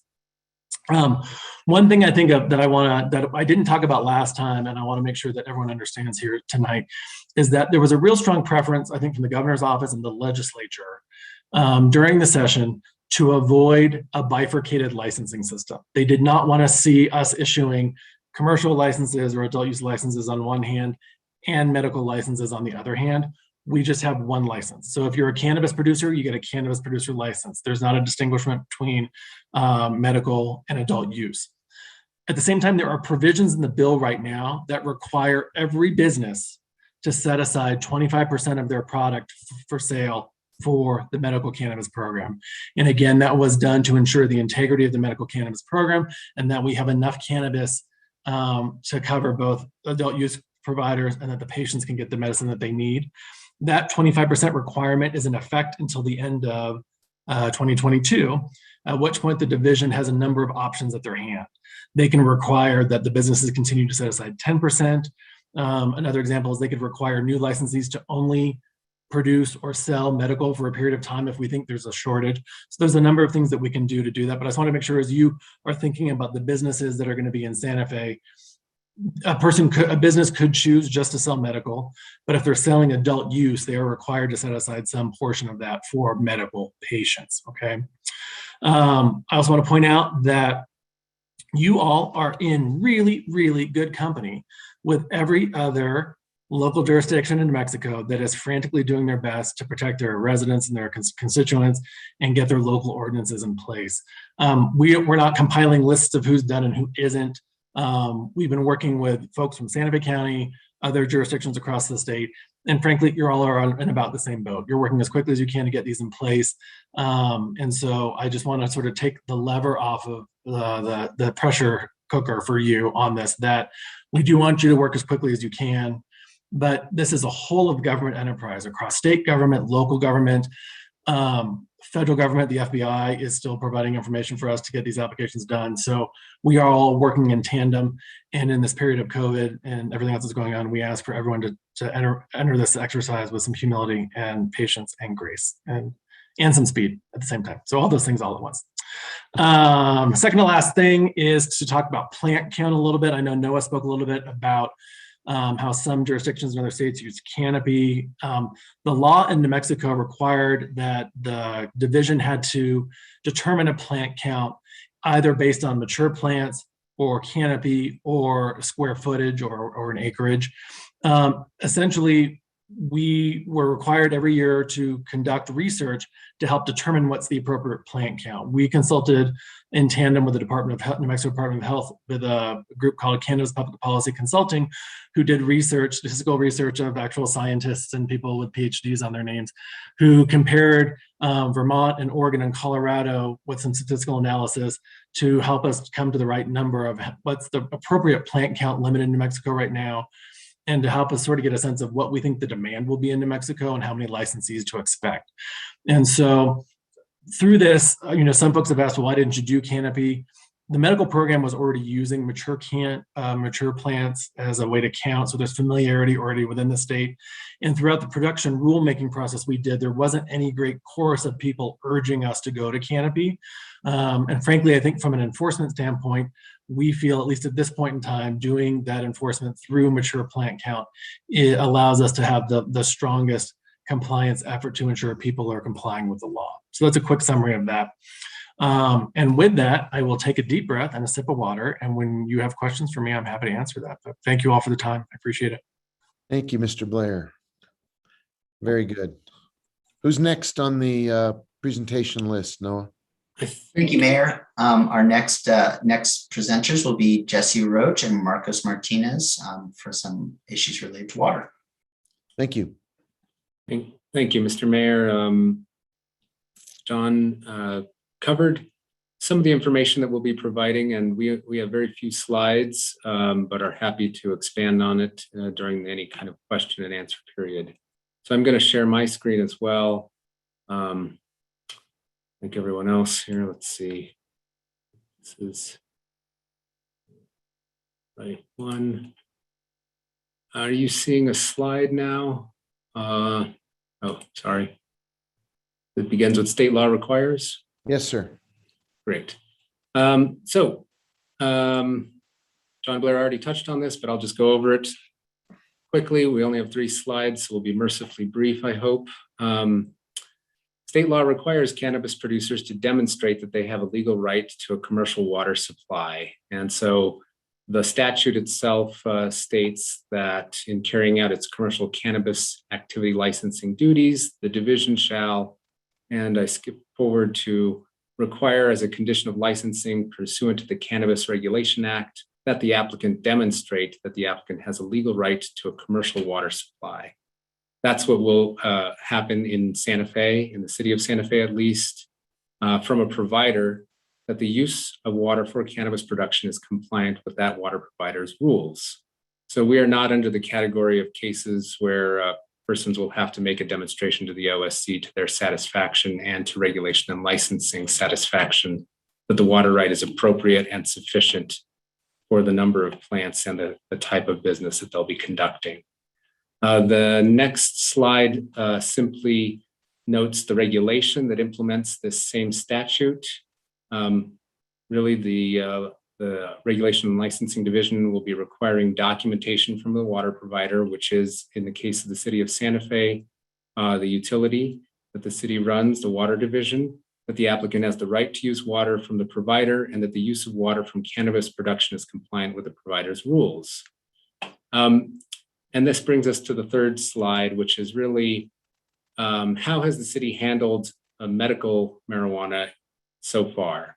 Thus far, the city has classified indoor cannabis producers as plant nurseries, and we used this categorization when medical producers sought water from the city of Santa Fe.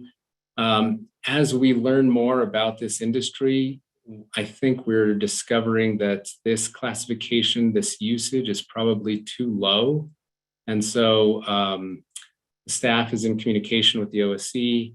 The OSC is working on quantifying water usage for cannabis plants. There are some studies out there that describe the average use of a plant over the typical growing season for the Southwest, some studies out of Colorado and California.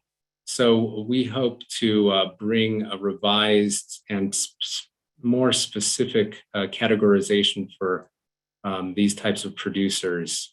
And I don't know if Jesse wants to speak a little bit more on this quantification issue. Thanks, Marcos. I think that I will just stand by for questions if they come up. I think you've done a nice job of summarizing the water implications.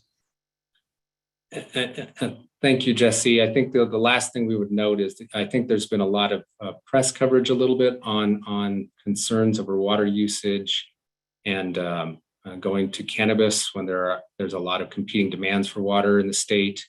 I think that is one of the primary reasons why we'll be revising or creating a specific category for cannabis usage. And it's going to reflect, I think, a much higher usage than the plant nursery is presently showing. So I think I'll stop sharing there, and I'll make myself available for questions at the appropriate time. Thank you, Marcos. Noah? Thank you, Mayor. And our final presenter tonight will be Ms. Andrea Salazar, and she will be covering our density maps and nonconformities and whatnot. Mayor, city councilors, thank you for this late hour and paying attention to all of us speaking. I sent out the link to the density map, but I'm gonna go through it. So I'm gonna be sharing my screen. We were very lucky to have this map created and updated by Leonard Padilla.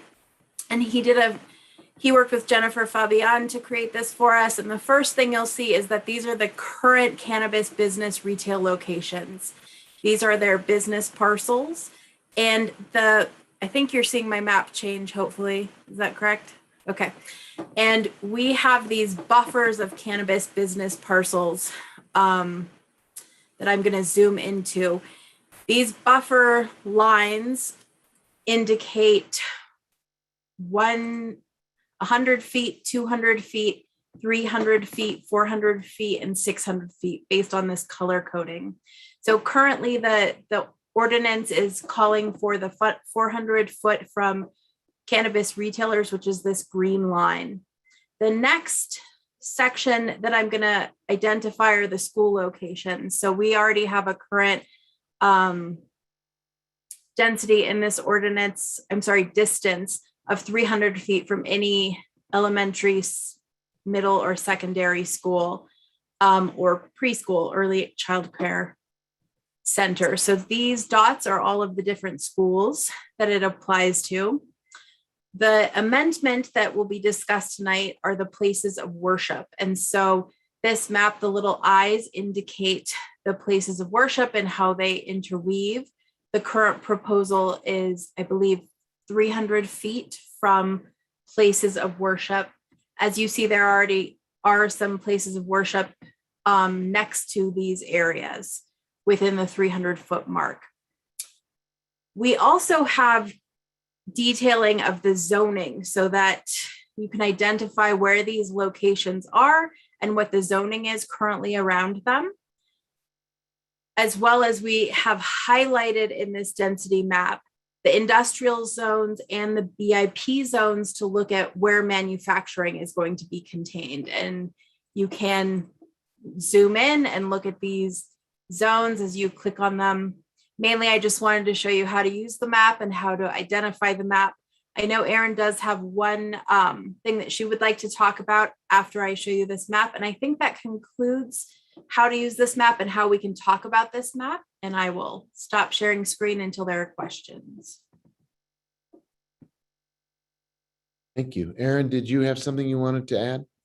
I did. Thank you, Mayor Andrea.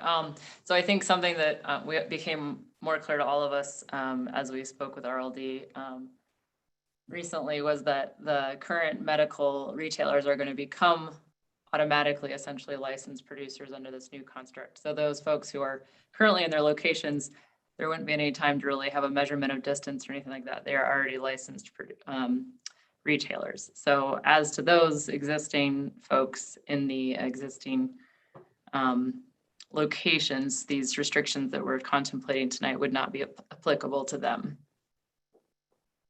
When you say would not be applicable to them, they are already licensed and therefore have the permits they need, are not therefore covered by new regulations? Mayor Weber, that's correct, yes. Thank you. Noah, any other staff presentation pieces? Thank you, Mayor and councilors. There are no other presentations at this point, so I'm sure that all of us are here for questions. Let's go to the attendee room and open the floor for public testimony and have hands raised in the attendee room, and the city clerk will recognize people and authorize them to speak for a 2-minute period to address the presentation you just saw or the proposal as recommended. Madam Clerk? Yes, the first individual with their hand up is JD Vasquez.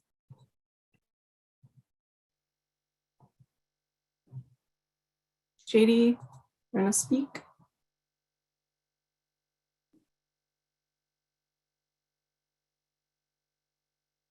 Hello, can you hear me? Yes, very clear. This is JD Vasquez. First of all, thank you very much for your service. It is a late hour and I know you're away from your families, and we really do appreciate your taking the time. My concern is with the faith community. They are very, very concerned that no buffer zone had been initially proposed. And we strongly urge the adoption of that buffer zone around churches. You can imagine the problems that would be created if marijuana smoke were wafting through the church and smelled in the pews. So it's a really difficult situation if you were to open up a marijuana shop next door to a church. I'd like to thank Councilor Garcia for the amendment, and congratulations on your son. Thank you very much. Thank you very much. I think there's another hand in the attendee room, Madam Clerk. Yes, Miss Stephanie Benanato. Yes, thank you very much. Stephanie Benanato, PO Box 1601, Santa Fe, New Mexico. I have 2 comments. One is about the separation. And I think that if you don't have a similar separation for alcoholic establishments, that is distance between establishments, then I think that you're going to have a due process equal protection problem by imposing that on cannabis.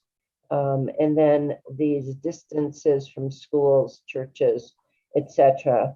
Right now, exceptions are allowed for alcohol establishments. And I'm wondering what kind of exceptions or what the process for exceptions would be for cannabis, and whether it will be pretty much the same as you have now, where there's a hearing officer who then makes recommendations, or whether there'll be a different process. Thank you. Thank you very much. Anyone else in the attendee room who wishes to testify on this matter?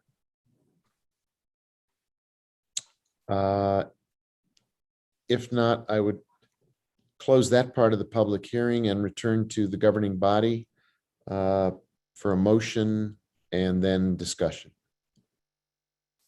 Mayor, I'll move for approval. Second. There's a motion to approve and a second. And now we have everybody who presented is available to answer questions or respond to concerns that members of the governing body would like to raise at this time.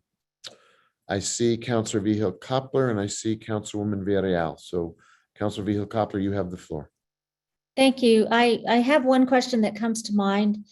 And I may want to come back and ask others if I have another one. But the question I have, Mr. Burke, is when you were discussing indoor versus outdoor regs and such, I guess the zoning requirements, how, and you may have covered this, but how would you classify, a detached greenhouse as indoor or outdoor? Thank you, Mayor and Councilor Vigil Koppler for the question. So we would consider that indoor if it's enclosed. We consider a greenhouse an indoor growing space. Okay, so it doesn't have to be attached. It regardless of if it's attached or not, it would still be considered indoor. Okay, that's all for now. Thank you. Thank you, Councilor. Councilwoman Villarreal, you have the floor.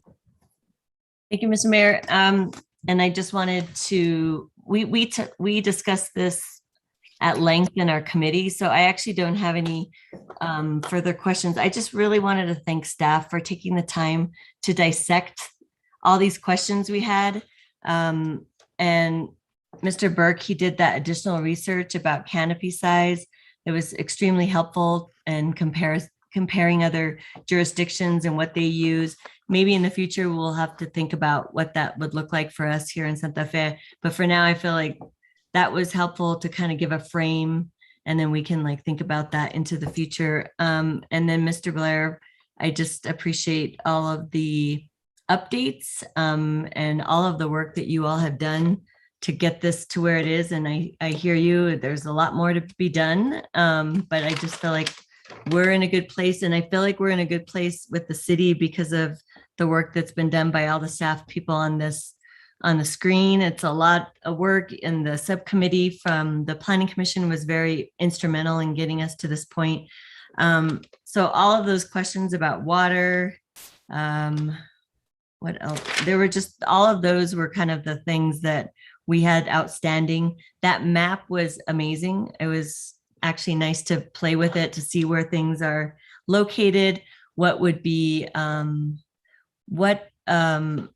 places of worship would be affected.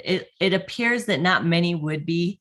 I'm willing to accept that amendment, although I would like to know what that process would be for exceptions to the 300-foot buffer. Because I think we did talk about in committee that there would be a possibility for asking for waivers. So I don't think we have that in place, but is that what staff is foreseeing as a possibility? Who would you like to answer that, Councilwoman? I'm not sure. I don't know who would know.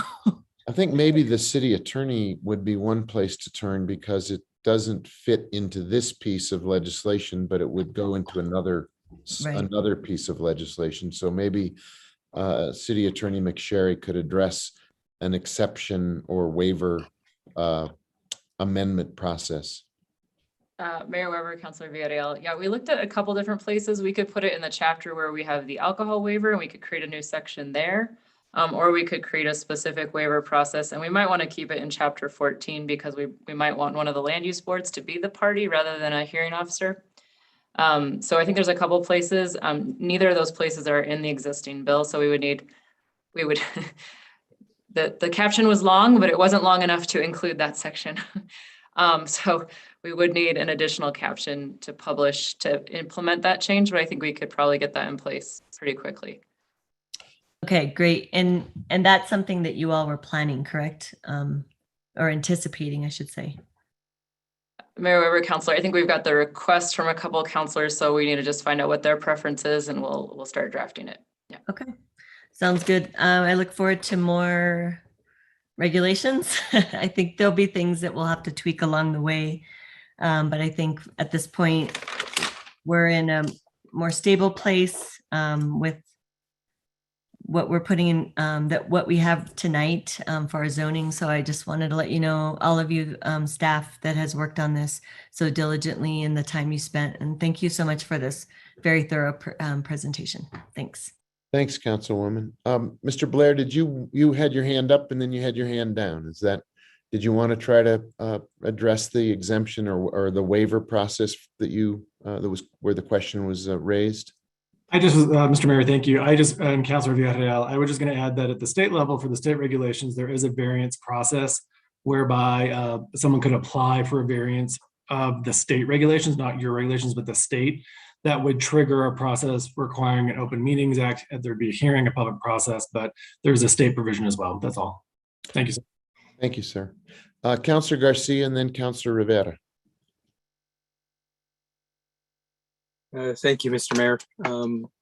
Is now the appropriate time to introduce my amendments to this? Yes, sir. Okay, thank you so much. First, just as well, same sentiments as Councilwoman Villarreal. Many thanks to staff and the planning committee and the subcommittee, the policy subcommittee that really worked to put this together in a quick turnaround fashion. So hats off to them and all the work and everybody that's been involved in this process. With that, I'd like to introduce an amendment. It's got a number of points on it. I'll give you just a quick synopsis, though. It's basically introducing they would be included in the 300-foot buffer zone with schools and daycare centers. And the reason for and justification for my introduction of this amendment is this is the same policy and procedures that we utilize for our liquor sales. And I think we need to keep it consistent in that sense. And there are, as I mentioned, there are already policies, process, and procedures to how we go through and verify if location is within that 300-foot buffer zone using GIS mapping. And to a comment or a question that Councilwoman Villarreal had made, and I think City Attorney McSherry had mentioned, there will be a process put forward in regards to a waiver similar to the processes we have for alcohol waivers. And I know that Councilor Rivera had requested, and I think it's one of those, get our heads together, figure out what works best for the city in regards to a waiver process. I didn't know if folks would like me to run one by one through the 5 parts of the amendment, but as I mentioned, it's basically just incorporating religious institutions into the restriction areas that are limited to schools and daycare centers. And so with that, I'll make a motion to adopt the amendment I've introduced. We have a motion to adopt the Councilor Garcia's amendment. Is there a second? Second. Okay, is there discussion? The hands that are up are not to discuss this amendment. Is that what I'm gathering? So let's vote on the amendment in that case. Can the clerk call the roll? We had a motion. Mr. Mayor, sorry, I did just have a quick comment on this amendment. Okay, good. I'm sorry. I thought. No problem. The yeses and nos get confused when you're on the Zoom. I just wanted to clarify for the member of the public, Mr. Vasquez, that spoke to this. And he mentioned, the smell of marijuana smoke. So I did want to clarify that at this time, we are not discussing consumption sites. We are only talking about retail point of sales and growing. So regardless, there would not be marijuana smoke wafting in, as individuals would not be allowed to smoke at these spots. And that is an area that we will still be taking up consideration later. So I just wanted to make sure that that was understood by the public. That was all. Thank you. Thank you. Other discussion about the amendment? If Councilor Rivera's hand is up for a different item or a different comment, let's call the roll on this amendment as proposed by Councilor Garcia and seconded by, I believe, Councilor Abeyta. Yes, Councilor Beho Coppler, Yes. Councilwoman Villarreal, Yes. Councilor Abeyta, Yes. Councilor Cassett, Yes. Councilor Garcia, Yes. Councilor Lindell, Yes. Councilor Rivera, Yes. Councilor Romero Worth, Yes.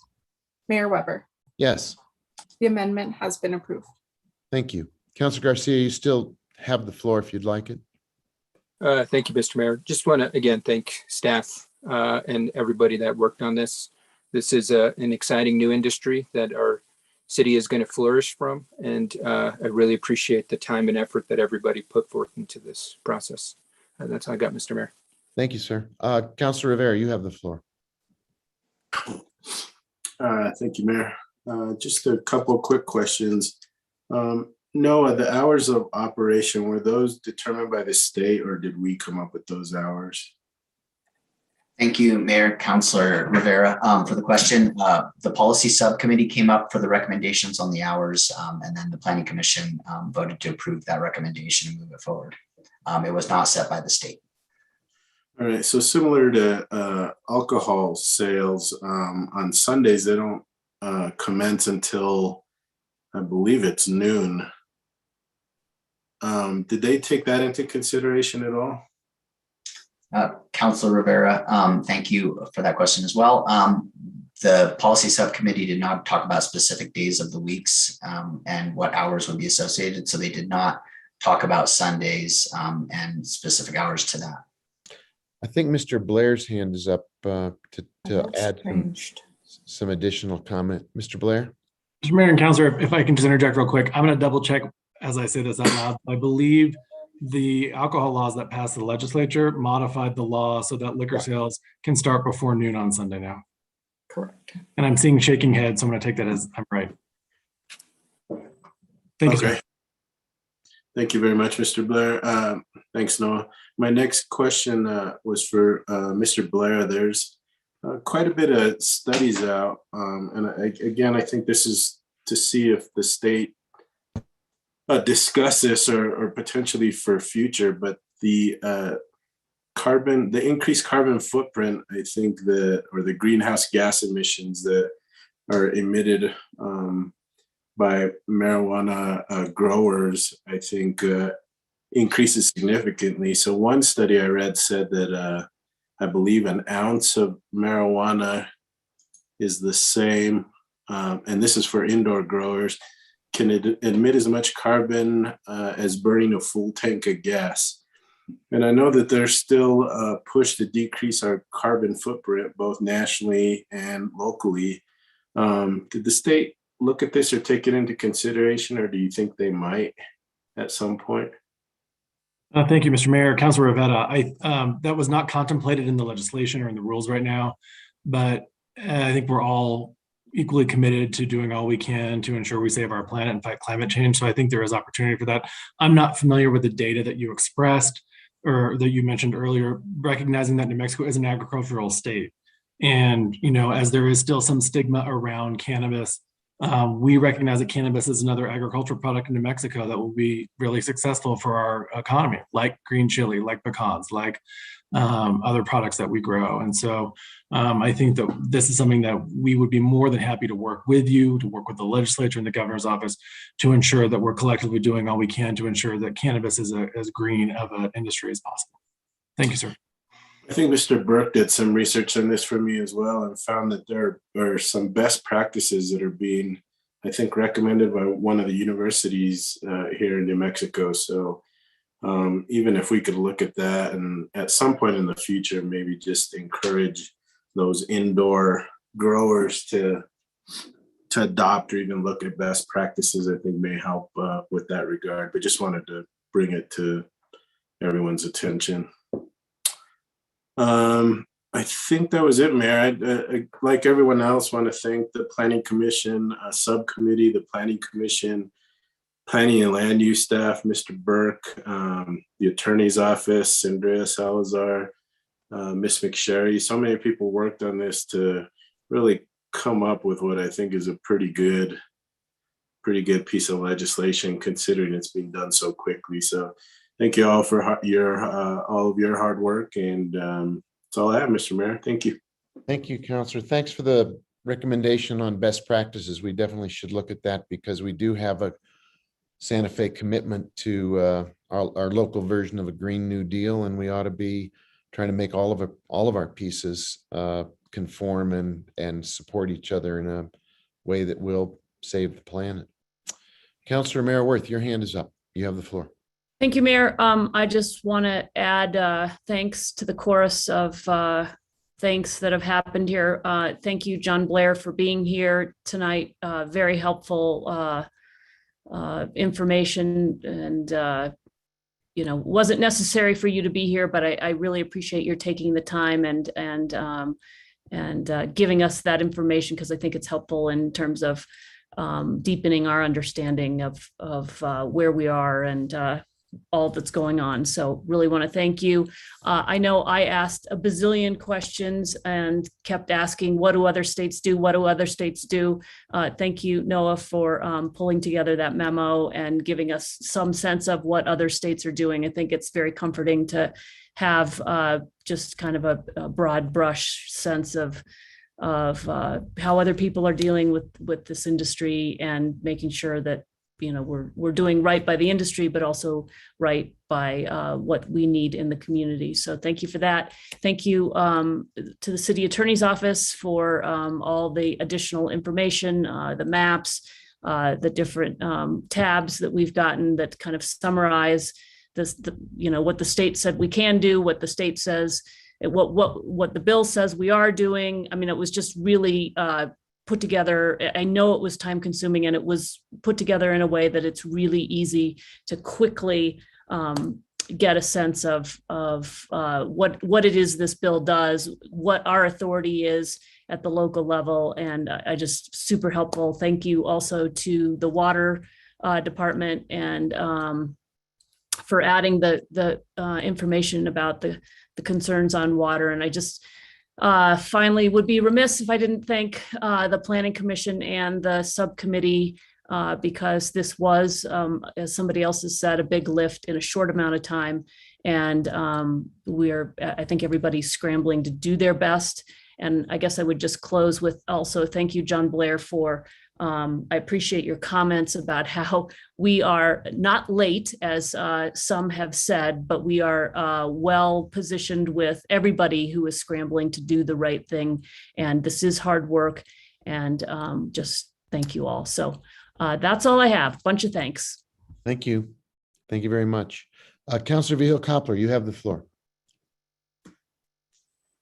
Thank you. I wanted to ask, and it may be too soon to ask the question, what rules would supersede if a homeowner wanted to grow and follow within these rules, but their HOA doesn't allow for it? Noah? Thank you, Mayor and Councilors. Councilor Vihil Coppler for the question. So as proposed in the legislation, a homeowner that's living in a residential district wouldn't be allowed to grow cannabis for commercial purposes. They could grow it for personal purposes, but they couldn't even, any type of commercial activity under a commercial cannabis establishments would be prohibited. So they couldn't, like, I used the example, I wanted to bake goodies with marijuana in my house. And then I would, send that off to somebody or go take it to my warehouse where I distribute it. You couldn't do that because it's actually it's a commercial use. So the idea behind this would be that you couldn't do it in a residentially zoned district. If it was not residentially zoned, then you could possibly do it. And if there's HOA prohibitions against it, that's a private issue. That's the HOA versus versus one of their members. So that would be kind of taken up between them. That's how I would answer that question the best I could. Mr. Blair, did you have a comment? Yes, thank you, Mr. Mayor. Councilor Vihil Coppler, great question. I just want to make sure that you all understand that as of June 29th, 2021, it is legal for people to grow cannabis at their homes for personal use. And so a person in their individual capacity over the age of 21 can grow up to 6 plants. And for those of you with significant others over the age of 21, you can grow up to a total of 12 plants in your home right now. And the state law, as I understand it, does not contemplate the ability of homeowners associations to limit that ability. It's silent on that. Okay, thank you, ma'am. So what I interpret that to mean is the HOA cannot be more strict than what state law allows. Is that correct to say? The one thing I learned in law school would be to refer you to your attorney for that answer. Okay. Mayor Weber, Councilor, Yeah. we don't advise HOAs, so it might be an HOA legal issue for them to litigate. Yeah. All right. Thank you for that. Probably we will be getting some of those questions when HOAs want to meet with us. So thank you for that. I also want to echo everyone else's comments. Just thank you to everyone that has worked on this.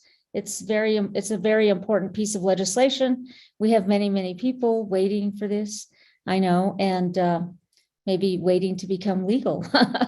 So appreciate everyone's involvement, and all of you have been named, and I'll echo all the names without saying all the names because it takes a lot of time. But I just want you to know my sentiments, and I appreciate it. Thank you. Thank you, Counselor. I will name a few names because we've talked about the policy subcommittee, but we haven't named their names, and they did a superb job of framing the issue and taking on the early responsibility to get the ball rolling. Dominic and Jesse and Janet and Pilar, you are people who have done a yeoman's effort. You really did grab onto this project and make it your responsibility to get the ball rolling and move it forward to the overall planning commission and then the hearing process. I think staff does deserve a great deal of credit. It's both a combination of a lot of complex issues and a lot of common sense to arrive at where we are tonight. And I think the additional amendments are well thought about, as well as what happens next with something that mirrors or reflects the alcohol waiver provisions. We ought to be consistent, and I think that will be something that will be forthcoming as well. But I really do think the whole community that weighed in, as well as our staff team and the policy subcommittee, and then the planning commission, did an outstanding job of responding to this new industry's emergence. And Mr. Blair, I will join in thanks to you. Very, very generous with your time and your knowledge, and thank you for that consistently. Appreciate you. Other comments or questions at this time? And his humor. Not very many people come in front of us with humor, so thank you. Well put. Any other comments or questions? If not, we have a motion as amended. Would the clerk please call the roll? Yes, Counselor Romero Worth, Yes. Counselor Vihil Cobbler, Yes. Councilwoman Villarreal, Yes. Counselor Beta, Yes. Counselor Cassett, Yes. Counselor Garcia, Yes. Counselor Lingall, Yes. Counselor Rivera, Yes. Mayor Weber. Yes. Motion has been approved. Thank you, everybody, for your patience and your good work and your good humor, as Councillor Maraworth said, and for parsing out this very complicated and important new piece of legislation, to the staff and to the policy subcommittee. With that, our evening's work is done and we are adjourned. Thank you, everybody.